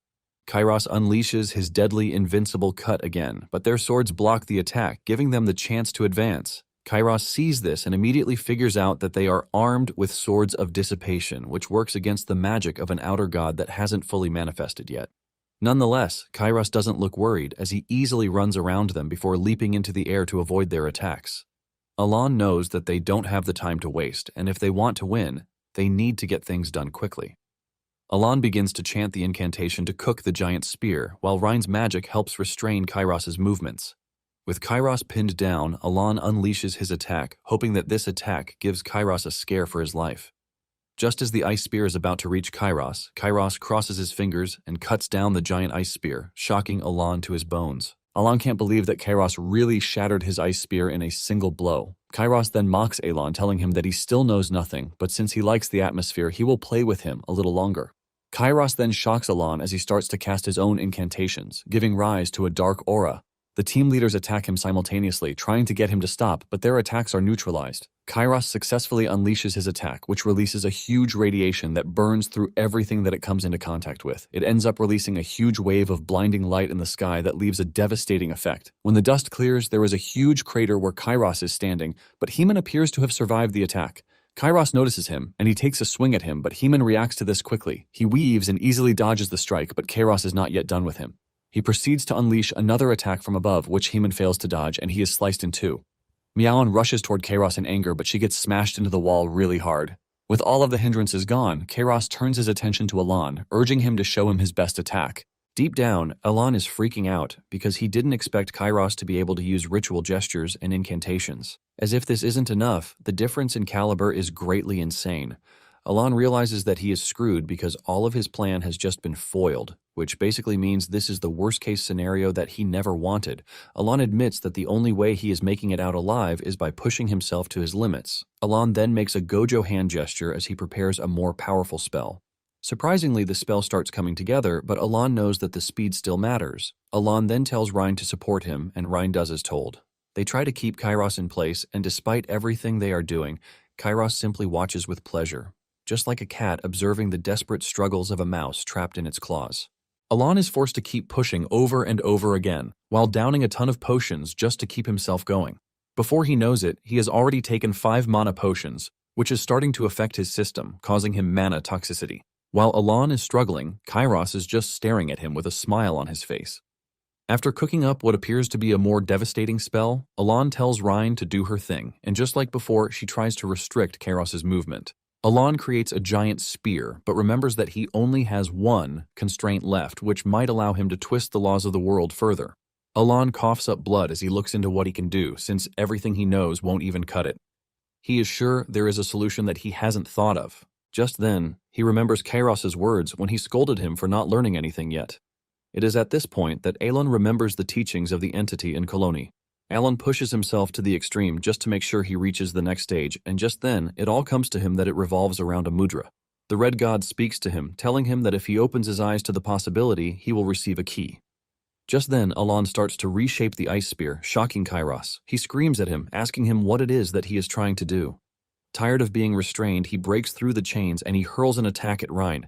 However, Alan grabs his child and takes the hit instead. Alan is already exhausted and even his hands have turned blue from mana poisoning, but he makes sure to complete what he was doing. In the end, he managed to transform the spear into a key, and the moment he unleashes the full power of the key, the entire area is turned into a glacier, unleashing an overwhelming wide-area attack effect. With Alan's knowledge, he knows that magic is governed by the pathways of the land and its established rules. It is basically the laws of fate which obey the creator's will. There is a law known as the Ice Crystal Halberd, and it freezes everything in its path, which is basically what Alan just used. He stares at the insane feat he just achieved, and he is surprised because this is the first time he is witnessing the manifestation of essence. Even though he just used a magic that is way above his level, he is glad that he managed to achieve his goal. Kairos's body is already damaged by the attack, and he commends Alan for getting the better of him, but he still blames the weak vessel that he inhabited. Kairos tells Alan that his attack would have meant nothing to him if he had given him the chance to properly incarnate.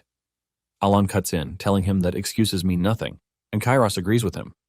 With this, Kairos is defeated and he turns to dust. With the danger completely gone, Alan collapses to the ground in exhaustion. Later on, Alan wakes up after seeing a vision of Utia stretching her hand at him while telling him that the world is at peace. Alan opens his eyes to find himself in a tent, which is the strike force's camp. Alan tries to move, but realizes that he is completely burnt out already. However, he is glad because it could have been worse, and he knows that with a bit of rest, he would soon be back on his feet. Apparently, mana poisoning from consuming too many potions can cause permanent core damage, mana sclerosis, and even death. Alan considers himself a lucky person to have even made it out alive, and he is reminiscing when Ryan walks into the room. She is surprised that he is finally awake because he has been completely out for an entire day. Rini asks him how he is feeling, and he lets her know that he is still drained from the mana toxicity, but he assures Ryan that he will manage. Alan then asks Ryan for the report on things, and she reveals that Miaon is recovering pretty fast, but Argonia is still in a life-or-death situation. Alan is even impressed that she was able to survive a direct attack from Kairos, which shows how durable half-dragons are. Ryan then tells Alan that there is something that has been bothering her, and he asks her what it is. Ryan asks Alan why he saved her because she wants to know if her life is really important to him that he would even risk defeat for it. Her question shocks Alan, and he asks her why she is suddenly asking such questions. Ryan replies that she was useless in battle and that by saving her, he risked his own life. Ryan tells Alan that even if he still needed the tracker eye, it doesn't make sense that he would sacrifice himself. Alan finally understands where she is coming from, and he clears the air, telling her that he didn't take her and her siblings in because he wanted to use them. Ryan is surprised to hear this, and Alan realizes that Ryan already assumed that this was the case. In fact, he is surprised that they all thought he saved them just to exploit them. Alan wonders if he really looks like a villain for them to have assumed such. Alan then shocks Rini, telling her that he considers all of them his family, so it is normal for him to save Ryan just as she saved him. Alan tells Ryan that their bond isn't based on necessity or self-interest, while assuring her that the relationship is not a one-way street. Alan tells Ryan that if she still feels like something is lacking, she can just wish him a happy birthday when the time comes. Ryan is overwhelmed with the realization that they are not just pawns that were created to defeat the abyssal entities. Ryan blushes really hard as she tells Alan that she finally understands him. 5 days after this, Alan had finally recovered to be able to step outside the tent. He realizes that the labyrinth truly exists outside of time because there is never night there. Alan asks Rina if she is fine, and she assures him that she is fine. 3 days after this, they finally manage to exit the labyrinth, and when they return to the mansion, Yeban almost lost his mind from how terrible the two looked. Yeban starts preparing tea while scolding Alan for not allowing him to follow them. Basically, Alan didn't allow Yeban to follow him because he was scared that his presence would ruin his plan. After all, Yeban didn't have any ties to the Labyrinth City back in the game. After the news of their exploit has finally spread through the city, Alan prepares to take his leave. As he is about to step into his carriage, Ryan asks him when his birthday is, and he replies that it was the 20th of last month. Ryan figures out that it is September 20th, and she assures him that she will remember it for the next birthday. In the carriage, Yeban teases Alan, telling him that his next birthday would be special because he would receive gifts from his children. Alan lets Yeban know that he is not actually expecting much. He is looking forward to maybe a bottle of wine or a small artifact, nothing really huge. Ryan, on the other hand, is still overwhelmed that she has a family. The word family has always been meaningless to her, but thanks to Alon, it finally became a path she could walk on. Even the title patron, which she chose out of respect, became the symbol of a true bond. Ryan starts thinking of how she can be closer to Alon than anyone else. Ryan, who has always maintained a stoic face, is seen smiling all around the house, thinking of what birthday gift she could offer Alon on his next birthday. Without hesitation, she thinks of sacrificing the lord of the city for starters. In no time, autumn passed and winter came. After a long rest, the effects of the mana poisoning began to disappear, and alongside daily business, Alon managed to catch up on his correspondence with Yudia. Later on, Yebun informs him that he has a package from Loria. Alon opens the package, which turns out to be a crystal ball, and Loria lets him know that she is reaching out to him to give him her report. It is at this point that it dawns on Alon that he is actually a faction leader now, but the idea of a duchess bowing to a count like him still feels really weird. Loria then tells Alon that the faction is doing great, and in addition, she has taken care of what he mentioned. She reveals that Kalfa has now taken full control of Asteria's underworld, just like he wanted. She congratulates him on this new success, but Alon is completely confused because he doesn't remember asking for anything of such. Unknown to him, they misunderstood his statement that they needed to bring order to the underworld, and they went ahead to gain complete control of the underworld. Alon didn't even think Loria would be capable of doing this, but she managed to pull it off, which completely baffles Alon. Loria tells him that it was pretty easy because he had already eliminated the heads of the royalist and aristocratic factions. Alon almost loses his mind because this wasn't his doing. Loria then asks Alon what he plans to do next. She is already suggesting the king, but Aelin tells her that they just need to focus on maintaining the status quo as it stands. With this, Loria ends her report and she signs off. After the call, Alon cannot believe that in one night, he went from leader of a villainous faction to king of the underworld without even lifting a finger. He finally understands why he was invited to the royal banquet, which will be held in a month at the royal palace. It turns out that it was the queen herself who specially invited Alon to the banquet, and Alon is losing it because all he wants is to live a peaceful, noble life, but they are always looking for ways to ruin it for him. Meanwhile, a strange man had gone to the 5th floor of the labyrinth to check out the level of damage that was inflicted by Alon, and he was blown away by how insane it was. The man asks a strange question about how he is curious to know if Alon will be able to hold his own next time. Back at Aelin's place, he is still worried that he has been invited to the banquet by the queen, and he wonders if it is related to Kalfa.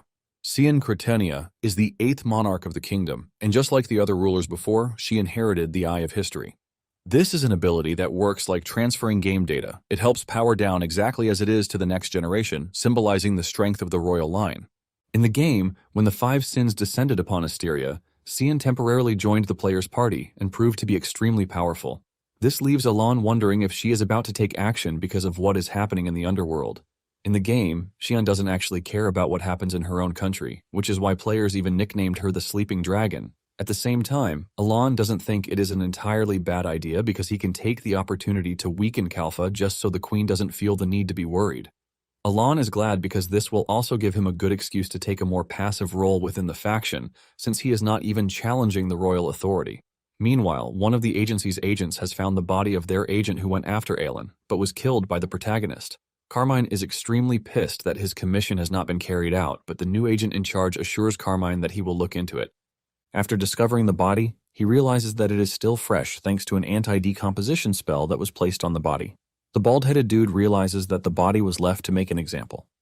The dude is worried that their boss would be pissed that their success rate is no longer 100%. The Baldy realizes that Alon is truly an influential person, and the agent decides to ask the person closest to him about who he is. Later on, Deus is strolling through his mansion when he notices someone's presence behind him and demands that the person step out. It turns out to be the Baldy, and he confidently steps out with his weapon. He tells Deus that he would like him to reveal everything he knows about Alon. The agent believes that Deus would already be peeing his pants, but he suddenly spots a thread close to him. He freaks out, and by the time he looks up, he sees 2 of his comrades hanging from the ceiling. Deus immediately figures out that the Baldy is part of the agency, and before he can even react, he is also strung up to the ceiling like his comrades. Deus tears him apart because he even has the audacity to talk about Alon's death in his presence. Meanwhile, the siblings were holding a meeting while Deus was busy taking care of the assassins. Xiaolong and Yutia are still busy arguing about who gets to marry Alon or not. Rina finally opens up about what she wants, telling Yutia that she wants the opportunity to send her letters to Alon directly. Yutia reminds her that she is already handling this for everyone, but Ryan insists that there is something she wants to report regarding the tracker eye. Yutia suggests that she tell her, but Rina refuses, saying it is an important matter, so she would like to explain it herself. Rhine makes sure to stand her ground when it comes to this, and the group is shocked when they suddenly see Rhine smiling as she mentions Alon's name. Rhine tries to deny this, telling them that she remembered something amusing, which is why she smiled. Not long after this, Deus, who has bloodstains on his outfit, joins the meeting, and he apologizes for his lateness. Seolong tells him that he has not missed anything important because the meeting will start in 5 minutes. Radon then asks Deus why he came late, and Deus tells his siblings that he has something to report before they begin the meeting. He lets them know that there is an organization called the Agency that is after Alon, and the moment they hear this, the whole team becomes even more attentive. Utia urges Deus to explain the situation, and Deus mentions that there are 15 agents, but he has eliminated 3 already. Deus adds that he already has information on most of them, and Seolong immediately suggests that they wipe them all out. While the rest of the team agrees to kill the agents, Radon voices his opinion, saying they should gather information first to establish a plan, just like they always do. The rest of the group yells at him, asking him what would happen if they managed to hurt Alon. Seolong is even more surprised that Radon is suggesting such, and this forces her to ask Radon if he is a traitor. Radon tries to defend himself, saying he is only suggesting that they understand the full picture first. Realizing that no one else is on his side, Radon is forced to just follow the crowd. Utia then dismisses the meeting, telling her siblings that they would resume the meeting after they have taken care of the agents. After the call, Radon is surprised that they are calling him a traitor, but deep down he knows he is not one. Since Alon was the one who gave him power and the chance for revenge, his loyalty to him is practically unshakable. However, he is convinced that the level of loyalty the others have to Alon is fanaticism. Later on, Alon arrives at Tyria, the capital of the Asteria Kingdom. Just like before, Alon heads into the hall while the rest of the nobles follow from behind since he is their leader. Alon is worried that with the way they are following him, it might be misjudged that he is there to challenge the queen. Alon starts thinking of a way to kick his plan into motion, and he assumes that bowing to the queen would make things better. Upon stepping into the hall, Alon is blown away by how magnificent it is. However, he notices that the aristocratic and royalist factions are really going at it, and they are not even hiding what they want. Alon remains his lonesome self, thinking about how to solve his problem. He then walks up to the queen to offer his greeting, and the queen urges him to raise his head. The queen looks absolutely gorgeous on her throne, and she talks to Alon with a commanding tone. The other nobles are already celebrating that Alon is about to be crushed by the queen, but just then, Sion shocks everyone with a declaration that no one had expected. The queen reveals her decision to make Alon a marquis, and even Alon himself never expected this. Everyone freezes in shock when they hear this, and Sion explains her reason behind the promotion. She mentions that Alon was able to clean up the underworld that was rotting away at Asteria, so this is basically his reward. Alon is totally confused because this only means that she is helping Kalfa grow even stronger. Even though she has never shown any interest in running the nation, it is even more surprising that she is handing out rewards. Alon doesn't think there is anything that warrants making him a marquess, and he assumes that this is the queen's way of saying she can actually crush the faction anytime she wants. Sion then steps down from her throne and raises Alon's head, urging him to smile a little because a smile looks good on him. After making this declaration, Sion tells everyone that she is done and she walks away, while urging them to enjoy the banquet. After her departure, the other nobles start to congratulate Alon on his promotion. Even the 2 ladies are impressed at how much reach Alon now has. Meanwhile, the other factions are losing their minds because they were expecting Alon to be punished, but he was promoted instead. Later on at the slums of the Ashtalan Kingdom, Philboyd is seen heading to a strange location. Apparently, he still holds a grudge about what happened, but unlike Rimgrave, who suffered physical damage, the only thing he lost is his influence. He really wanted Kalfa to be dissolved, but instead of this, Alon even received the Queen's approval. Upon arriving at the secret base where he is headed, he is stopped at the entrance, and a password is demanded from him. Philboyd provides the password, and he is allowed into the facility. Since he is there for the boss, they tell him to head to the back. Philboyd opens the inner door only to find Seolong inside. He assumes that she is the boss, and when Seolong asks him why he is there, he basically reveals that he is there to commission Alon's assassination. He promises to pay whatever the amount is, but just then, Seolong throws him the head of the leader of the establishment, and this is when Philboyd realizes that he is screwed. He screams in fear as he rushes out of the establishment, but Seolong easily intercepts him. Philboyd goes down on his knees, begging to be spared, assuring Seolong that he would reward her handsomely. However, Seolong shocks him with an unexpected question, asking him why he would want to harm her benefactor and husband-to-be. Philboyd doesn't understand what is going on until his head flies off his neck in a flash, with Seolong menacingly declaring that no one has the right to touch her benefactor. 1 week later, Loria and Zenonia are left wondering what the next move for Kalfa is. Alan, on the other hand, is busy going around tasting cake as he is not ready to disturb himself with what the faction has going on. Sometime later, Yeban and Alan head to the border of the plains and the desert. Alan suggests that they stop by the forest first, since the desert is near Koloni. Alan figures out that since he has defeated Kairos, he just has to return to the Kahala ruins. As if this is not enough, he also has to go to Raxus to activate the item that Heinkel gave him. Since he is now a Marquis, Alan figures out that he has to prepare himself for what is to come. Apparently, there was another game called Callisophobia, and both were developed by the same team. Interestingly, both games are running simultaneously, but their worlds are completely different, so they share no common elements. Alan had dropped Calypso right from the start, so he doesn't really know much about the game, but the protagonist's name is Nair. Alan can only hope that the changes in psychedelia don't trigger a butterfly effect in Calypso. Nonetheless, he is confident that the protagonist and Calypso will handle the situation. Alan and Yaban then continue their journey on foot. It appears that they are going after the agency, and after a while, they come across a cave. Alan knows how dangerous the agency leader, Alchemy, is, but he figures out that he would be fine if he sticks to the plan. The two finally reach the end of the cave, where the agency building is situated, only to find it completely deserted and ruined. Some hours earlier, Utia had appeared at the agency's building, and she looked absolutely pissed. Alchemy is surprised that only one person came after him, since he is known as the greatest slaughterer who has been beheading the strongest for nearly 300 years. He hasn't even fully removed his sword from the scabbard when Utia strikes him. Alchemy falls to his knees, and his head is overrun by guilt for everything he has done so far. He loses his mind, and he starts screaming in pain, but Utia has no intention of forgiving him because he has committed an unforgivable crime. Alchemy is strung up, and he screams out in pain, asking for someone to help him, but there is no one to help him, and he is torn apart. Even after tearing him to shreds, Utia still believes that the death she gave him is too fast, and this is because she wants to catch up with Alan, who had already written to her that he is heading to Koloni. Since she doesn't want Xiaolong to marry Alan behind her back, she has no choice but to go. With this, the agency was completely wiped out, leaving no trace whatsoever. Back to the present, Alan is stunned when he sees the state of the hideout, leaving him to wonder what could have happened inside. However, Yaban is glad that they came because there is a ton of treasure inside the hideout. Alan tells him that the items are usually bound to the owner with a spell, but since Yaban is able to touch them, it means Alchemy is already gone. Alan ultimately unveils his spirit of greed as he suggests that they take everything, especially potions and jewelry. The two then pack the carriage with all the treasures that they can, and not long after this, they arrive at Koloni, where Xiaolong is already waiting for them. After her warm welcome, Alan and Yaban set off for the ruins under the protection of Xiaolong's clan. On their way to the ruins, Xiaolong asks Alan if he can do her a favor, and he assures her that if it is within his power, he would.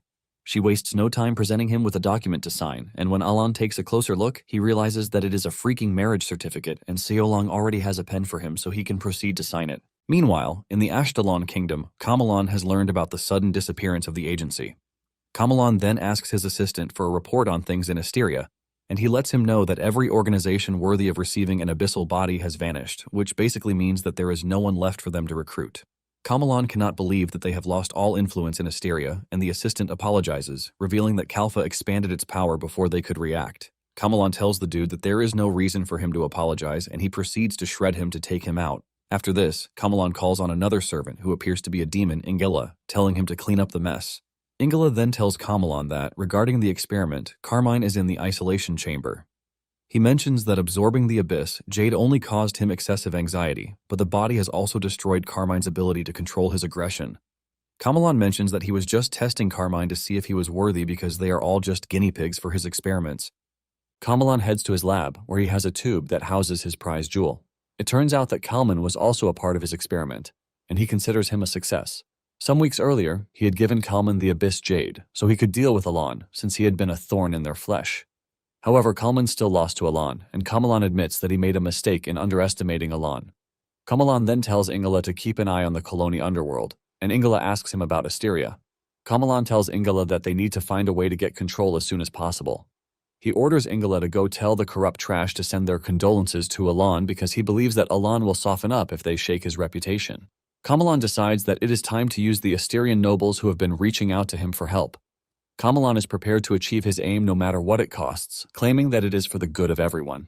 Back in Koloni, Alan is stunned when Xiaolong gives him the marriage certificate to sign. Xiaolong lets him know that she wants to make the marriage official. Alon finds himself in a dilemma because he knows that he can't use the family trick on her again. He also cannot afford to trick her, so the only way out is to talk her out of it. Alon then tells Xiaolong to think about the decision again when she is older. Xiaolong demands to know how many years he is talking about, and Alon tells her to remind him in 2 years when she is more mature. Xiaolong happily agrees to this, and Alon pats her on the head, hoping that she marries someone that she loves. Alon believes that Xiaolong will understand this when she grows up. Not long after this, they arrive at the ruins, and just like before, Alon proceeds into the ruins alone, while Yaban and Xiaolong stand outside. Upon arriving at the central tower, Alon hears his person of interest speak out to him. Alon is surprised to see that the person who has been interacting with him is a dragon woman. Even though it is just a silhouette of the being, Alon could tell what she is.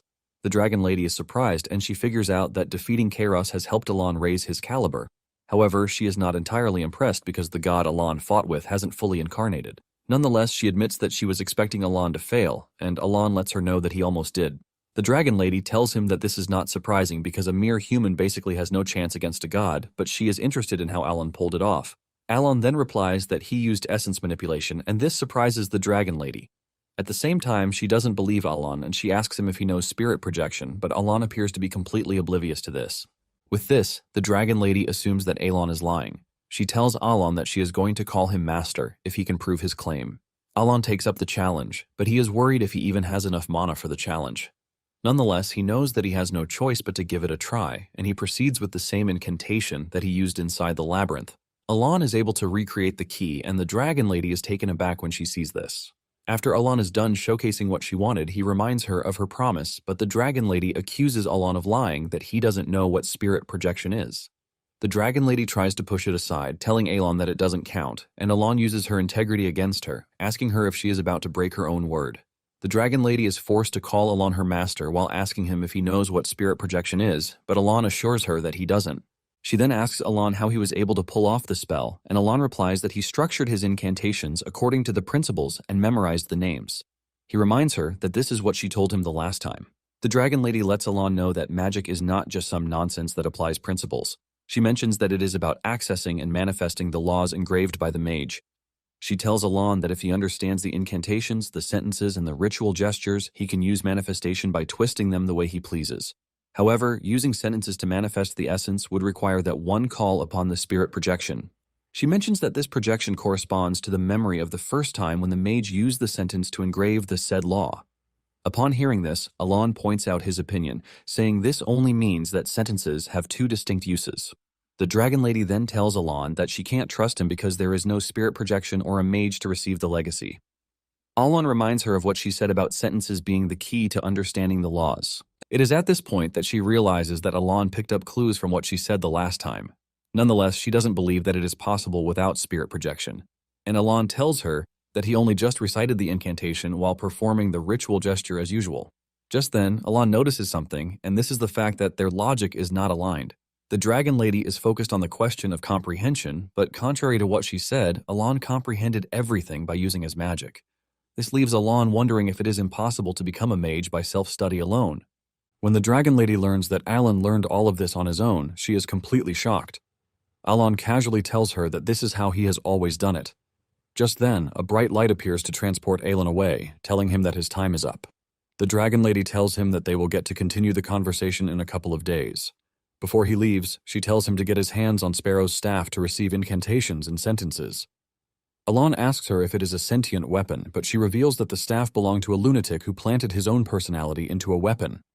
Alon is worried that Sparrow won't give it to him, since sentences are like a secret art. The dragon lady then reveals that Sparrow never found an heir, so she is pretty sure that he is still wandering around in frustration.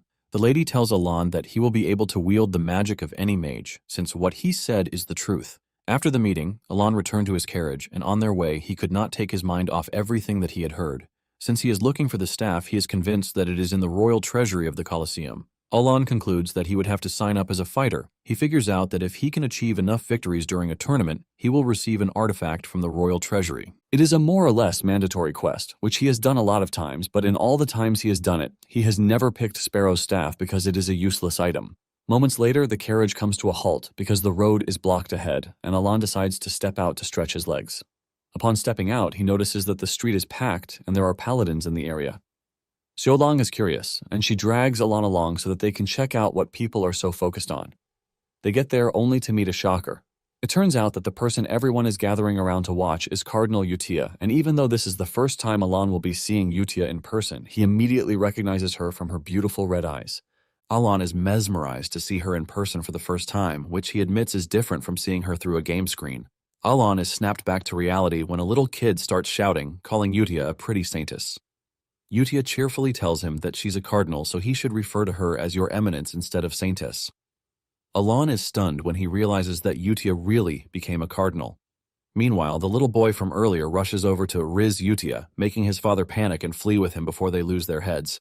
Yutia then turns to Alon, saying they need to find a place to chat since they bumped into each other. Alon turns to get Xiaolong's opinion, but she's already nodding in excitement and suggests they head to the guild's headquarters. A few minutes later, they ride off in their own respective carriages, but Yeban notices that Xiaolong suddenly seems depressed, so he asks Alon about it. But Alon is only interested in knowing how influential a cardinal from Rosario is. Yeban tells him that it's the highest position after the Pope, so it's quite influential, and apparently a cardinal can declare a holy war. Yeban is stunned when Alon informs him that Yutia actually became a cardinal. He had already seen the Holy Kingdom's carriage earlier, but he did not know it belonged to Yutia. Since gathering information from Rosario was more difficult, his information network had not been able to provide him with any updates regarding her. Alon doesn't mind that she climbed that high as long as she's happy wherever she finds herself. Even so, he's certain he can ask Yutia for a favor, since they've been writing to each other, making her the closest one to him. Alon is pleased that he finally has a solid, powerful backer in his corner. Soon afterward, they arrive at the guild, and Xiaolong is about to cling to Alon as usual. But Yutia glares at her, making her quickly reconsider. While Yutia happily chats with Alon about her business in Colony, Xiaolong cowers beside her, docile as a lamb. Yutia then tells Alon that one of the reasons she came was to personally tell him about her promotion to cardinal. A bright smile spreads across her face as she lets him know how happy she is to see him in person. Alon is drawn in by her angelic smile, admitting that it could make anyone mistake a terrifying character like her for a saint. Alon tells Yutia that he's also happy to see her, even though deep down he purposely avoided her because he was traumatized by her destructive side in the game. But seeing how differently she has grown now, Alon can't help but be proud of her. On the other hand, Xiaolong quietly calls Yutia out for pretending to have an important business in Colony when she clearly came just for their godfather. Yutia doesn't really deny it, but she sternly warns Xiaolong not to slander her, leaving Xiaolong terrified. Though Yutia looks normal on the outside, Alon notes that Xiaolong has been acting nervous around her this whole time, so he asks if everything is fine between them and whether they're getting along. Yutia immediately embraces Xiaolong and, with the brightest smile in the room, assures Alon that everything is peachy between them. With an awkward smile on her face, Xiaolong also confirms it, but she's not a good enough actor like Yutia. Then, out of the blue, Xiaolong suddenly reminds Alon about his promise to consider their marriage again in 2 years. Though taken aback, Alon quickly brushes her off, saying they will see what happens when that time comes. Yutia is curious as she asks what Xiaolong means, and Xiaolong happily explains that Alon promised to seriously consider their marriage in 2 years' time. Alon tries to explain himself, but Xiaolong refuses to give him that chance. Yutia then gently asks Alon if he only said that to calm Xiaolong down, knowing how immature she can be at times. Alon is surprised that Yutia actually understood his intention. Seeing how she acts very mature, he wonders if it is simply because she is the eldest. Yutia's expression suddenly darkens as she tries to get Alon to admit that he was forced into reassuring Xiaolong by promising to consider the marriage proposal in 2 years. She believes he only made that promise because he had been backed into a corner. Alon, however, is left confused as he listens to Yutia essentially speak on his behalf. Yutia then turns her attention to Xiaolong and tells her not to put Alon in such a difficult position. She also reminds Xiaolong that she is still too young to be thinking about marriage, but Xiaolong confidently insists that she is already at the right age. Frustrated that Yutia is trying to ruin her plans, Xiaolong angrily reminds her that she's the one who is too old. However, Yutia points out that Xiaolong is only 2 years younger than her, but Xiaolong refuses to back down as she insists that Raina already told her Yutia's real age. She's about to reveal that Yutia is at least 1,000 years old when Yutia slams her into the ground, causing the floor to collapse. Yutia then pretends that it collapsed because the building must be faulty. The whole time, Alon has no interest in getting involved with their catfight, but even he knows that revealing a woman's age like that is taboo. Putting on her saintly expression, Yutia calmly announces that she will go retrieve Xiaolong from downstairs where the faulty building sent her. But watching her effortlessly switch personalities like that reminds Alon once again that beneath that perfect facade, she is still one of the 5 great sins. After that incident, Utia was able to talk with Alon in peace, after which she prepared to leave for her assignment at the royal palace. However, she promises to visit Alon during his stay in Colony. Utia then asks if he plans to participate in the Colosseum tournament because of the reward. She offers to help him check with the palace and see whether the item he is searching for is still available. Alon is pleased to hear this and tells her that he is looking for Sparrow's staff, but since it is considered a worthless artifact, he doubts anyone would have bothered taking it from the royal treasury. Promising they'll see each other next time, Utia drives off in her carriage. On the other hand, Xiaolong heaves a sigh of relief to have finally gotten rid of the Wicked Witch. Alon then decides to get a move on registering for the tournament because he heard that registration takes forever to complete. However, by the following day, he completed his registration in the shortest time possible thanks to Xiaolong's influence. Unlike others who needed to wait in line all night, Alon is surprised that he got his F-rank gladiator tag in a few seconds. With the registration done, Alon plans to grind his way up to A rank because that is the only way to access the royal treasury to get the item he needs. 2 days later, the gladiator tournament began, and the Colosseum was packed full to witness the F-rank deathmatch.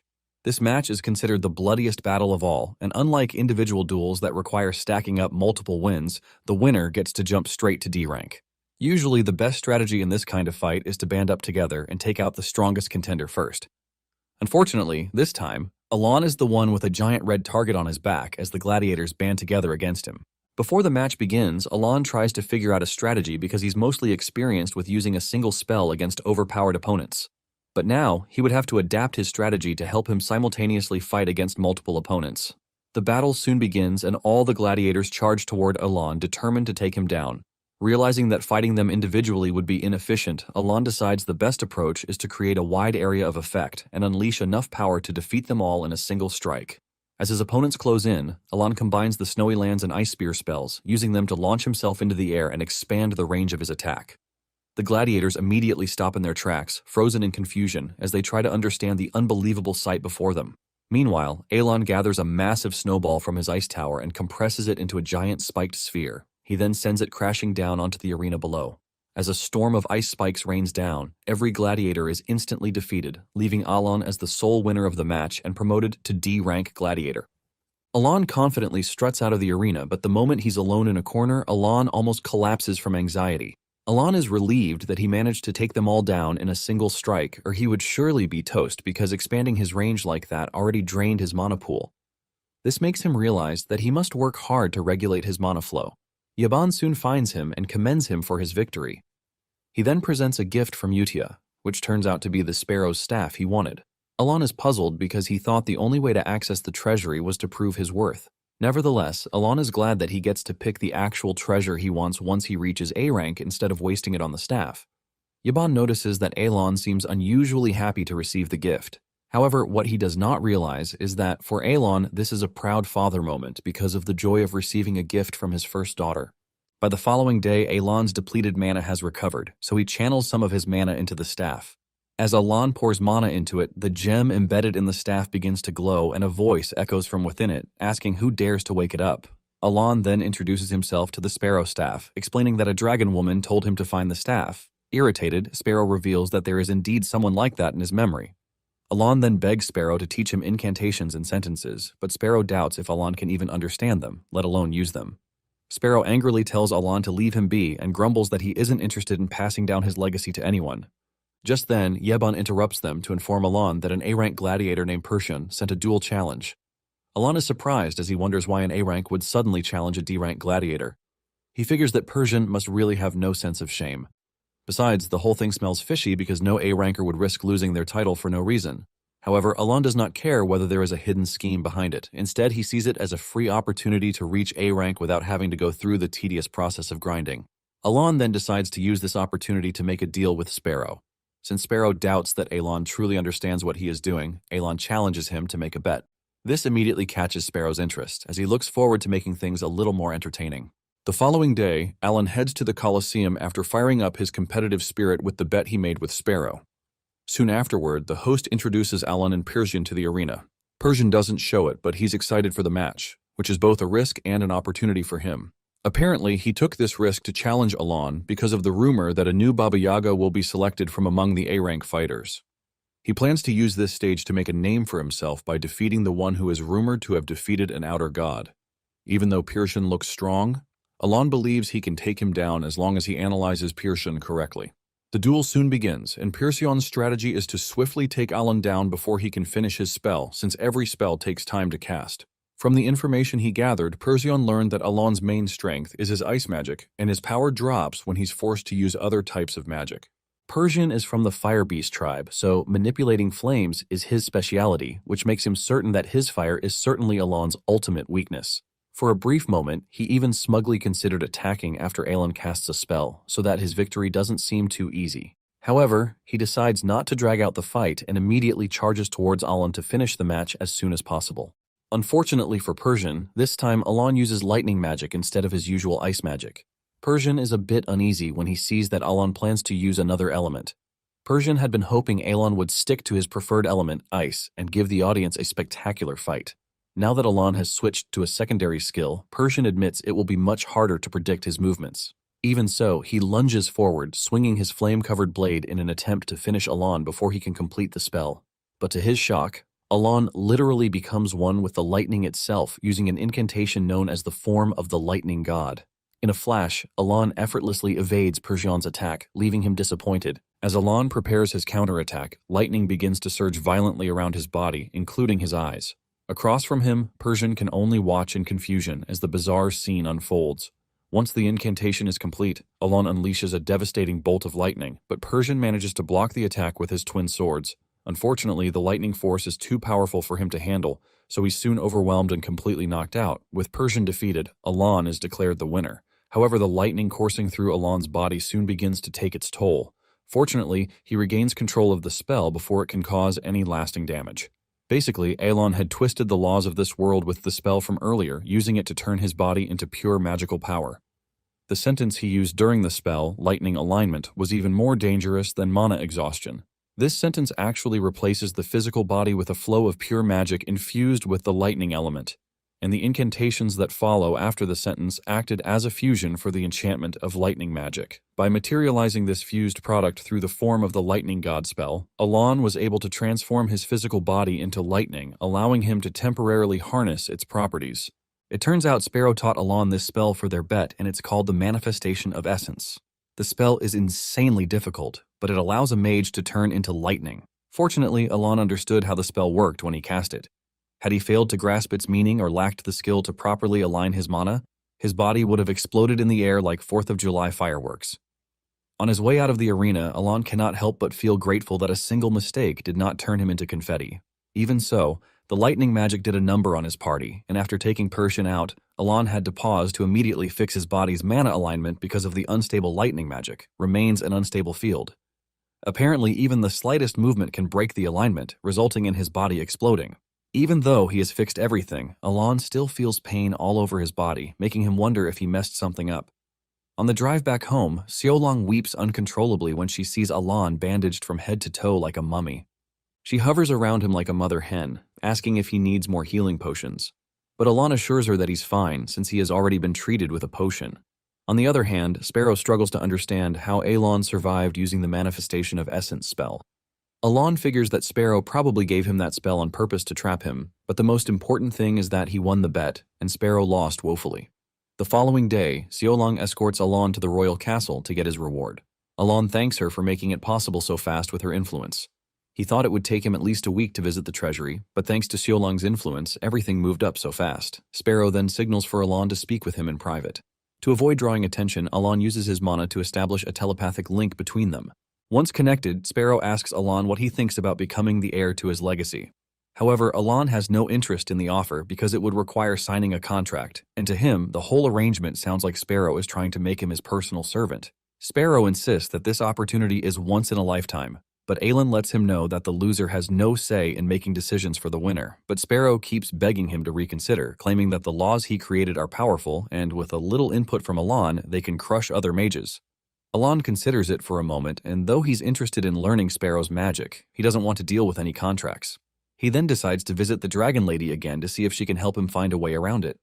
Alon then reminds Sparrow that he once called him useless without spirit projection. Sparrow quickly points out that he has already apologized for his ignorance, but no matter how much he tries to smooth things over, Alon refuses to budge, leaving Sparrow frustrated. Soon afterward, they arrive at the royal palace, and Siolang quickly drags Alon away, leaving Yeban behind with an angry sparrow. Inside the palace, Alon pays his respect to Carmaxes, the king of Colony, who commends him, saying he was very impressed with Alon's duel.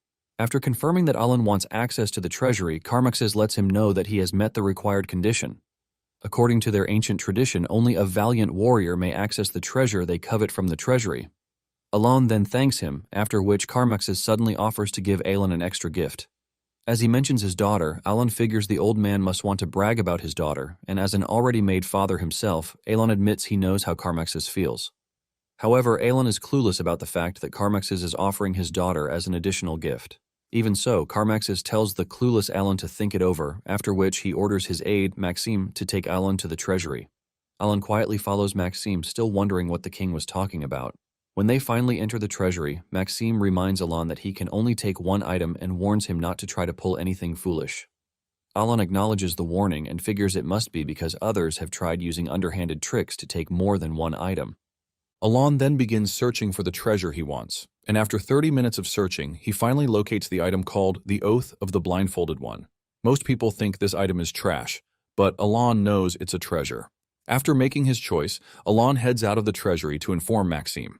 Alon dreads the fact that he has to go back to report to the king because he doesn't want to listen to him talk about his daughter. However, as soon as he steps into the throne room, Carmaxes doesn't mention his daughter again, but Alon notices that he's acting strange. He then presents what he chose and is about to thank the king, but Carmaxes suddenly urges him to head home. He also tells Alon to consider what he said earlier about his daughter a joke. Before Alon can make sense of anything, Siolang drags him out without even giving him the chance to properly say goodbye.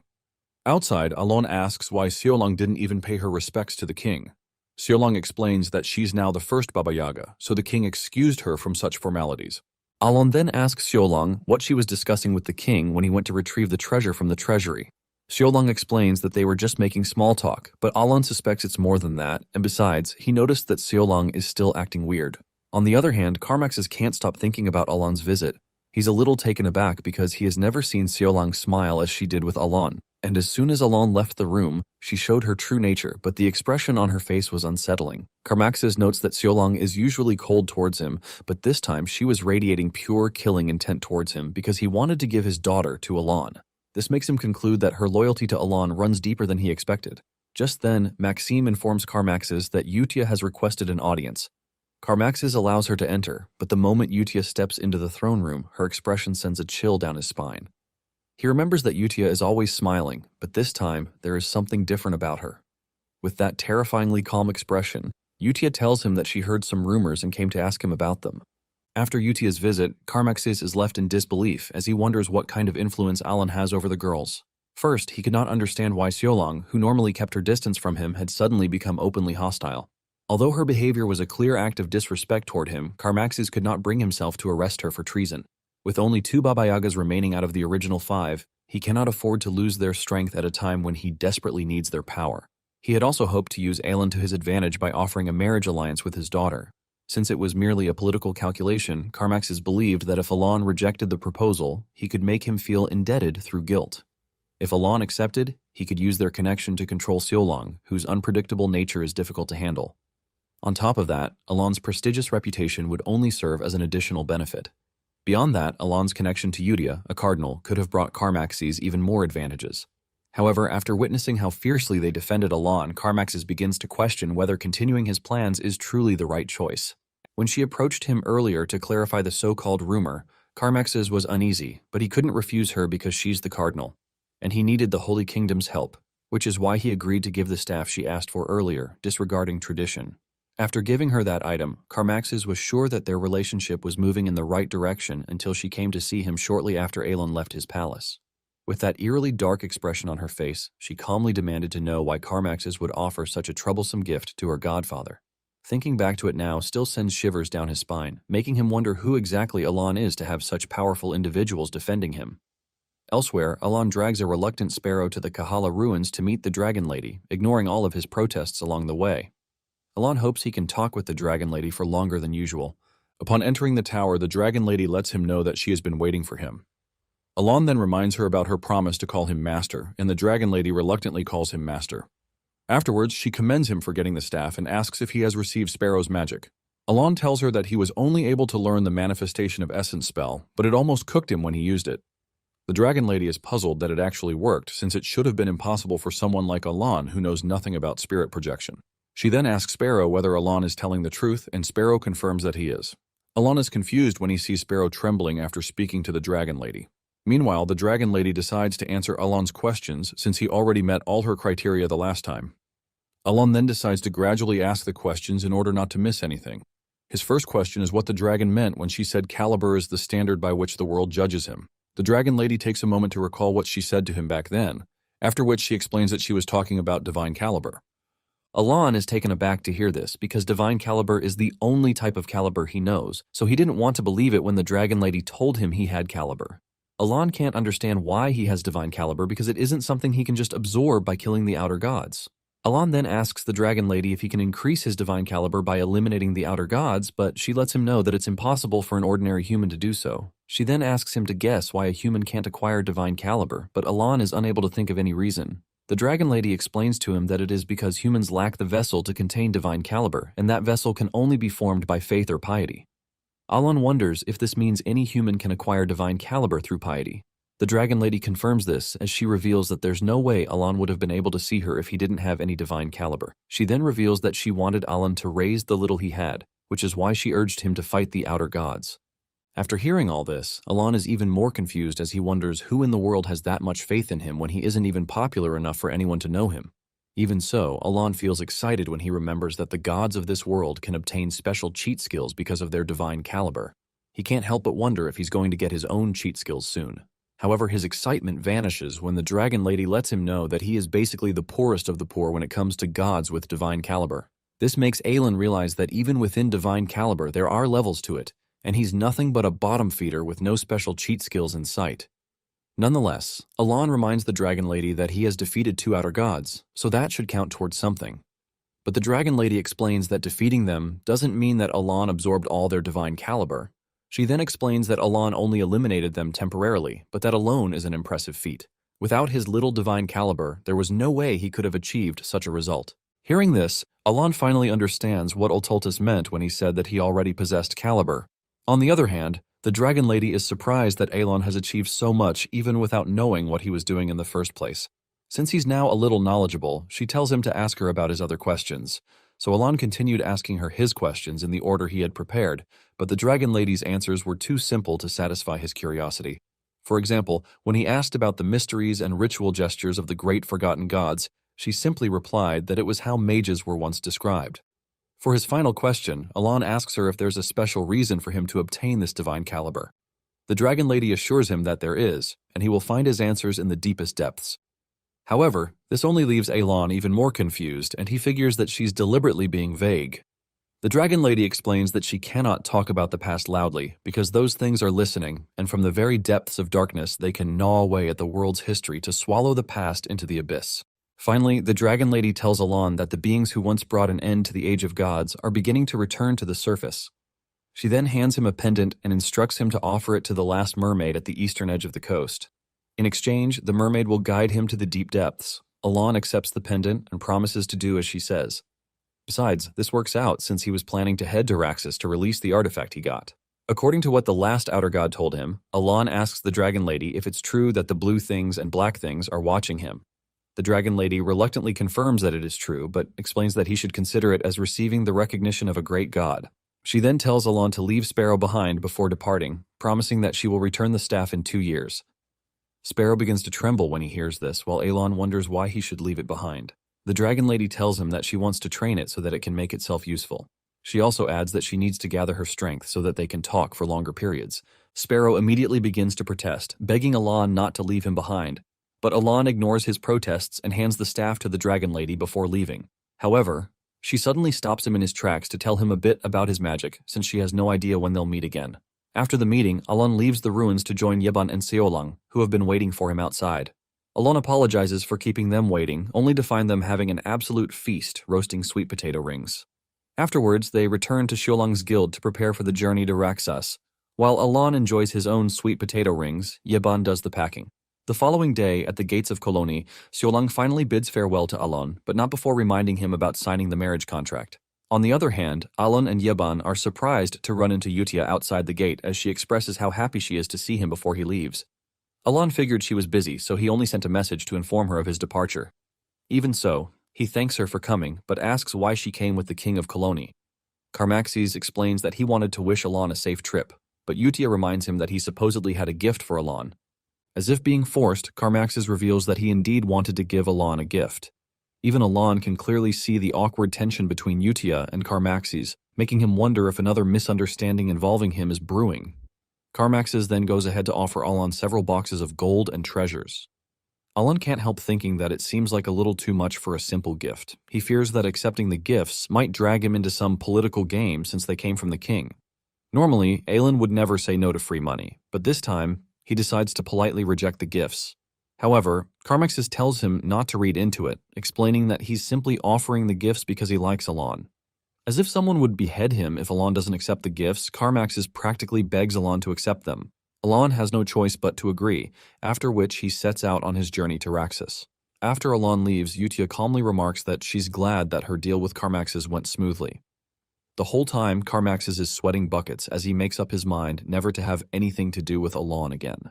Just because of his greed for power, he wanted to use Alon and ended up having to deal with Yutia, which has depleted his lifespan, making him consider going back to the happy magic herb he gave up years ago. Meanwhile, Alon is on cloud 9 as he uses a bag of gold to calm his nerves. He is relieved that he finally has enough money to cover the deficit in his county's finances. Yeban then asks Alon if he truly wants a peaceful life. Alon answers yes, but Yeban finds it ironic, considering his current situation. Alon assures him that he will only be busy for a short while, but Yeban believes it may continue for several more years.